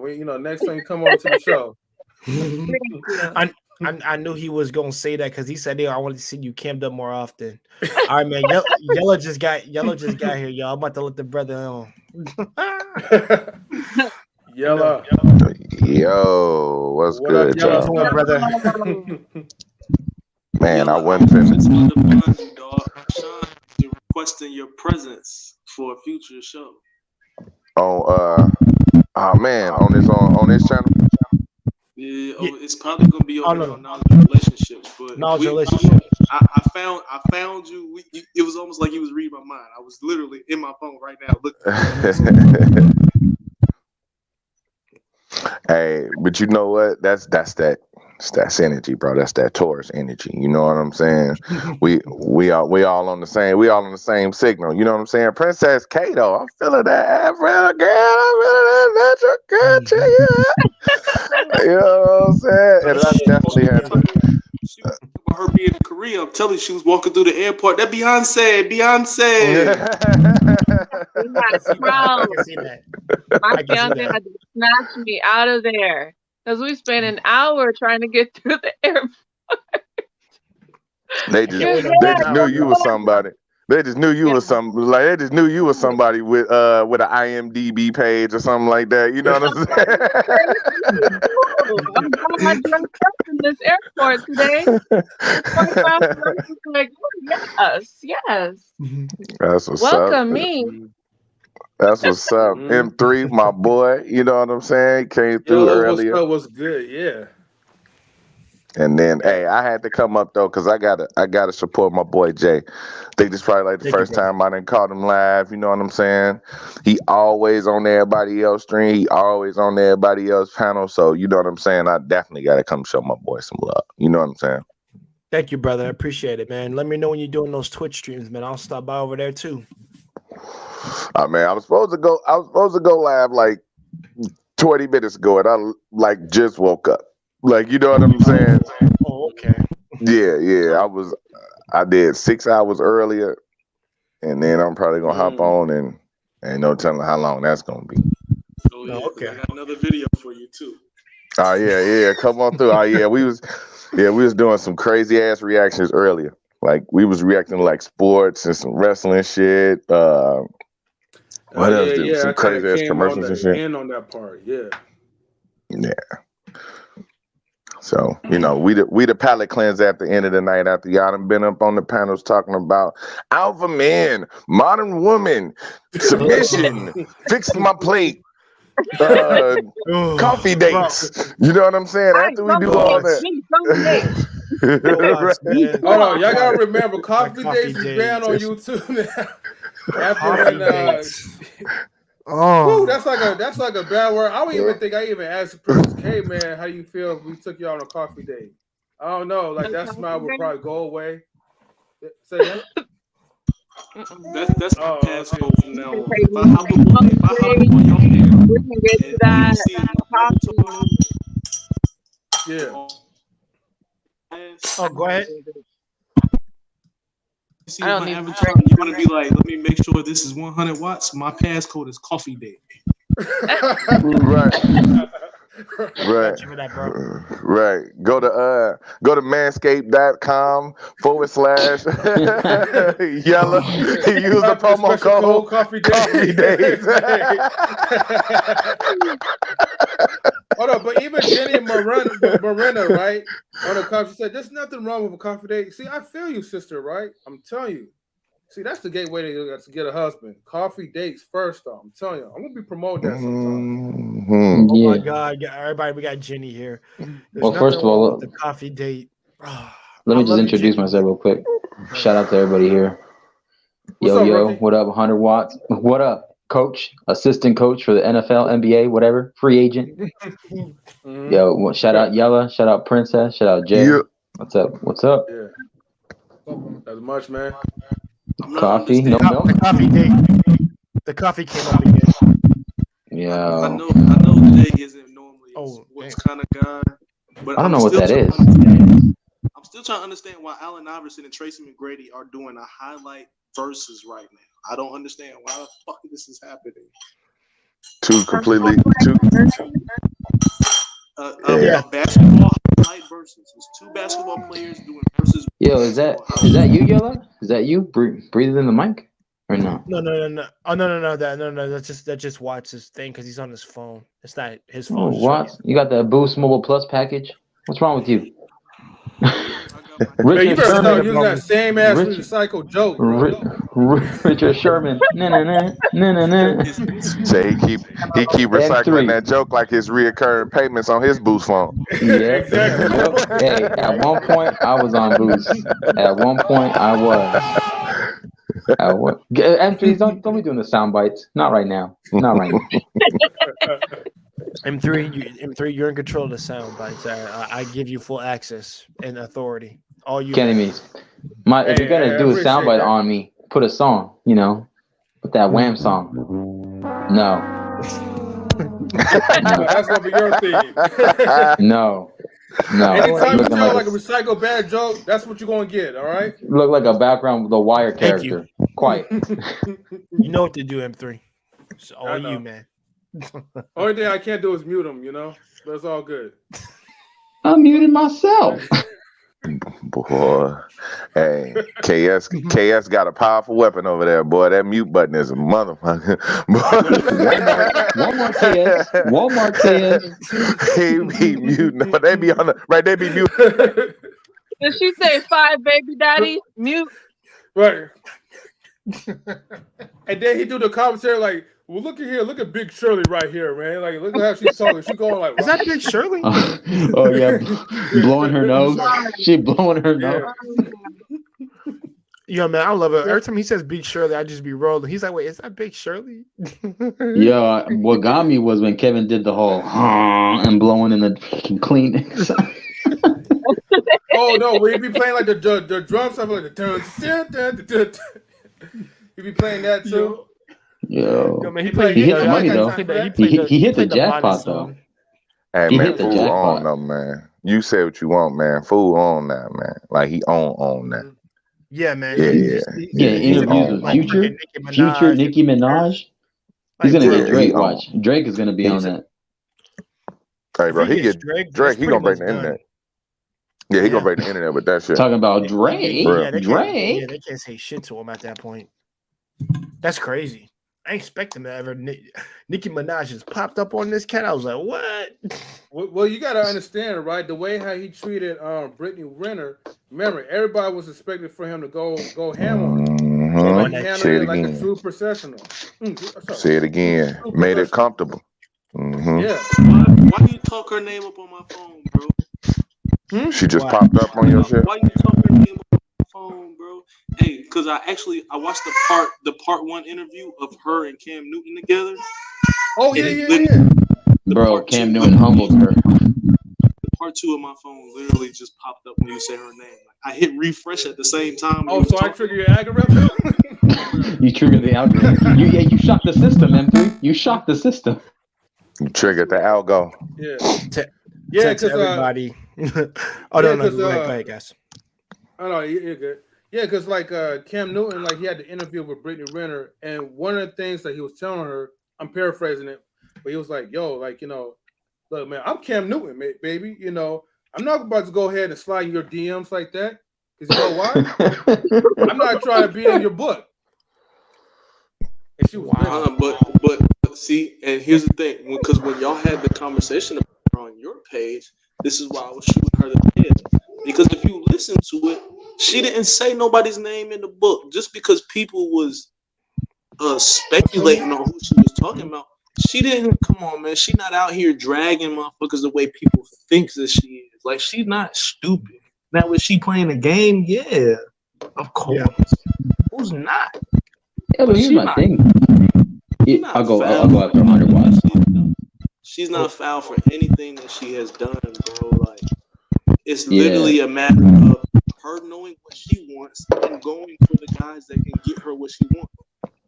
Yeah. If dude decide to simp for her when she get there, that's his choice, not her. She ain't treating. That's his fault. That's what I'm saying. That's his fault.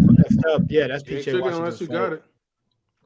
Well, and so my thing is people conflate morals and integrity with being direct and honest. And honest intentions and integrity and morals are two or three different things. So yeah, it's messed up that she thinks like that, but at least I can see the devil in my face. At least I can see the demon in my face to avoid it, you know? I'll be like, basically like the exorcism or the exorcist, whatever. I'll be like the priest and I'll be throwing the holy water. But get away, be gone. But hey, that's up to the guy though. Like Hunter Watt said, if you wanna simp for the girl, you wanna trick on a girl, don't be crying about it later, whether or not she gave you play. Well, okay. Well, let me ask you this though: is it wrong for women to think like that with abundance, or is it wrong for us to not think like that? It's both. You gotta have accountability on both sides. Ways.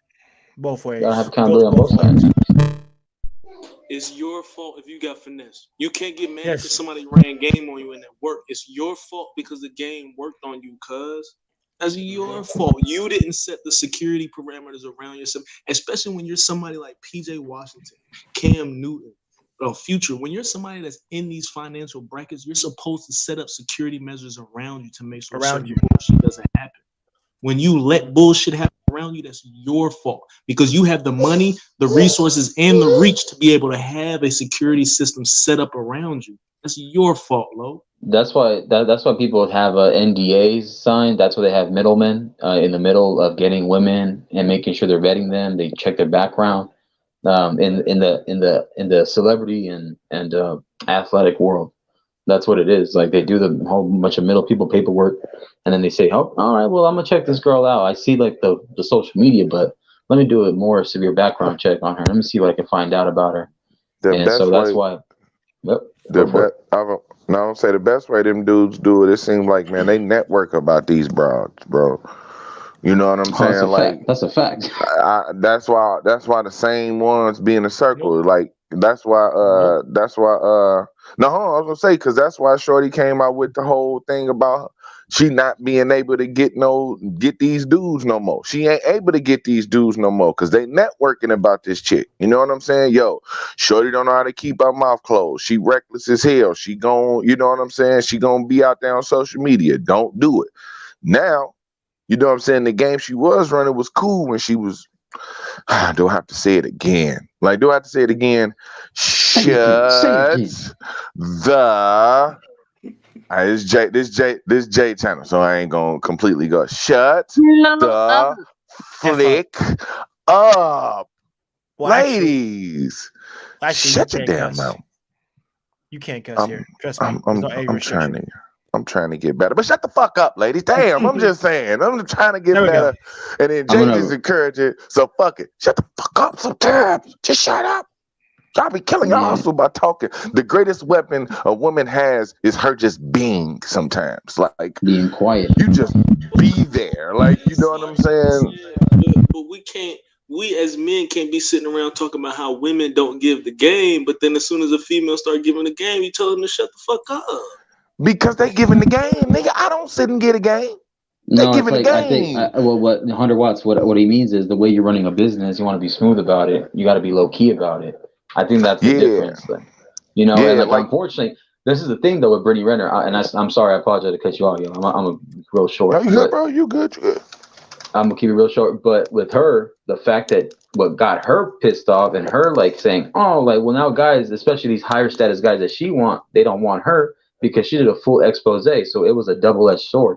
It was a double-edged sword on PJ Washington's end, but there's also a double-edged sword on her end because the guys that she would probably go for, like the Cam Newtons. I know she wanted Cam Newton because if you notice the way her body language was, way different to how it was with Kevin Samuels. Even Kevin Samuels, she was more respectful because it was an elder, but way different when she was going on Fresh and Fit with DJ Act. Yeah, I kind of see what you're saying. Well, that's like Brittany Renner is attracted to because Brittany Renner is like an athlete herself. You know, she always mentions she played like professional soccer and all this bull. And, you know, Fresh and Fit, like, I mean, I ain't going to talk bad about them, but these are Fresh and Fit are like guys that's like came from like a book club or something like that. So she's not going to be into like those. No, a video game club. They were from video games. Get it right. Nah, they ain't even finna knock video games. Actually, don't knock video games though. I was you mentioned, I'll say, but you know. Yeah. Yeah, the Mhm. nerd herd. That's what I Yeah, said. That's well, where they came from. yeah. See, that's Yeah. more So appropriate, Marcus. The nerd hub. The nerd hub. Yeah. So this conversation really it really made me think of a question. Go ahead, Because bro. we do have a young lady here who is married, or not, excuse me, not married, but engaged to someone outside of the culture, right? Right. And I always pose these questions to Jay because we are on his platform, and I've heard him multiple times speak about how he's an equal opportunity kind of man. You know what I'm saying? He ain't gonna turn away none of them. You feel me? So what do you feel like is Shout out to Jenny. what do you feel like are Yay. the differences when it comes to our culture in dating and the other cultures when it comes to dating? Because your title is K-pop, Jpop. So what is the difference in our culture in dating and some of these other cultures in dating based on y'all's experience? What is it? I'm trying to find the right word because when you saying like No, culture. hold on, wait, my brother, because you're married to a black woman.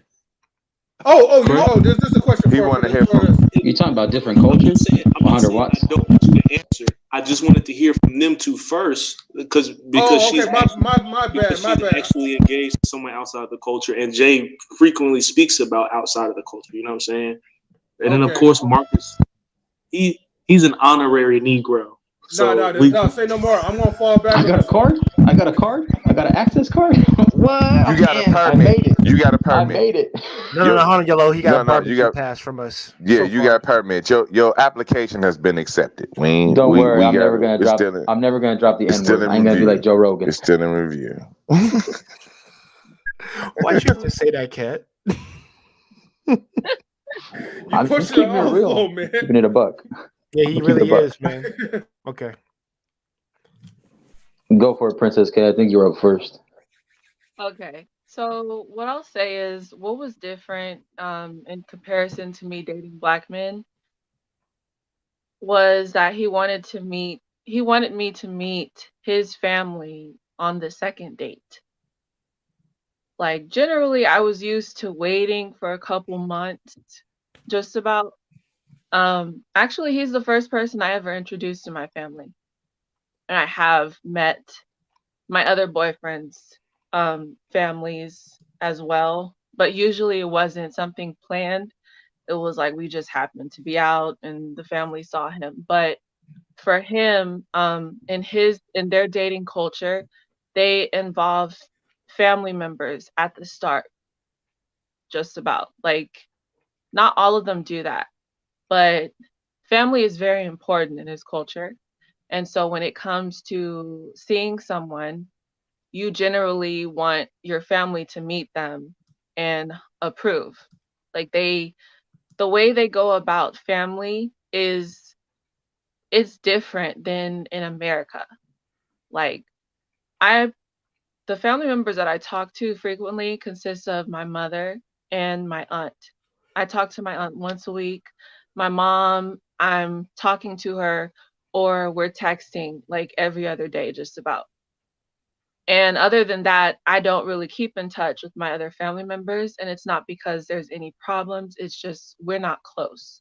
Some of them I haven't actually heard from in over a year, but that's normal for us. We're not a very close family. Like everybody is basically within their own system and we're all spaced apart, even if some of us do live like in the same city. So his family, on the other hand, like if his family was still living back in Korea, they would be if they aren't living in the same household as his aunt and uncle and grandparents and cousins, then they're going to live close by. Like over there, they families come together. Like in America, we have this tradition or something like that where, the kids leave the home just about at 18 and Everywhere we go. they leave home at 18. And so, it's this culture where, we look down on a grown man who's living with his parents, even if he has a full-time job and is paying his portion of the rent. You still might look at that person like you're a bum. But over there, it's completely normal for males or females to live with their families until they get married, or even after they get married, they will stay in the same household as their parents. And so the families are much closer.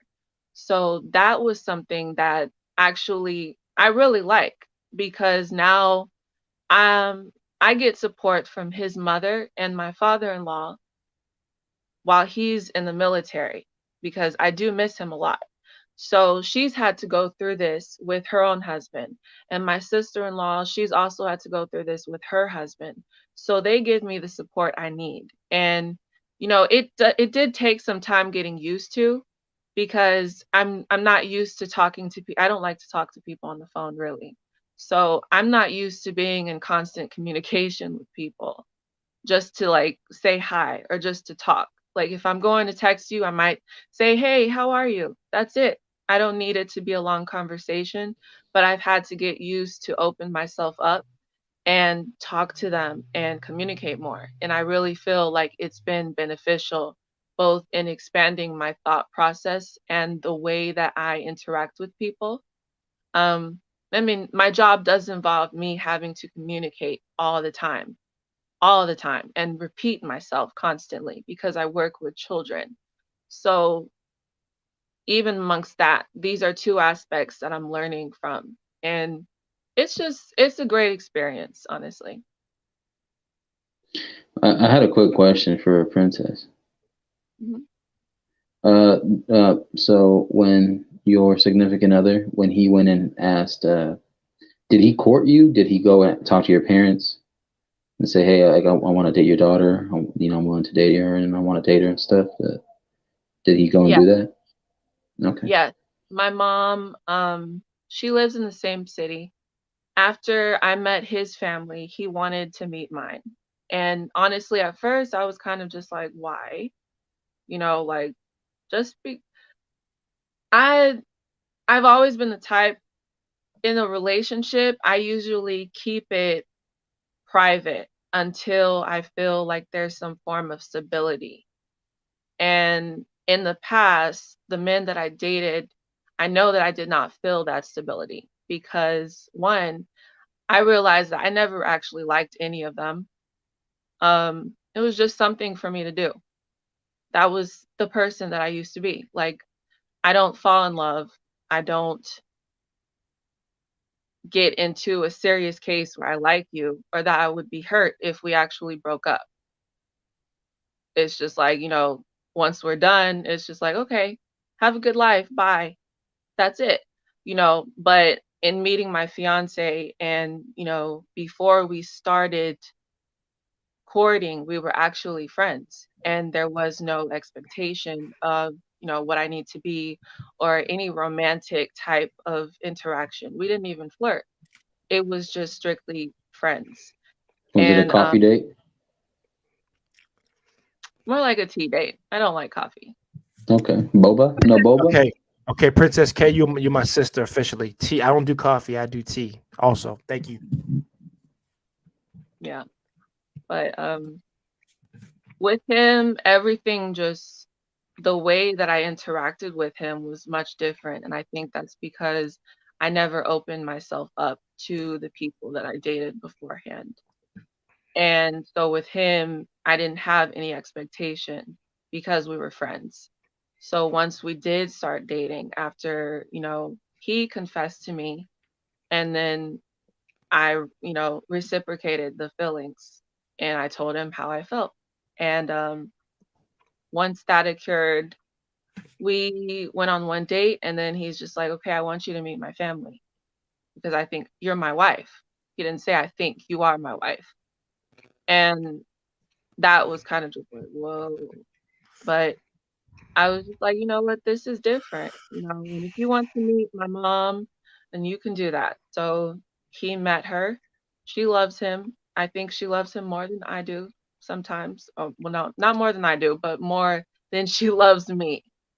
Um, she's good with his family. Her and my mother-in-law actually talk.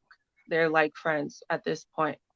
Um, he didn't meet my aunt. He hasn't met her yet because she's not in California. But once he comes back, we plan on doing that. But we've had video calls with her. She's talked to him alone. And she likes him. She approves. He's met my uncles. He got raised or tased, whatever. They beat him up.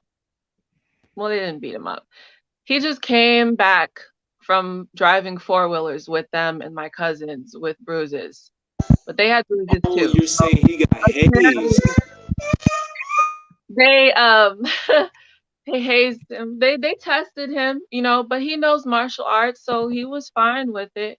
Like all of them came back. Boy, he went crouching tiger on their ass. Oh, I damn. hope so. Basically came back limping. I mean, they all know how to fight. They just don't know martial arts. So yeah. Exactly. he Exactly. won that That's what one. went But shorty. he proved himself. So Hell I was no. kind of like, oh my gosh, why, I was like, why is there blood on everybody? What is going on? And it's just Look like, at all oh, the look at all the dudes, all the guys like, I'm thinking, hello, excuse me? This is the first time I introduced you to someone and you beat him Damn. up. But then it's just like, but he threw more punches than we did. And I'm just like, He's like Leonidas, bro. like my fiance is about 6'3". They 6'3", 6'4". And like all of my male cousins are above 6 feet and they're big, burly men, like big, like they work out, they did wrestling, all of that. They look like football players, just big. And compared to him, he's more like, he's not skinny, but he's more slim. I would say his build is kind of like Jay's. So it's kind of just like seeing that difference. And yeah, it was disturbing to see. But I guess it was what men do because, he's cool with them. They talk to him a lot. So. Yes, the men that give a fuck about you, they know you got somebody in your life that actually gives a fuck about you. Like I said earlier, they just got to know he gonna be willing to stand on his 10 toes. Exactly. Even if he got his ass beat, it's fine as long as he was willing to get his ass beat on his 2 feet. And he didn't do it. Like they said, shit. he fought them both. So I'm finna say real talk. One of my boys, I was the closest with when I was growing up with somebody. Me and him had a fight. That's how we got cool. You know what I'm saying? He was smaller than me. He was smaller than me, and I was a big kid. And we was in that motherfucker like Dragon Ball Z. Death was getting thrown. God damn it! I was throwing. Yeah, hell yeah, we was in that motherfucker banging, bro. Mountains were fucking falling. He hit my ass. Hey, he hit my big ass with a chair. God damn it, it was going down, and we was sitting there It was like, I swear it was like a movie. We sitting there in the office waiting on the principal to sit there, and we both getting beat the fuck up. And we just looked at each other like, good shit. You know what I'm saying? Like, yeah, like good shit. Yo, I miss those days, man. He was like, I need you on my side, and he was like, I was like, I got your back, dog. You know what I'm saying? Let's do this shit. Hey, man. Yeah. That's how it was back then, like in my middle school days, man. It was like Pokemon, but a little bit different. You gotta just whoop the ass, beat them all, man, to be friendly. You gotta beat them all. Gotta beat them all. And during the 90s and the early 2000s, right? At that time, Exactly, people still tripping over this East Coast, West Coast thing. I was living in East Oakland, but I was going to school in West Oakland. So, all the West Oakland dudes will try to pick on me because I'm from the east side of Oakland, which didn't make any sense. But at that time, I was just probably naive and just savage enough to not give a fuck. So anytime somebody was testing me, I was just all I knew was just punch them in the face. And then we'd just get into a fight, wrestle a little bit. But then hours later, we'd be like, okay, what's up, man? We're cool, Apologize. Yeah. M3, I had a question for you. What's up? Because I grew up in the Bay Area, not too far from Oakland. I grew up in San Jose. Oh, yeah. Okay, yeah. Go ahead. But if you remember, let people know. Remember those Raiders fights at the stadiums? That was a Grand Theft Auto level right there. That was like the Purge.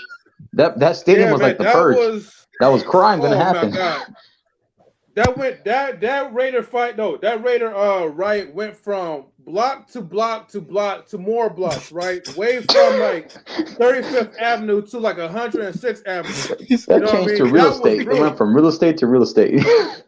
So your look, your That's pride was crazy. damned right if the Raiders win, but then was more damned if the Raiders lost. Okay, so the Yup. first time when they won, right back in like what the early 2000s, it was cool, Yeah. but stuff was getting vandalized. But then when they lost like the next year, I was like, oh shit, right? It's about to be on.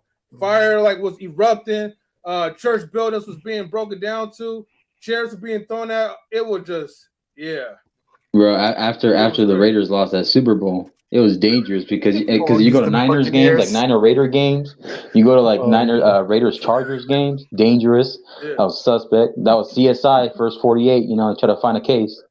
It was dangerous. right. Mm. No, I mean, I will say this. Mhm.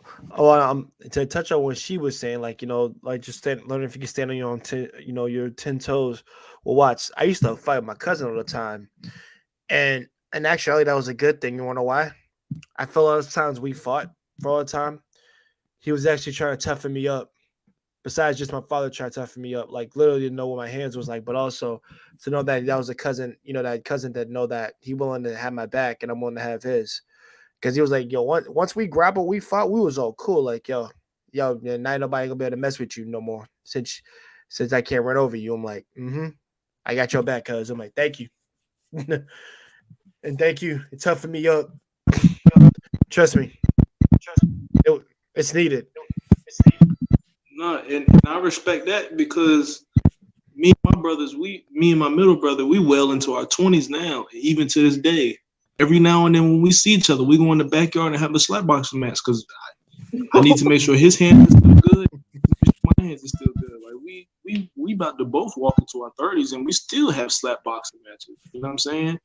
Me being the oldest of three boys, that was our childhood. Because I've said it on somebody's platform before, and I will say it to the day I die. My mother raised us, and she said, if somebody fuck with one of y'all, they fuck with all three of y'all. And if one of y'all get your ass beat, That's what Latinos do the same thing, bro. They bring in the rake, they bring the shovel, they don't care. Because at the end of the day, if I know how to fight and I'm not there to help my brother, it's not gonna help my brother when he get his ass beat. So I need to know he know how to throw his hands too. Right. Because if I'm gonna run up and I'm gonna hold you down, you better be able to hold me down and watch my back while I'm trying to help you out. You know what I'm saying? So, bro, holding your 10 toe, like look, man. Forget pulling the gun out. That's easy. It's 8.5 pounds of pressure to pull the trigger. That's easy. Knowing how to put your hands up and hold yourself down, that's a different kind of battle. Even taking the L, because I mean, unless somebody gonna sit here and cap, either you ain't been in enough fights or you gonna cap. But I would like to assume that all of us here have probably taken an L or two within our lifetime. Yeah, that's true. I got jumped I got before. jumped. You talking about getting jumped? I've been Yeah, jumped. that's the only time. But then we got back. We clapped back at those bastards. But I had to sneak out of even my get house. jumped, you learn so much behind that though. Yeah, and the thing is, it's that rival school bullshit all the time. Like, you from this school, we don't like your ass. So I'm like, all right, I'm like, all right, I'm gonna get it. But don't think I said, but don't let me my boys catch you, because if we do, we gonna kill your ass. And guess what? 2 months later, we found them at their bus stop at nighttime. I snuck. My mama boys found out where they was. I snuck out of the house, met up with them, and we ran up on those bastards. Just desserts. You think, like, so you think I'm gonna let them just do that to me? No. I'm about to say. Hell no. Exactly, bro. What was your question though? Because I almost forgot your question though. No, it was a question about the difference between dating in Black culture versus other cultures. It was, and this is why I say you're honorary Black, because I was looking for them answering the questions in terms of, like, Princess K, for example, her being a Black woman and dating an Asian man, right? Jay being a Black man and wanting to date an Asian woman or a white woman or Hispanic or whatever, you know what I'm saying? So Marcus, you being able to speak as a Hispanic man, like the differences between dating in your culture versus dating Black women versus dating white women. You know what I'm saying? What would you say is the difference in the cultures? Well, I think for me, I can come at it from 2 different or 3 different avenues. Like for one, dating in a different country as opposed to dating in America is different. But I'm going to speak on the experience I have in America dating a Black woman or dating a Latina woman. They're both like, to me, I prefer Latina and Black over white. That's just me, because I think physically, I go through the physical attraction of the woman, but also the personality. If they've been cool, they're chill. I think from my experience, for the most part, the majority of Black women that I've dealt with, they're pretty chill. But I've also got some time to get to know them. I think there was like maybe one out of all the women that I dated that happened to be Black. I think one of them met my parents, and they were all still good people, though. They were still chill. It's just that it just didn't work out, or some stuff came up or something. But it's cool. Like, I didn't have a bad experience. It's just they operate differently in America. I'm talking about American women as opposed to women in Mexico.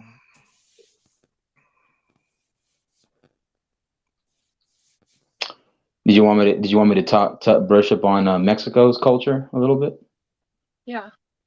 Go ahead, brother. I think for Mexico, it's kind of similar to what Princess K was saying. And I think I do see this in the Black community, because I hear Black people say that they don't, depending on how that person was raised, they do court the woman by going to the parents. But I guess it's slim for other communities as opposed to others. But from my experience, when the girl that I dated, whether she was Hispanic or Hispanic Mexican or something, or parents immigrated from there, I usually have to court them first and say, hey, I want you to meet my mom. I got you to meet my dad before this goes any further, or before we go out, first date experience. And then later on, when it gets more serious, I ask them, hey, like, I want to go out with your daughter. I want to make her my girlfriend. I've been engaged before. I asked for their permission, for the grant, and say, hey, I want to be engaged to your daughter. I want to marry her. Engagement didn't work out, but it is what it is. Jay knows more. He knows more about this, so I talked to Jay about it. And then, yeah, I think with in Mexico, I think the difference is their standards aren't as high, and they're not asking for a lot. But what they're asking for is similar to what men are asking for, like respect, having a decent personality, being a decent human being, being responsible, and having some ambition. I think that's basic stuff that they're asking for, and, not have a stick up your ass. Have fun, laugh, learn how to dance. If you can learn how to dance and if you can sing, Latin women love a guy that can dance and sing. They love that. Facts, they do. And then go get drunk and eat some tacos from a taco stand. You just had to throw a joke in there, didn't you, man? You just had to throw a Love joke, bro. tacos. I did actually too. did date a man from he was Brazilian, and I actually learned how to make something called champurrado from his grandma, and I Is that make it champurrado with the R? Yeah. Oh yeah, it's like thick. It's like very thick. Yeah. I make it with masa. So I love it. You got some style in you, girl. You got style. But yeah, love it. I love how there's a sense of family in that culture. It's awesome. Yep, that's true. Yeah, that's always been one of my biggest highlights of that culture, is that the family dynamic is so strong. One of my cats that I grew up with as Hispanic, man, he got married at 15. He got like 4 kids or something, bro. He's my age now. 30 with 4 kids. He's running his own business now with his childhood friend, besides me. And they're getting stuff done. And one of the things he always told me that I kind of really respect to this day, because as opposed to like this post culture we live in now. He said like, you know, some of the American culture is just kind of disrespectful sometimes when he says it, because he said like, because you don't look at those girls the way we look at those girls. He said because we're trying to marry those girls. We ain't trying to run through them like flavor of the week. And I'm like, when he said that, like, dude, I completely agree with you. Because I don't look at girls like that. I look at them and I'm like, yo, listen, this is a girl I'll marry, and that's about the end of it. I just gotta look for the one that I will settle down with. But it's just a matter of me not running through them. Because let's be real. When we say run through, listen, think about your own sister. You gonna say that about your own sister? I'm like, yeah, you couldn't. No motherfucker could treat my sister like a piece of meat. That just ain't happening. Because if I get that call from her, the only thing I better hear is that y'all getting married. That's the only thing I better hear. If it's the other shit, then yo, we coming down there, we shut shit down. You end up like Danny Lay brother on a bowling alley. What'd you say? I said end up like Danny Lay brother on a bowling alley. Look, man, see. Ooh, here go hot tech. Somebody pull the lighter out, like it's on fire. Go ahead, bro. Look, man, this whole protect black women thing. I don't oppose protecting black women. However, the same way I tell my own kids, don't have me out here trying to run and protect you and you doing bullshit too. Yeah. There's a big reason. What I'm saying? So like, look, man, I hear you, but your sister could be saying some wild shit to a dude in his No. I don't disagree with you. Hold on. But no. I've said this before. If she call me some bullshit, I hate this. I'll say it. F it. I'll hit this nigga in the face. So he, like I punched him in the face or some stuff, and he hit me back. And I'm like, okay, motherfucker, that's what you get. So you gotta deal with the consequences of that. But we know that that's not how the conversation's gonna go. No, it's not gonna go. The conversation is gonna go ring, ring, ring. You answer the phone and be like, hello? Oh my God, I need you to get over here right now. He just hit me in my face. At that point, and I mean, tell me if I'm tripping. But if you get that phone call and she on the phone crying with you, you're at the very least hanging up, getting in your car and pulling up, and the whole ride over there. Oh yeah, as soon as I get over there, I'm gonna fuck this man up. I'm gonna fold this man into a lawn chair. Woo, woo, woo, this, that, and the other. Now, when you get there, you might ask her questions. You might try and figure out what's happening. But on the surface of it, all you doing is pulling up and ready to wreck shop on whoever there. True or not? No, you're right. So, and this is what I'm saying. This is like, when it comes to protecting people and all this other shit, man, like, and again, we were talking about perspective earlier. Like, my perspective might be a little skewed, you know what I'm saying? Because I've had the mother, because I'm not with the mother of my child, right? She's moved on, she's in a whole other relationship, right? So to get that phone call from her to be like, I'm just calling to let you know I'm about to go to jail tonight because I'm about to fuck this man up. Hold up, wait a minute, what? Hung up the phone. I pull up as soon as I get there. I get my kids. I put my kids in the car. I got the car running. We getting ready to leave. But I got to stay here and find out what's going on. And I promise you, if I would have acted the way that I did when I first pulled up, Playboy would have got wrecked. I probably would have caught a charge that night. But after standing outside talking to her, I was like, yeah, we was in there arguing. And then I mushed him in his face and called him a bitch ass nigga and all this. Like, why am I here right now? Like, why did you even call me, bro? Like, yeah. Take care of this yourself, bro. Like, I don't want no parts of this. Thank you for letting me get my kids out the house, but why did you call me, bro? Like, because she wanted to be somebody to shut shit down.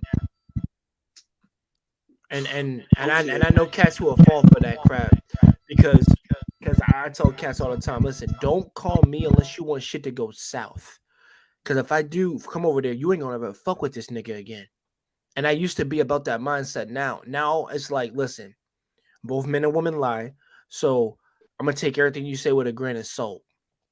Because I told my friend, listen, I said, the reason why I said you tripping, I told my friend, the reason why I told you tripping with that shit, you got to be freaking careful because girls are some of the most fickle fucking people on this damn planet. They can, like, seriously. Because I told my friend, I've been on the other end that we're receiving the end of what we're talking about. And I've had to beat a bastard's ass because somebody's dumbass daughter or somebody's dumbass niece or someone's dumbass cousin couldn't keep her freaking hands to her goddamn self. So yeah, she had to get a fucking backhand, nigga. Yeah, man. I've been on the receiving end of what we're talking about. Oh man. See, and I don't want my perspective to get misconstrued because if she does, It's not misconstrued. tell me, no, look, no, I don't want mine to get misconstrued because if she does call me and say, "Yo, we was in an argument, and he decided to backhand me," that's different than her deciding to mush him in his face. Like because you couldn't handle the argument, so you couldn't be a grown ass man and leave me. You decided to put your hands on her. Nah, Yeah, bro. Yeah, like the way I'm understanding what 100 Watts is saying is basically context matters, you know. Oh, no. Is it me? Like, it's just, if, like women have a way of putting, like my father calls it, putting a battery in your back. Women have a way of putting a battery in your back and charging you up and having you pull up ready to go. Fucking super Shoryuken, Hadouken. Yeah. Oh. Ready to go fucking Super Saiyan on a motherfucker, but you don't really know what's happening. You know what I'm saying? Like we as men need to slow. He tells me this all the time. Son, you need to slow down. Just slow down because That's my father tells me. You, from 0 to 100 real quick. It don't take much of nothing for me to go from 0 to 100 when it's about somebody that matters. You know what I'm saying? Like when it comes to me, you can call me whatever you want. You can think whatever you want about me. I don't really give, bro. I don't care. But when it comes to the people that I care about, I go from 0 to 100 so fast that I realize that I got to slow down because people gonna just put a battery in your back and charge you up so you can come and wreck shop on what they got going on. Like it's just important. Like it's just let's just slow the fuck down, please. That just be And you know what's crazy? 100 Watts. Is it me? Is that me? No. That was Watts because I told you it's this mic. It's not his fault. It's just his phone keeps doing that. I just want to make sure that wasn't me if I was doing it. Yeah. But Marcus, I did want to say this to him real quick before I let you go. And I want Princess K and N3 did to hear this. I did do a stream. I did do a whole stream just last week about should women put hands on men, and we were talking specifically about this. And I said no, thank you, Princess K, for saying that. And I said don't. If they're at their life, maybe, but no. If they're trying to lie about some shit, don't ever. First of all, don't ever do it in general. Because if he's not putting his hands on you and he's trying to walk away, and you put hands on him, and then he snaps and hits you, I don't feel bad for you. I do not. And the reason why I have to be that way, M3 and everybody, a lesson need to be learned. Keep your goddamn hands to yourself. Yes. I don't know who the hell. And like I said, lead attorney said this before. It can't be the case that any woman gets to go up and just touch a man. Right. Just because the law is in her favor. She gonna have to learn the hard way. I don't care anymore. I used to think like these cats used to think. You should never do that. Sorry. No more. No, go for it. No go more. For it. Because if you're willing to accept the outcome and of what happens, by all means. And if you're trying to, like I said, I give more respect to the men that's trying to walk away. And if she keeps hitting them and she poke him in his eye or she bop him in his nose or take something stabs him or shoots him, he can kill that bitch for all I'm concerned. If I have to say that. So for me to speak on that, my bad.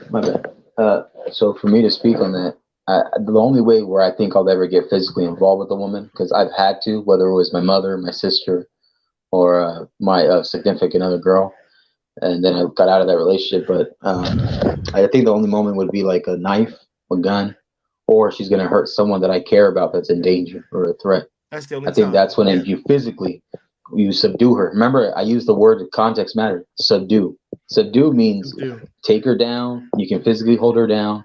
You can call the police as you're holding her. You can grab her, do like the thing where you extend your elbow, and then, or, if you want to grab her by like, kind of like the chest area, like the upper chest, below the throat, push her back a little bit, not Copperfield, but, the top, the upper chest area. We know what but, you push her back and then you're just holding her at bay, or you're splitting apart, whether she's getting in a fight with you or somebody else. And then she calls you up. And my thing is when they're in danger, they call you up. But if you're in danger, they ain't going to show up. Hell no. But here's the thing. Equality, right? People have fought for equality in many different countries, regardless of the gender. It's just that so happens that in America, just like Australia and British Columbia, like Canada, like all these places, westernized first world countries, they tend to say, hey, I want to be equal. I want to be a modern person, a modern woman, but I want to start the traditional standards. You want to have the cake and eat it too. No, you want to get equality that includes equal ass whoopings and equal jail sentences. Talk about men get 67% more time in a prison sentence than a woman does who does the same crime. That's crazy.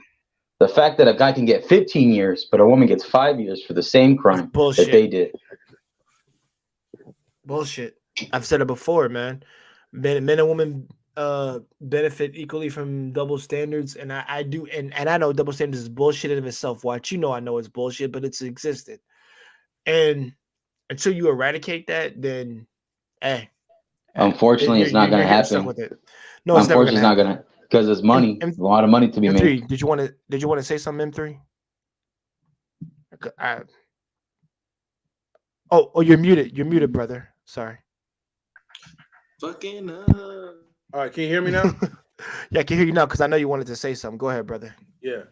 Was this conversation sparked up due to the recent event with Tommy Sotomayor on the Fresh and Fit podcast? I finally saw that yesterday. Okay. I saw that.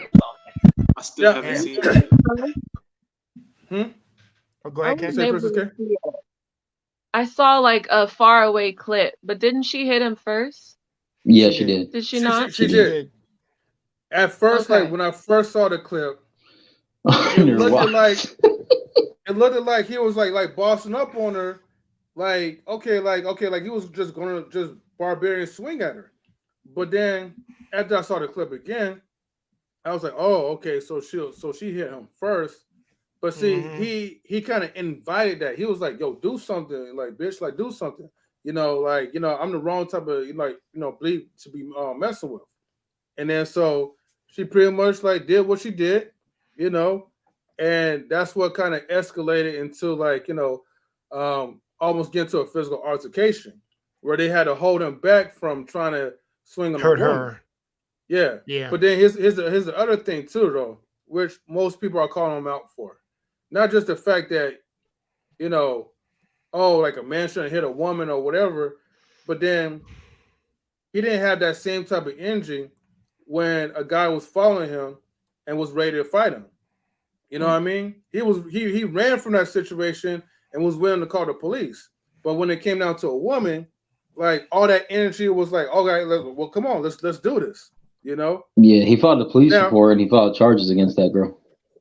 Yeah. Now here's the thing, right? I mean, and that's what you should. I don't condone like men to like hit a woman, and I know like it kind of sucks like when a woman try to get into a physical altercation because she knows like the law and the system is basically like on her side. Yep. But if you have to defend yourself, then you do what means necessary. And I also understand that if this was a situation where like just some random woman or whatever was doing harm to like, one of the women in your family, then I know all hell would pretty much break loose. Yes. So the thing is, I get that whole, I know like you would probably DDT her, Marcus, you look like that type. No, my aunts will do that shit. I'll just be watching with popcorn. My aunts will do that. So, yeah, man, that's my opinion to it. Like, I feel like on the other side with women just need to chill with that stuff because, you could be messing with the wrong type of dude that's having a bad day and just looking for like a woman to beat up on. And then you're going to be calling for some other dude to help you out. And shit, he might get sneaked. I said both parties doing that. And then when the cops show up, instant transmission. Wait, I can't hear a bunch of what? Well, what? I have mixed feelings when it comes to something like this because what I'm not going to do is sleep on the hands of a female. You know what I'm saying? Like, I'm not about to give you the ability to have the advantage to hit me with a two-piece and have me sleep on this fucking concrete for you to run my pockets. I wouldn't let a man do that, and I shouldn't let you do it. You see what I'm saying? And my perspective may be skewed, but the reason I do that is because I have watched the mother of my children, her sister, and their mother, all three separately, put the fucking paws on somebody. And none of them are weak when it comes to them hands. I promise you right now.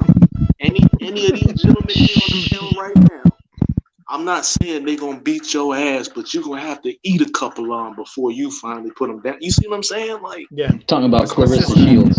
Clarissa Shields. why are we doing this? Like, I'm not. Look, man, I get it. I hear you. I understand. You know, never put your hands on a woman. But if we're gonna keep it a being, if you're not my woman, what responsibility, what respect do I owe you to have that kind of refrain? If you're not my chick, what responsibility do I have from refraining myself? I don't know you. I don't know where you came from. You could spit a razor out your mouth. You probably got a knife in your pocket, a taser in your purse, some pepper spray on your keychain. Like, you can hit me with whatever you want. Now, because I'm a man, I'm not supposed to put my... So you tase me, and I'm still supposed to just... No, man, just let me get it. No, fuck that. I'm low-key. I'm probably going to have to focus you up, shorty. Like, Thank you. Yeah. Well, Can I bring wait, up hold on. another example? Wait. Let me make it clear, right? Because, all right, when I mean like, okay, like we shouldn't never put our hands on them. What I'm just saying is like initially, okay, we shouldn't be like the first to put our hands on a woman. You know what I mean? When we get into an argument or something that's about to escalate. Now, I'm not telling you like eat them hits. I'm not telling you like get the paws like on your face and get scratched up and then just be like Martin Luther King, just not do shit. You know, like if that happens, you got by all means, you gotta protect yourself. You could follow Marcus' advice and then like try to pull them down or whatever, or restrain them. But if they put on weapons and all that, that's a whole different type of level. There's levels to that. Because I ain't Can gonna I let add something? no dude. Go ahead. My bad, man. No, finish, bro. My bad. No. But basically, I'm just saying, like, by all means, I gotta protect myself. I gotta protect the people that's around me. So, like, if me and my wife were walking down the street and some broad is like trying to like come at her or come at both of us, or there's like a group of them. I mean, look, I'm not going to just sit there and be like, oh, well, shoot, they're women, so I'm not going to like, fuck them up, but I will fuck them up in a way where, hey, look, by all means, I have my rights to protect myself and my family. You know what I mean? Yeah. Listen. Then I'm gonna add on to this point. I'm gonna go Gran Torino. Them a sneaker. I'm gonna go Gran Torino on their ass, or I'm gonna go Stone Cold Stunner if I have to. I don't want to, but if I may, I just might. All I'm saying is, you got to make sure when they're in that situation, there's like a lethal weapon involved. You got to think about it too. There's people that's probably relying on you to come back home. There's people probably relying on you, dependents. You got children, you got a wife, you got a dog, whatever it is. You got someone back home waiting for you, and they're waiting for you. Make sure you're there for them. And so my thing that I like to bring out too is go for it. Your statement, DC. The only thing I'm pushing back on is we're talking about lethal weapons. I'm less than lethal. We're talking about less than lethal. Pepper spray and taser. I'm not. No, that's killed people. I'm sorry. That's deleted people. I hear you, but those are still marked as non-lethal. Those are still marked as less than lethal. Look, man, I'm not about to take a tase to prove to you that I'm a man. I'm sorry, sweetheart. I'm not. I can't do that. It's not in my blood. I'm not about to eat a fucking tase just to prove to you that I have some kind of restraint and I can wrap my arms around you and put you to the ground and then slide my way out the door and hopefully make it to the car. Man, fuck that. No, I'm not doing that shit either. I can't. No, I agree with you. I'm not disagreeing with you. You have to eat this uppercut in the Hayukin and call it a fucking day. I'm not disagreeing with you on that. And to say real quick, full disclosure, overwhelming majority of men cannot take a taser. That's already been proven in the police academy. That's proven in like a little science experiments. Like overwhelming majority of men can't take a taser. You're the biggest guys or the smallest guys. It don't matter. And that's been lethal before, and people have died. Even though I understand where you're coming from, they're not labeled a minor threat. Unfortunately, that's how they're labeled, but they should be considered higher than that. So, I mean, that's just my point. I was going to bring up real quick. you know, like the Bible, they keep saying that, like, you know, I want to say this example real quick. I don't want to get too religious, but, you know, David and Goliath, you know, a shepherd protecting his flock from the wolf. Those are all definitions of protecting self-defense. I know there's a saying of thou shalt not kill. It doesn't say, though, thou shalt not self-defend. Right.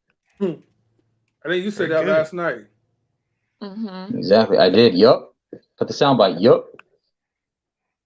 I really feel like if we're talking about the Bible, Samson should have done something to Delilah. I really would. When I heard about that story, I really wanted to beat her ass. I'm serious. Oh A damn. Bible character. I was just like, you Yeah. know, you're such a loyal hoe. I mean, unloyal hoe. Wait, no, I think you had that right. She's a loyal hoe to the streets. You had a man who's willing to take care of you, and you colluded with the Pharisees to get his hair cut and remove his strength. Yeah, Samson, she got flown out. everything was off the first time when you told her and you lied to her, and so she did what she thought would make you weak, but you lied. And nigga, Dude, you her still PayPal, told her the truth. her Cash Okay. App, her Cash App was gold coins. It's Wait. just like what somebody beat her. Beat Okay. her. Right. Forget the dude. Just get Okay. her. Let me, if you don't mind, if I add Princess K to that, right? Now, Go ahead. on Samson's end, right? I feel like he was foolish because it's like the story. You fooled me once, shame on you. Shame on you or whatever, You. right?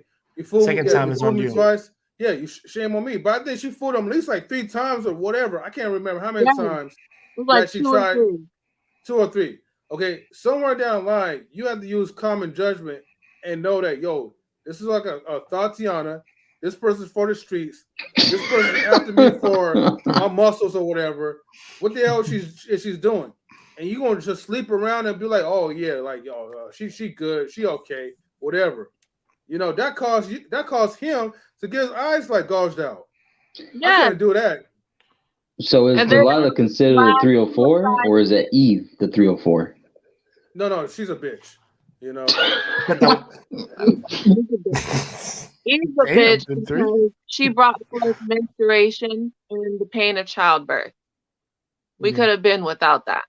I could have just been taking a swig of some juice and had a baby like that. But now it's like yeah, every month you're gonna know that you don't have kids every month. It's just like, no. That's on her. That was pretty funny. Do we think that it's hurtful for animals? Is Go ahead. being hurtful for animals? Do we think that that's part of the process? What? Well, you said, Do I think you animals said, feel pain when they lay eggs? yep, they do. I have I I think 11 it's like birds. taking a shit. Hey, Wait, so hold on. Let me answer. y'all were gonna be burdened with the pain of childbirth either fucking way. Wow. No, but the point is because of the sense of the human beings, it translated to the animals as well too. They all got to get it. Right. What about turtles and seahorses though? Turtles and seahorses, they're supposed to they flip their switch of their chromosome from male to Oh, female. fuck them. Nobody care about the turtles and all that. What the fuck? No. Yeah, funny Nemo. You know, Bulbous. What is that? Blastoids, war turtle. Get out of here, bro. Yo, What you're saying yo, M3. That was the funniest thing you ever said. horses and cows. He said y'all gotta get it. When they give birth to their babies because Eve was a little bitch and decided to eat the apple. Because Well, you ate an there was a snake involved. all snake the in the fruit garden. and the trees, and you ate that apple that you were told not to eat. Well, I mean, hold on, think guys. about this though. We was like a wild. Oh, think about this though. We could have been like the wild thornberries and started talking to animals and have animals talking to us. What is going on? What is going on? But because Eve. Yo, because Dan, Eve fucked it all. I'm telling you, one woman fucked it all up for us, bro. You know what I mean? And one beta male fucked it up. Well, M3 to touch up on that, there was Lilith, and then came Eve after that, and Lilith was a unruly ass woman. That's why you had to get rid of her ass. Should have Is got that rid why? of it. Is that why? Hold on real quick. What? Is that why Lilith in certain scriptures and like certain modern media, she's been portrayed as like this demonic woman? Yep, she was a whore. Fair enough. Fair enough. I had to be so direct with that. Yeah, I feel you. Okay, guys. Before we, no, we can have another conversation after this. Is there any questions you have for Princess K about this is the so-called culture or the music itself? Because I know she got to go in 30 minutes. Because I don't want to keep her here forever. All right. So, other than your hair, what is the one Oh thing? God, he wanted the hair. Nah, I'm saying because the hair, like especially when you look at it, the hair is evident. You know what I'm saying? Ain't nobody in these Asian countries growing hair like that. The fuck? When the last time you seen a China woman with an afro? Bruh. Okay, got you. But other than your hair, which is clearly evident, what is it that you say has been like the most, the thing that people are like curious about the most when it comes to Black people? What are they the most intrigued about? You know, learning about our culture when it comes to Black people. Two things: my body and the food. The I body? Okay. I'm 5'11", just about brushing 6 feet tall. I get wide hips from my mother's side of the family and an ass. Um, nice sized breasts, so that's not exactly the body type that's normal in Korea.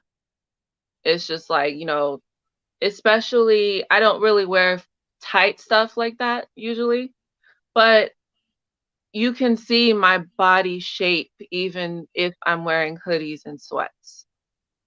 So going over there and like we stayed for like 2 months, 2 to 3 months, just about. And so when going out shopping with my in-laws, it's like the clothes don't fit me because that's not their body shape. I mean, that's not their body shape. So going through that, and it's not like they look at it as a like, wow, you're fat, because I'm not. But it's more so like, wow, you have a really shapely body. What do you do?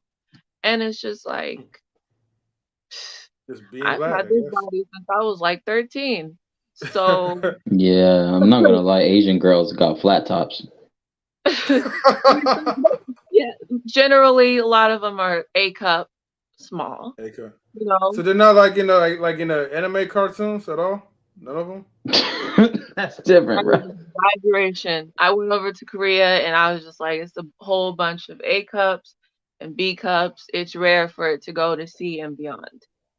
Well, hit the It's not button. Hit the button and three. Bam, bam, bam. so like some of them No, I said actually that's do fair. get surgery though. Plastic surgery is actually more common in Korea than it is in America.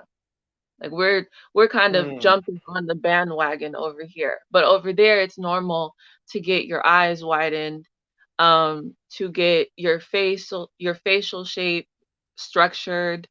It's normal to get plastic surgery for your boobs, your butt. It's the normal type Oh of thing, no. almost as normal as makeup, just about. I didn't say no for that Nope. one. I Princess, can't deal with a girl with with a Barbie type.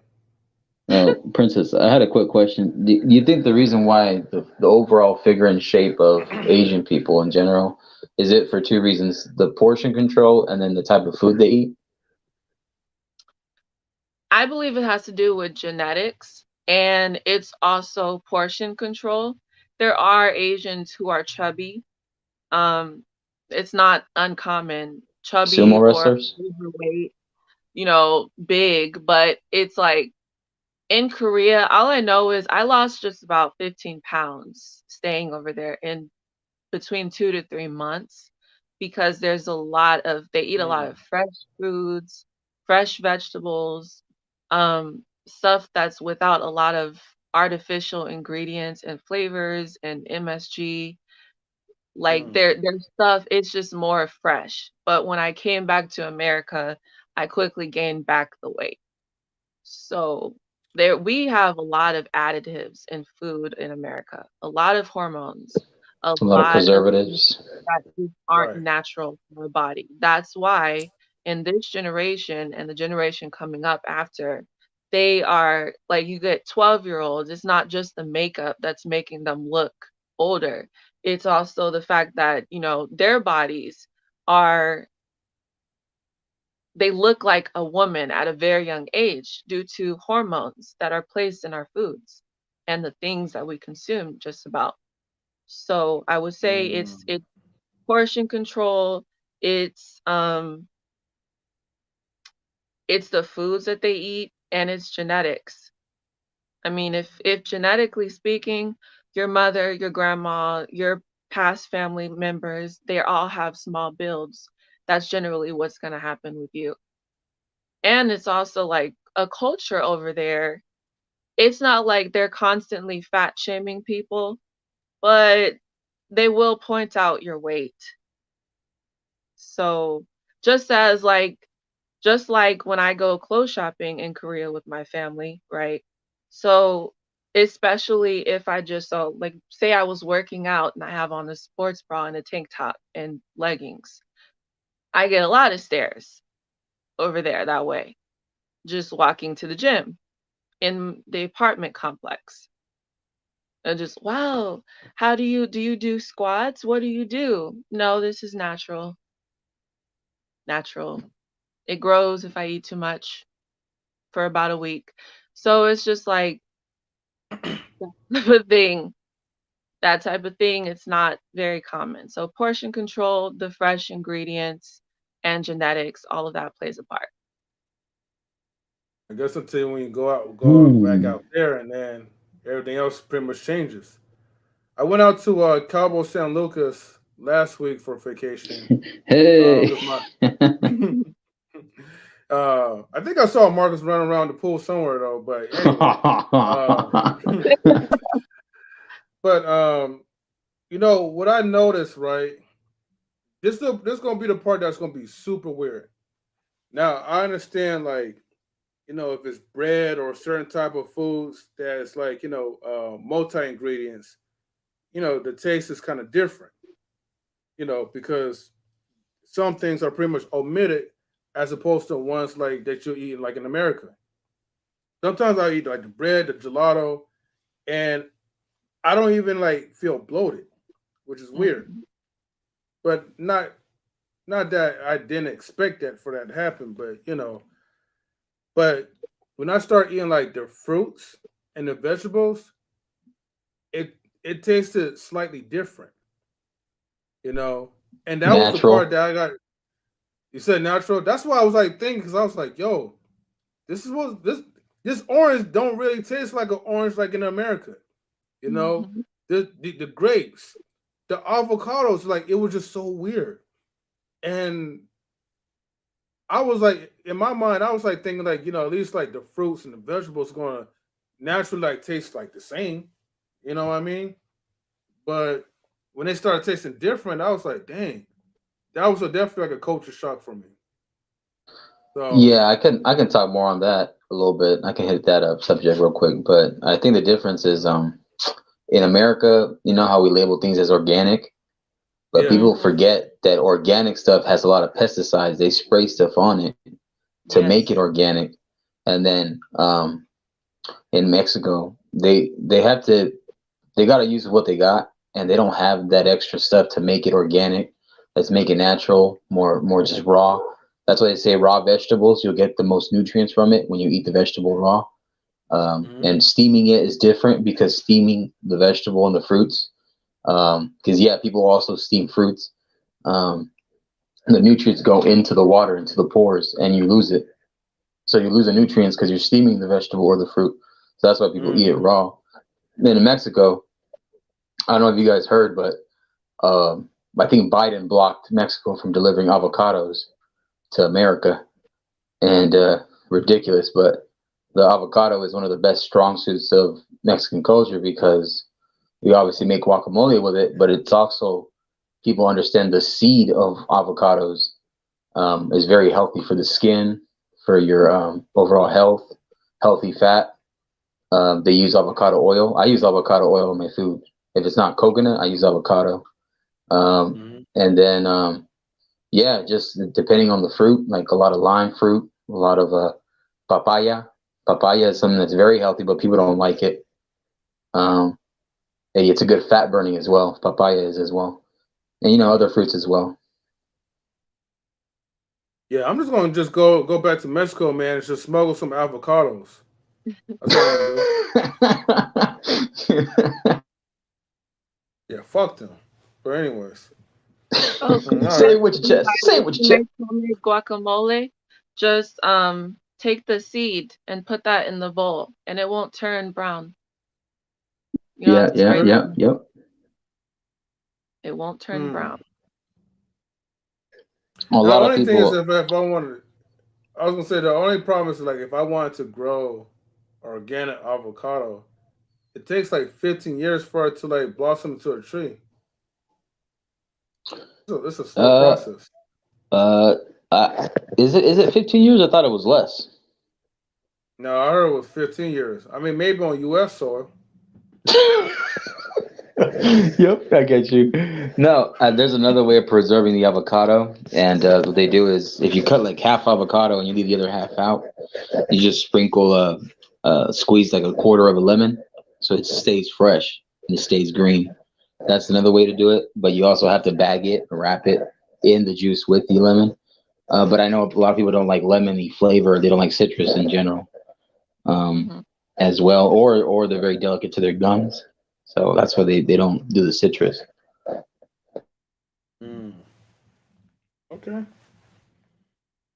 Guys, I'm going to have to head out for a bit because I got to make my rounds prior to stop over to Chef's live stream in a minute.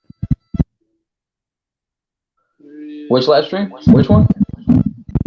Prior to hop over to Chef's live stream for a minute. Okay. Say what's up to him.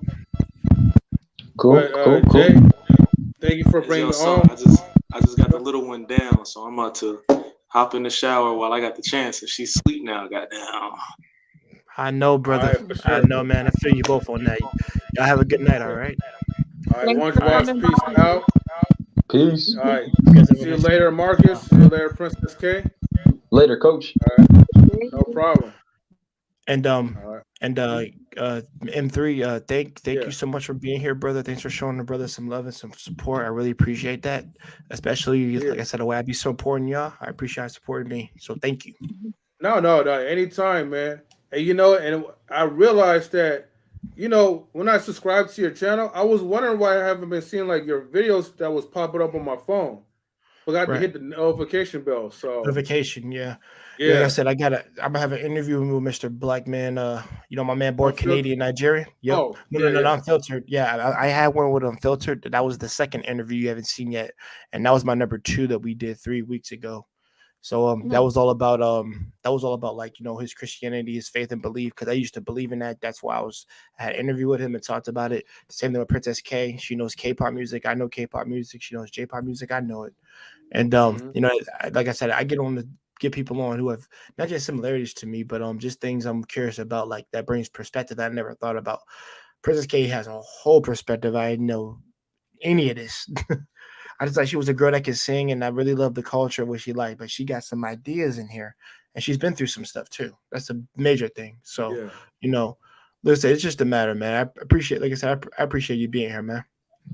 Hey, I appreciate all you guys as well too, and Princess K as well. I mean, y'all been very supportive, like on my streams as well too, and anytime. The last night's stream was long.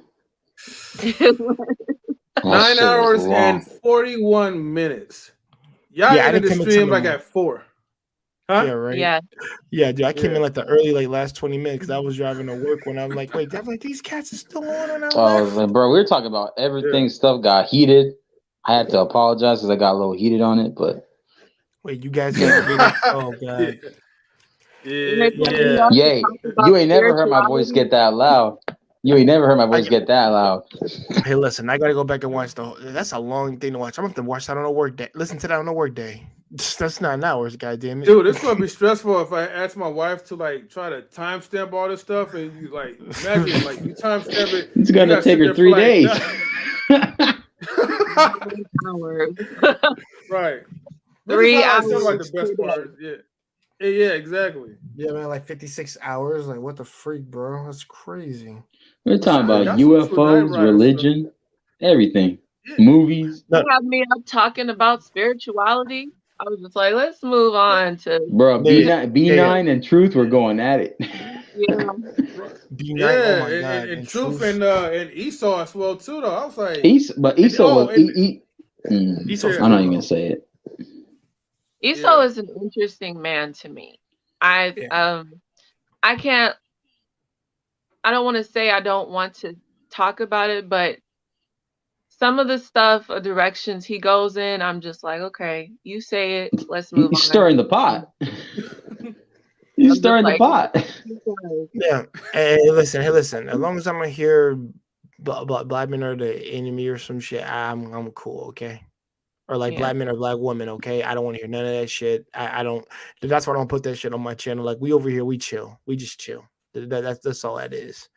So, and the thing is that's why when we had that after hours when we was talking with 84 and all of them, I really appreciate that conversation because that's what we do at Jedi Mics. And Jedi Mike keeps me grounded. I keep him grounded. Like, yeah, we just check each other. So yeah, it's just a thing. And Princess K, you would love that panel because if you like comments or things like that, yeah, you would fit in well with that. Jedi treats everybody there like nicely. He ain't gonna let no shit happen like no Lapeef over there. I can promise you that. Same thing. I don't want Surviving Lapeef ever Lapeef. touching my shit. I love watching Surviving Lapeef. because I'm not the youngest person on it anymore with him there. So it's cool. Well, wait, how old are you, Princess K? I just turned 26. Lie. No, she's 26? Oh, that's not bad.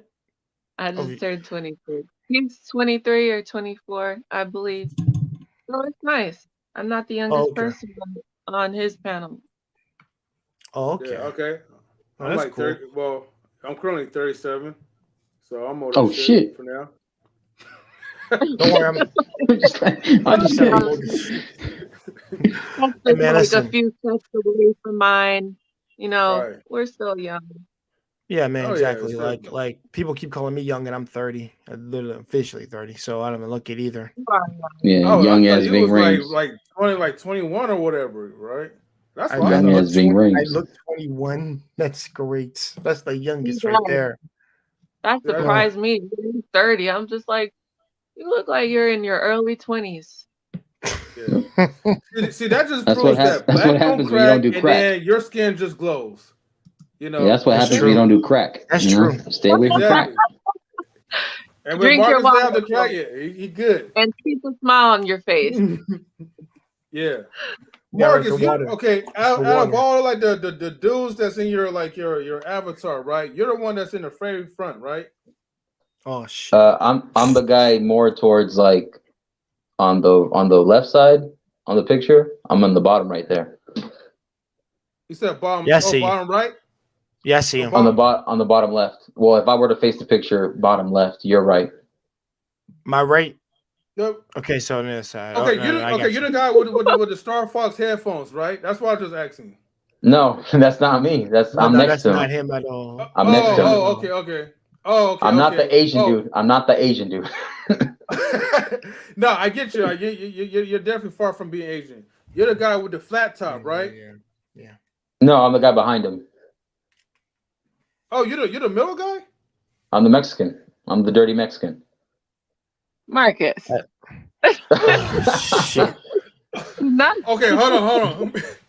All right. So hold on. So you're the guy that's like this, right? With the tongue sticking out. No. I'm the one on with the one arm. The one arm you see up there behind the guy with the flat top. Yeah, I see him. Yeah. Oh, okay. You're the one that's like this, right? Yep. Kind of halfway flexing. Know what I'm saying? Oh, okay. Yeah. All this that's me time right I was there. thinking like you was the guy in the very front. Yeah. But I got a beard now, though. I got a beard, and I got like, no, man, stop that. Don't do me like that. Don't do me like that. You know. But I got a beard now, and I got like longer hair. One of the Latin men who looks like he's white, but he's actually Hispanic. Right. Yo, I gotta get left out in the sun more. Let me go out to the sun more. Let me stay out there. Right. No, y'all doing me dirty, man. Keep going though. Keep going. You know, now I have to restructure what I think you look like in my mind now, because I thought it Yeah, I was got- you at Oh. the top, like in 3. Yeah, No, you know no. what I mean? No, Yeah, I you ain't. only resensitized my thinking now. But I'm I'm glad not- you're I'm not the not guy the- in the middle. I'm not the Caucasian in the front, man, with the headset. Stop it. I cannot make that face. I was definitely suspect. Go on Yeah. some show. Hey, you know, plot twist though. Plot twist would be like Marcus was really like the black guy, like to the far right. Right. Oh yeah, he passed away. He passed away. He's not with us no more. But salute to him. Yeah. R.I.P. Well, sorry about No, that. you're good though. You're good. You're good. You're good. No, you're good, Nick. Motorcycle You're accident. You didn't know. Oh man. Yeah. No, I want you to feel bad about it though. Well, thank you though. You did a good job. I'm playing. It's like, hold on, I gotta play that awkward song. It's like Oh. No, you're good. You're good. for sure. I just shake my head like, okay. When's your next stream gonna be, M3? What's today? Oh, tomorrow we have like the ladies' night, so that's gonna be Yeah, five.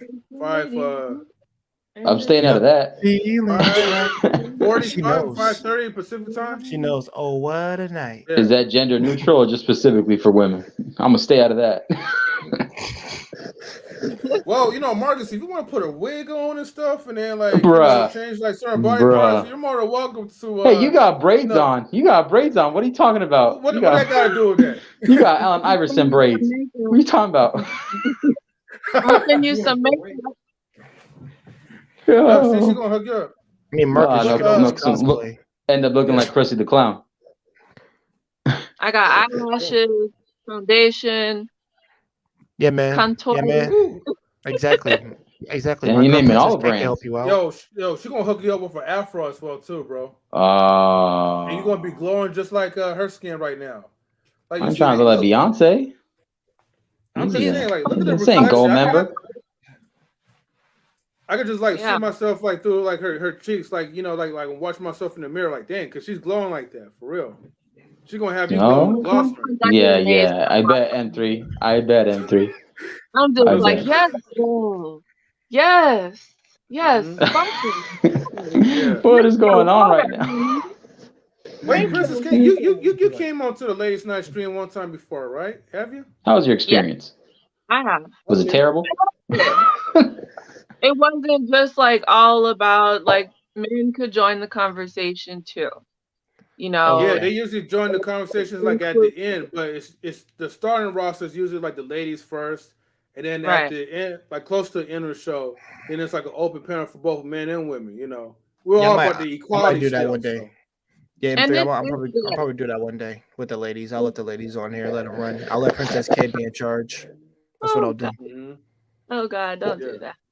Why? Just as long as you don't invite some of the too much power, you'll be good. Too much power? Is that what the problem is? Too much power? Yeah, probably. No, I'm just like, real quick. See, I'm the. Go for it, Princess. I started off on the Lapeef channel, and I had to get out of there pretty much because I was just like, oh, this whole gender war thing, like, the war y'all shit is really trash. Yeah, man. They on some other shit. Yeah. So, Princess K, are you telling me you had to instant transmission out of there like Goku?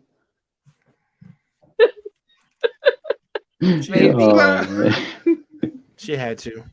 But I'm gonna let M3 go. I'll let you go, brother. You be well, okay? Yeah, no problem. And Princess K, you're more than welcome if you want to come to a ladies' night stream as a guest for tomorrow's panel. I can't give away the title, but feel free to stop by. Cammed up, that is. We love to see it.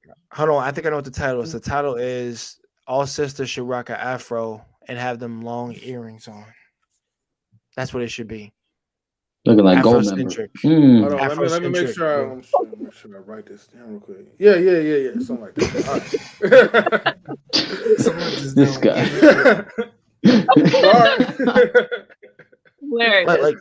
Like honestly, Princess K looking styling. Like like I said, if she can pull it off, our sisters can pull it off, as long as they put in some work. That's all it is.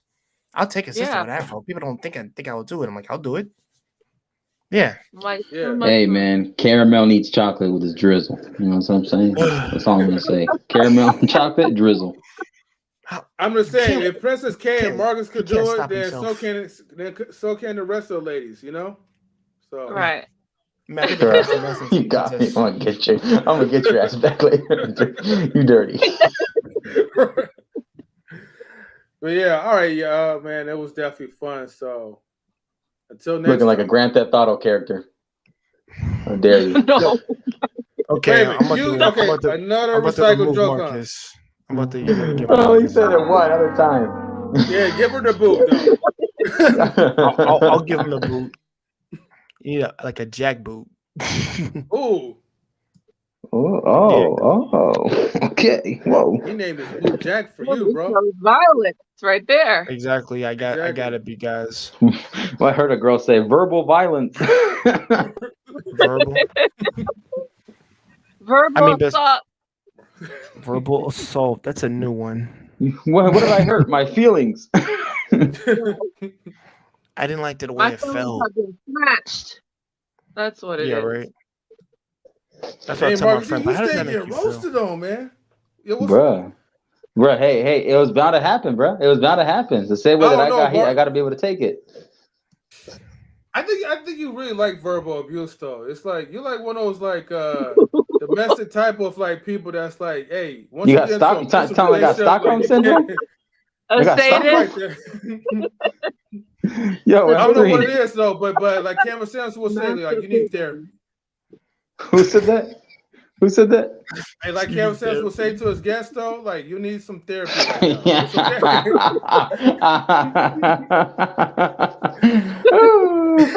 Sign me up. Sign me up. Yeah. Okay. RM3, you have a good night, man. I'm gonna ask like Princess K one more question, then we're gonna head out tonight. Yeah, get out of here. Get a Sure. haircut. Get a haircut. Get out of here. I'm about to kick you out, Marcus. Stop insulting our connections. You're insulting my No. connections. Stop that. Stop that. I know. Yeah. Don't disrespect like the guests. Okay, I am the guest around here, so please. Yes, Chill please out, don't do that. Marcelina. Don't do that All here. right. You do it on his channel, but not Just my because channel. Princess K is gonna hook up with some contour. Let me get some contour real quick. Put it on N3. All right. With that being said, I am out. All right, take care, bro. Bye. Be safe. Okay, hold on, guys. Okay, so okay, so I would say Princess K, thank you for being on so much. I have one more question to ask you before we all dip out because I know you're busy and you got stuff you want to do, or probably just chill out too. Because funny enough, I have the day off today.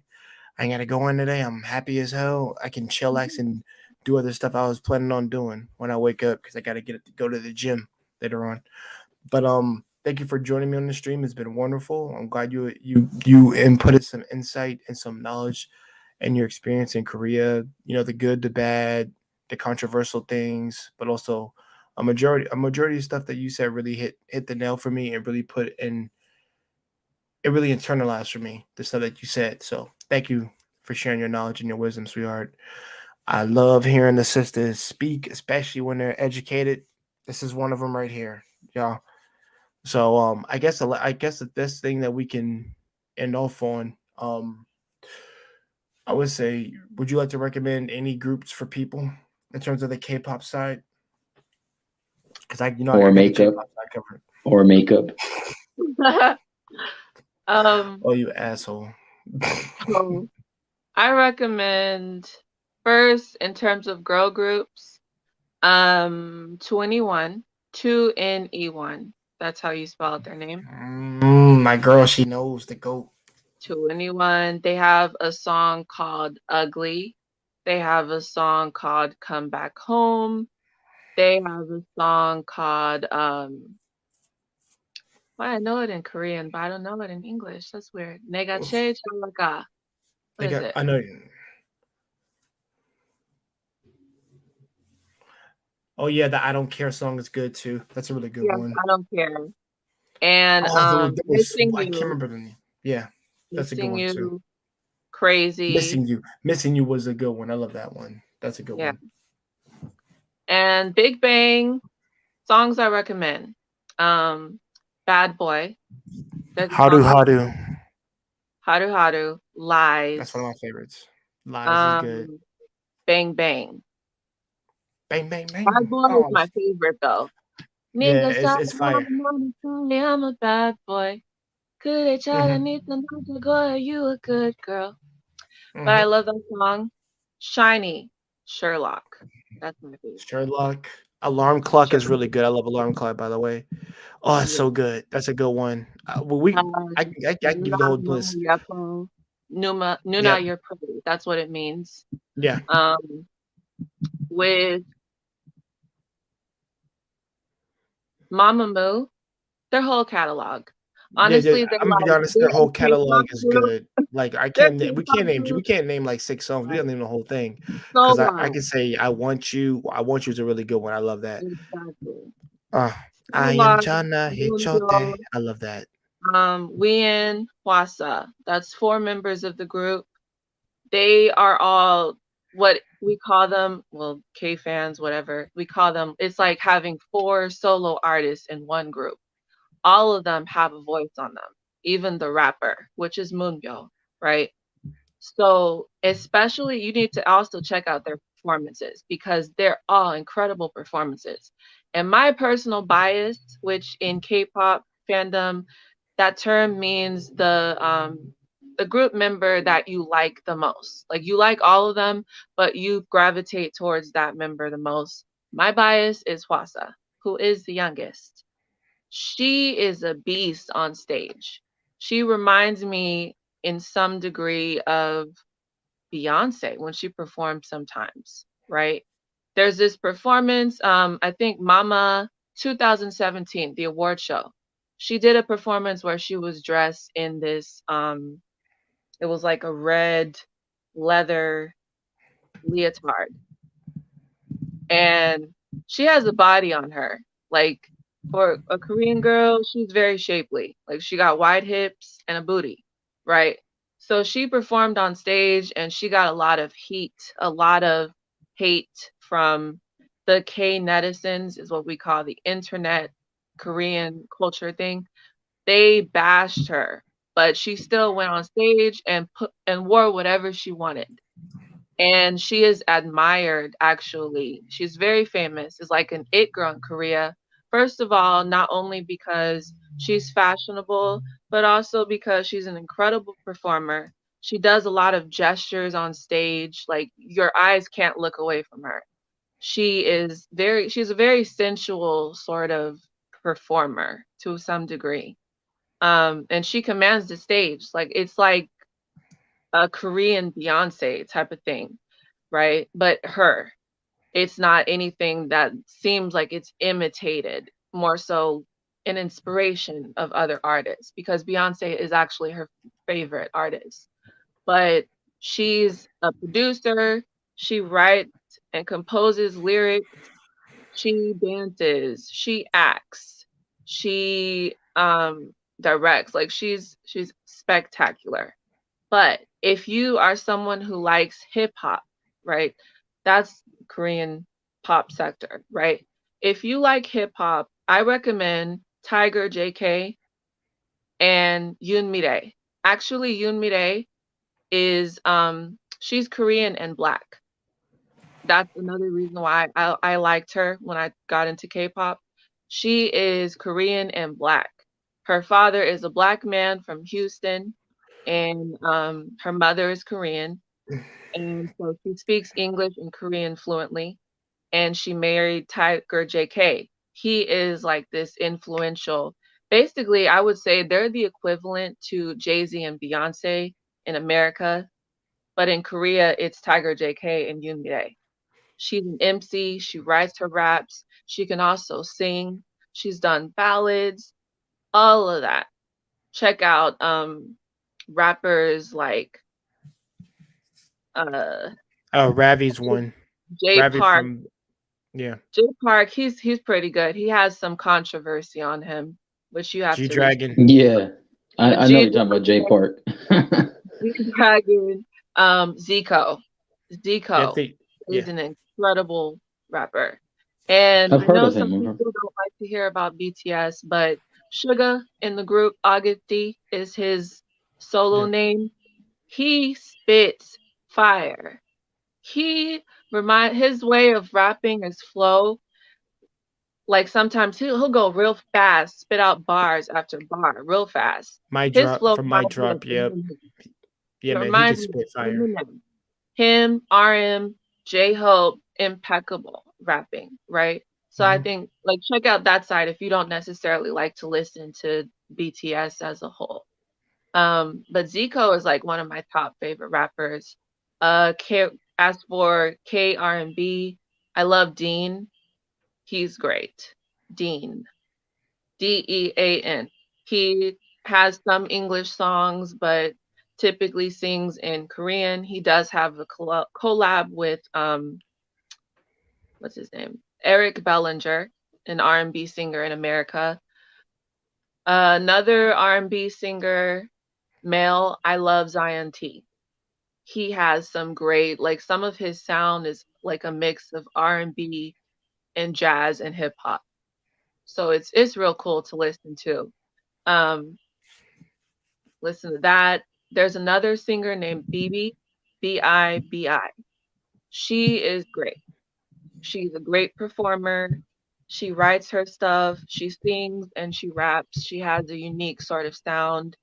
Um, Another vocalist named Jamie Park. She's a solo artist who used to be signed to JYP. She has a great sound. She brings forth quality. They just bring forth quality.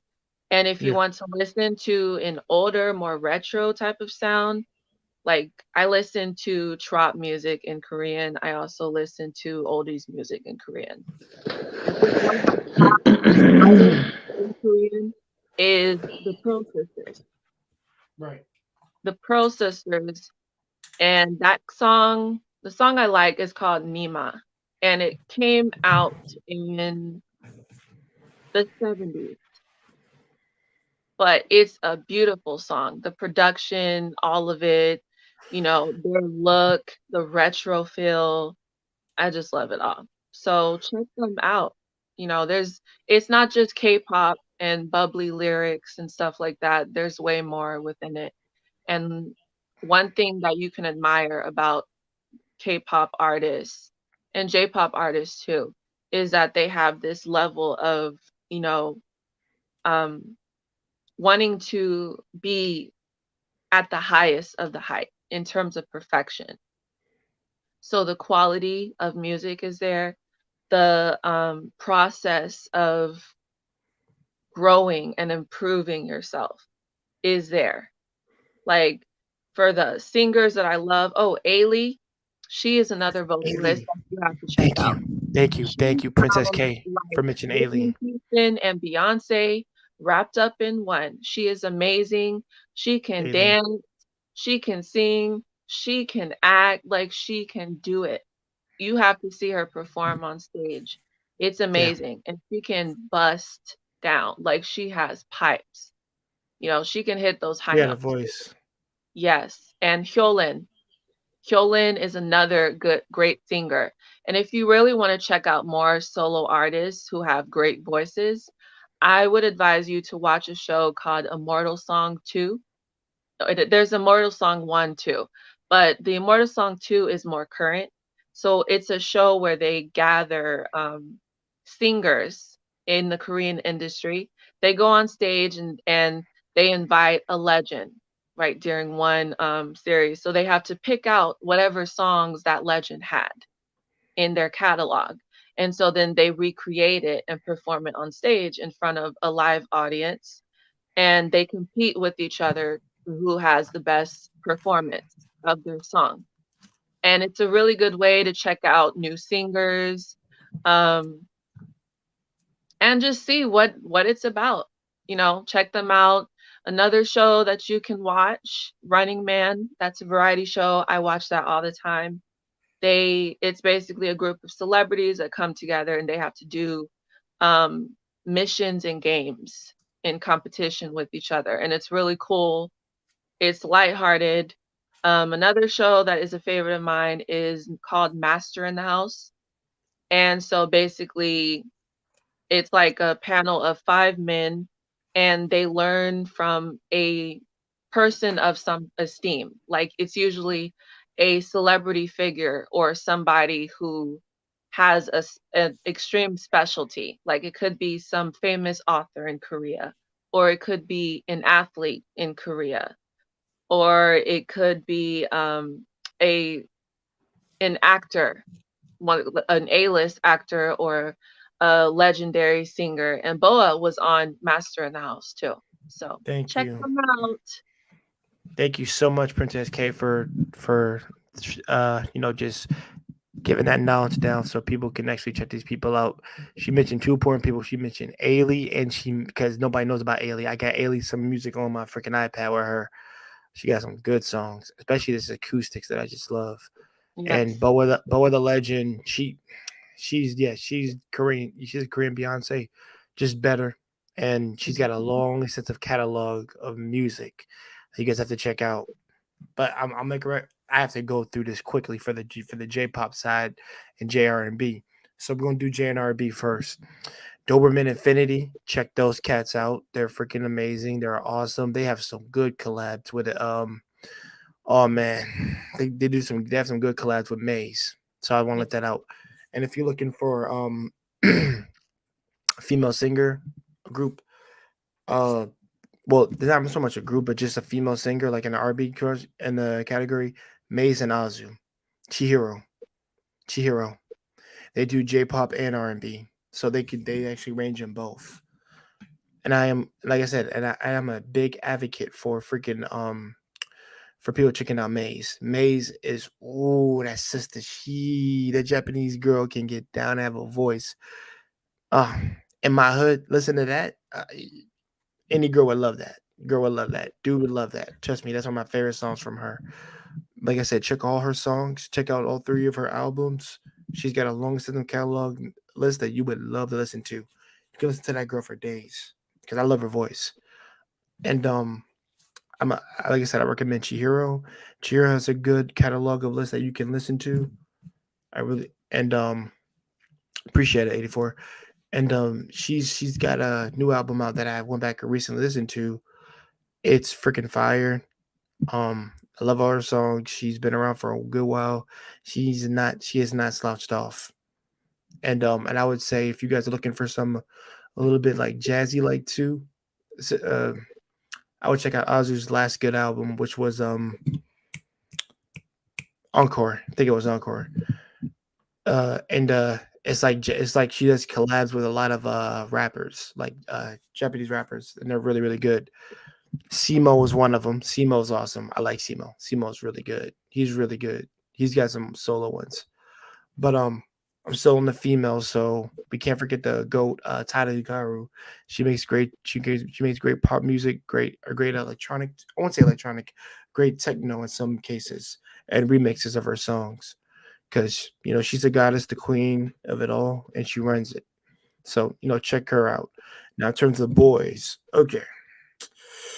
Ooh, okay. I recommend Wins. They have some misses, but they also have some hits, some really good hits. Because I got a lot of those songs on my iPad. I'll name a few songs out. So Paradox is the first song they debuted of their first debut. Paradox. I recommend that for everybody. I recommend I pronounce it Japanese for you guys. Amato. Check that out. Amato is really good. That's from him and Reborn. It's the ending 6, and it's one of my favorite ones I ever listened to because it got me thinking about my loneliness and stuff. So it's a really really good song, and you can really get the message out of that. Another one is I can't live without you. Oh, that's a good one from them. Oh man, I'm sorry, baby. Sano totokai. That's so good, so good. That's a really good one from them. And I can get to the one of the collab they did with G Dragon, Hybrid Dream and Rain is Falling. Those Rain is Falling is a banger. Princess K knows Rain is Falling is my shit. Oh, that's so good. And this music on me, no, I know that. Like people don't know. Like it's so good. It is a I great song. definitely do not, but I'm learning.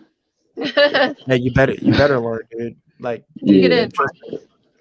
Yeah, trust Yes, me, man. Give it yes. a try, Yes, bro. I I will. think I think you would like the Wind songs, man, because you can relate to some of Yeah. them I've because they're heard really of good. like yeah, I've heard of like Seiko, I've heard of J Part, and I heard of like the one you said earlier, the Doo Is it Doo or or the Doo? He's trying to figure out the name of the person you're talking about. Oh, was it wait a minute. Zion T? Yeah, yeah, but there's another one that Jay said in the beginning. Wait, which Simon one? B? Oh, Jay. Uh, Simo? Oh, that Ice Timo? yeah, no, the one that starts with like a D or a B, like you said something like that. It starts with a D. Is it? Gee, what Doberman? did that? Doberman? Yeah, Doberman Infinity. Yeah, Yeah, Doberman. There you go. That one. I've heard of Doberman him. Infinity. Yeah, yeah, they're good. They're like a. Oh yeah, I forgot to tell you guys a song from them. There's Do or Die is good, really good. That music video, oh my god, that was a freaking full on fight between two gang crews. That music video is so fire. Trust me, I think the music video adds to the song when you watch it.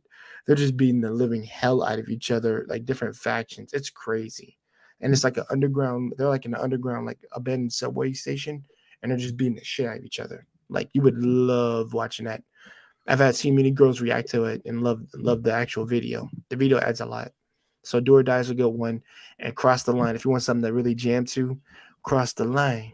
Cross the Line. Trust me, you'll love that one. That's a good one.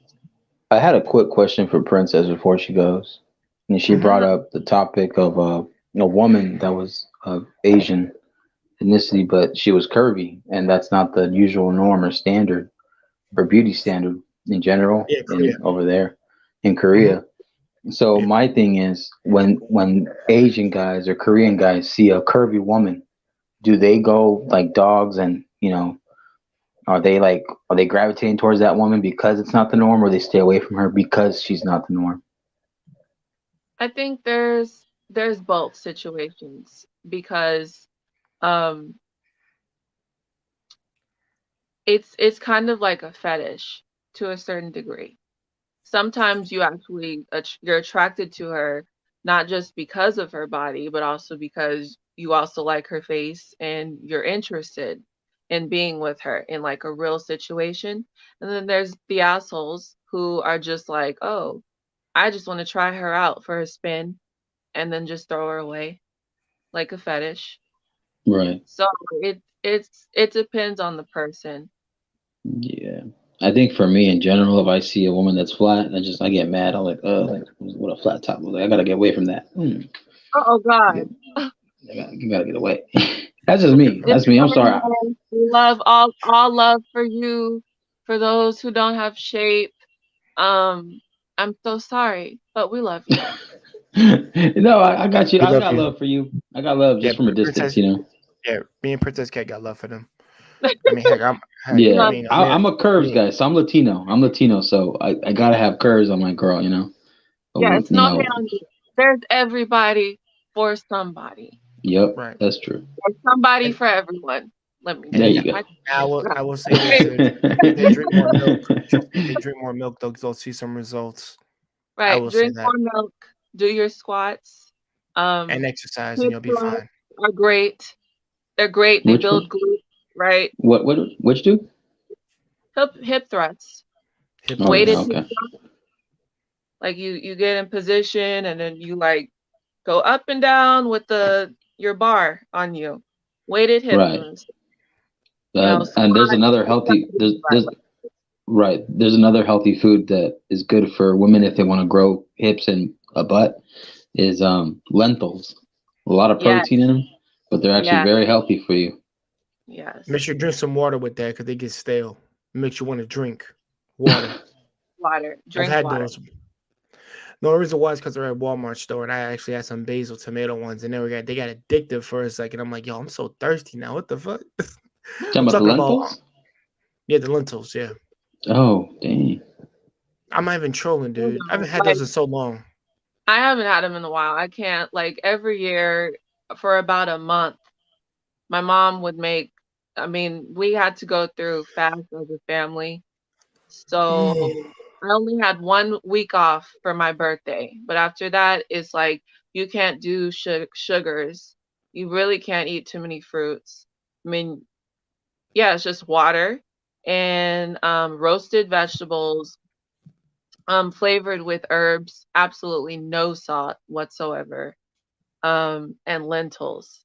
And it's just like after eating that for a range of a month with nothing Right. else. No bread, no sugar, no sweets, no juices, just water and roasted vegetables and lentils. For years growing up, I just can't do it anymore.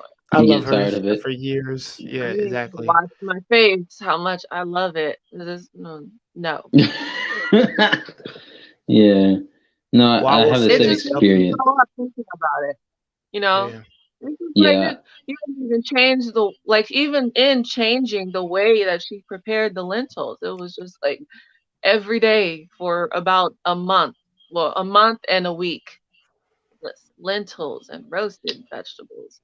I was Yeah. fine eating roasted Roasted. onion and garlic and cauliflower and all of that. I was fine with that because I love vegetables. I can eat them raw, and I do. Yeah, But that the is lentils, no, too no, dry. ma'am. I'd rather eat lentils though. This is my opinion. I'd rather eat lentils than cauliflower. That's just me. Oh yeah, yeah. What? Honestly, Yeah. Cauliflower is like my favorite chip. I don't even like chips. I would rather eat like sugar snap peas or cauliflower. I can't eat peas. For talking No, I about like that, peas. I like green peas. I like green peas. I'm Yeah. sorry. No, That's I just can't. me. I can't do it. I think I can't I do it. think for my dad, I Green think the thing beans, that yes. yeah, like my dad when he would cook, if he were to ever cook, he would do like the whole pinto beans or black beans mixed with the steamed Yeah. rice and then Yeah. scramble it. And but after a while, I did get tired of it because then I would just feel bloated sometimes and like you get like a Beans are little carbs, the carbs from it and the gassiness. I was like, I ain't That's trying to the only go reason through why I all that. wasn't gonna eat that shit right there. That's my mom and makes there. this Yeah. pinto bean cilantro soup. It's so good. Oh yeah, that is Okay. good. Yeah, Yeah, you gotta have it. yeah. Well, I always say people like tuna casserole, but by all means, have a ball with that shit because that shit is too Hell good for no. me. That's Sorry, white bro. people stuff right there. I stay away from that. My I stay mom, away from that. she makes tuna casserole, and it's the black way, and I can tell you that shit is Exactly, the good. black way is good. She Yeah. has breadcrumbs on top to give it a little crunch. Man, she makes her own I breadcrumbs and puts that. I'm just like I don't like tuna, but I will eat this shit down. I don't care. yeah. I will say this. There is something that I heard in black families when they do this. They mix sweet potato with mac and cheese for What the Yeah, fuck? Thanksgiving. sweet potato, mac and cheese, and We collard never. greens, Okay. yams. Okay. Hold Yeah. on. Okay, We never. yams. Okay. My family never did that shit. I will admit to that. Even my grandmama, she knows to separate that shit. So that might be a different type of breed of people, No, because we ain't never we did don't that. prepare it all together. It's just like you prepare it separately, but on your plate, I'll You take mix it. like a little bit of yams and then like some mac and cheese and some collard greens. That shit is bussin'.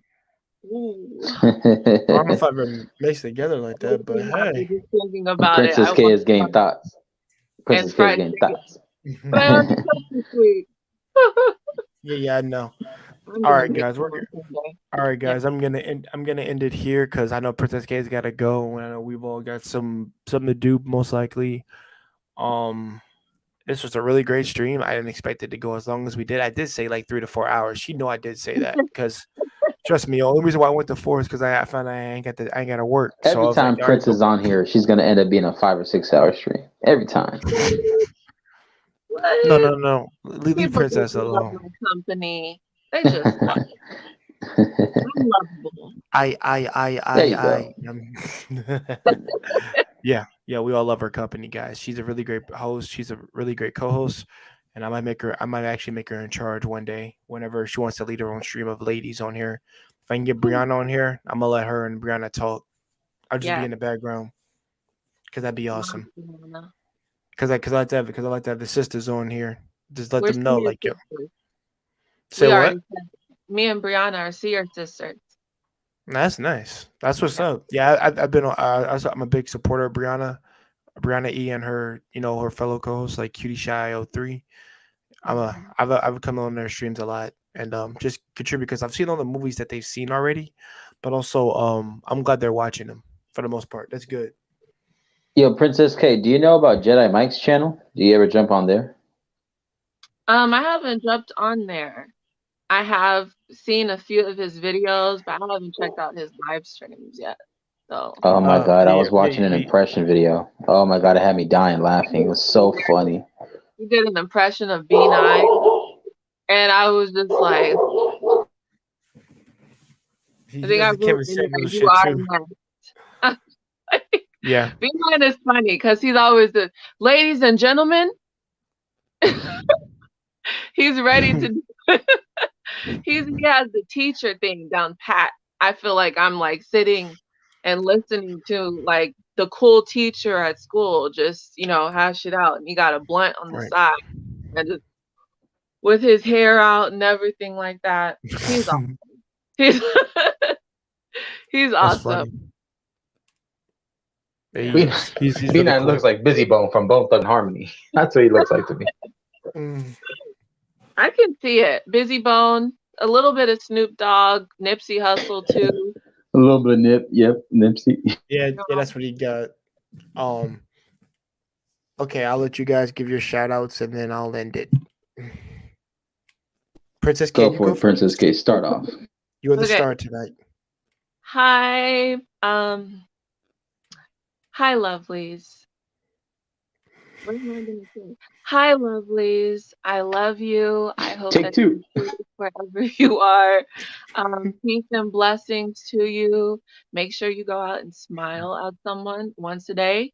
It keeps the stress lines away and all that. Drink your water. Try to eat healthy. Portion control. Love yourself. Love other people. Read a self-help book. Meditate. And you can find me here in the chat or maybe on the panel if I decide to bless it, or on Just Kaya Real Talk Daily as a moderator. Thank you. All right, Marcus, you're up. All right, man. Well, hit the link, like, share, and subscribe to Jade Takeshi. And also make sure you hit the link, like, share, and subscribe to Hawkins Show Live. Make sure you go and follow and share your love for Princess K. And make sure you hit the link, like, share, and subscribe to her channel as well. Shout out to everybody that was here. Shout out to everybody in the panel. Shout out to everybody in the chat. And yeah, that's all I gotta say. All right. And guys, you already know what it is. You already know who I am. I'm Jay Takashi. I'm the guy that freaking loves Asian culture. I love freaking anime. I love my sisters. I love working with people. I love collabing with other people. And also, I love doing these long ass streams half the time. I do them very rarely. We hit 6 hours like my Christmas stream, so that's a big surprise in of itself. What do you say, Marcus? That this actually ties almost with the Christmas stream we have. Christmas Eve. What we had. Bro, that shit was That was long too. That shit was long as fuck. It was 6 hours and 20 stuff. But all in all, guys, if you tuned in from watching this, I really appreciate it. The 2 viewers that we had and the people that came in that supported us. Shout out to my man Watch. Shout out to M3. Like I said, shout out to Jenny for being here. Shout out to Bernie. Shout out to Yella. Thank you for all you guys cats from coming in. 84. And shout out Marcus for showing up. And shout out to my co-host, my friend, my sister, my K-pop sister in crime, Princess K, for being here so we could talk about this topic, but also hit other things. So there will be a stream tomorrow, an interview with my man, the night born Nigerian, no, Canadian born Nigerian. Sorry guys, I have Captain a long Phillips. title. I'm the captain now. I'm the captain now. Exactly. I don't like calling him Black David because that don't seem right to me. So that's why I just can't say that. So it's Canadian born Nigerian. Yeah. It's gonna be tomorrow at 7.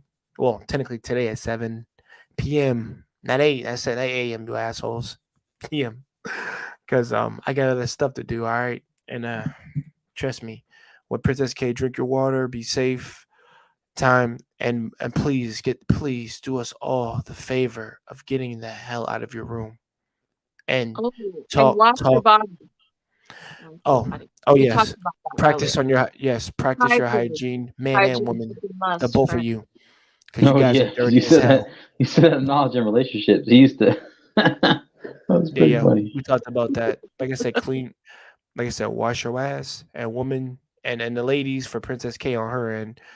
Make sure Watch the we chest. Watch the weave. Watch the chest, and watch the where. Other than that, Breath is kicking like kung pao chicken. no fish markets between your legs or hot breath. Okay? Love you. Oh, right? no tapatio. Forget it. No tapatio in my breath. I got it. Keep the pH balance. Exactly. reset. Exactly. I got GYN. mouthwash. I got mouthwash in my hand right now. And guys, that has been this broadcast featured by Jay Takashi and his wonderful cast. You guys have a good night.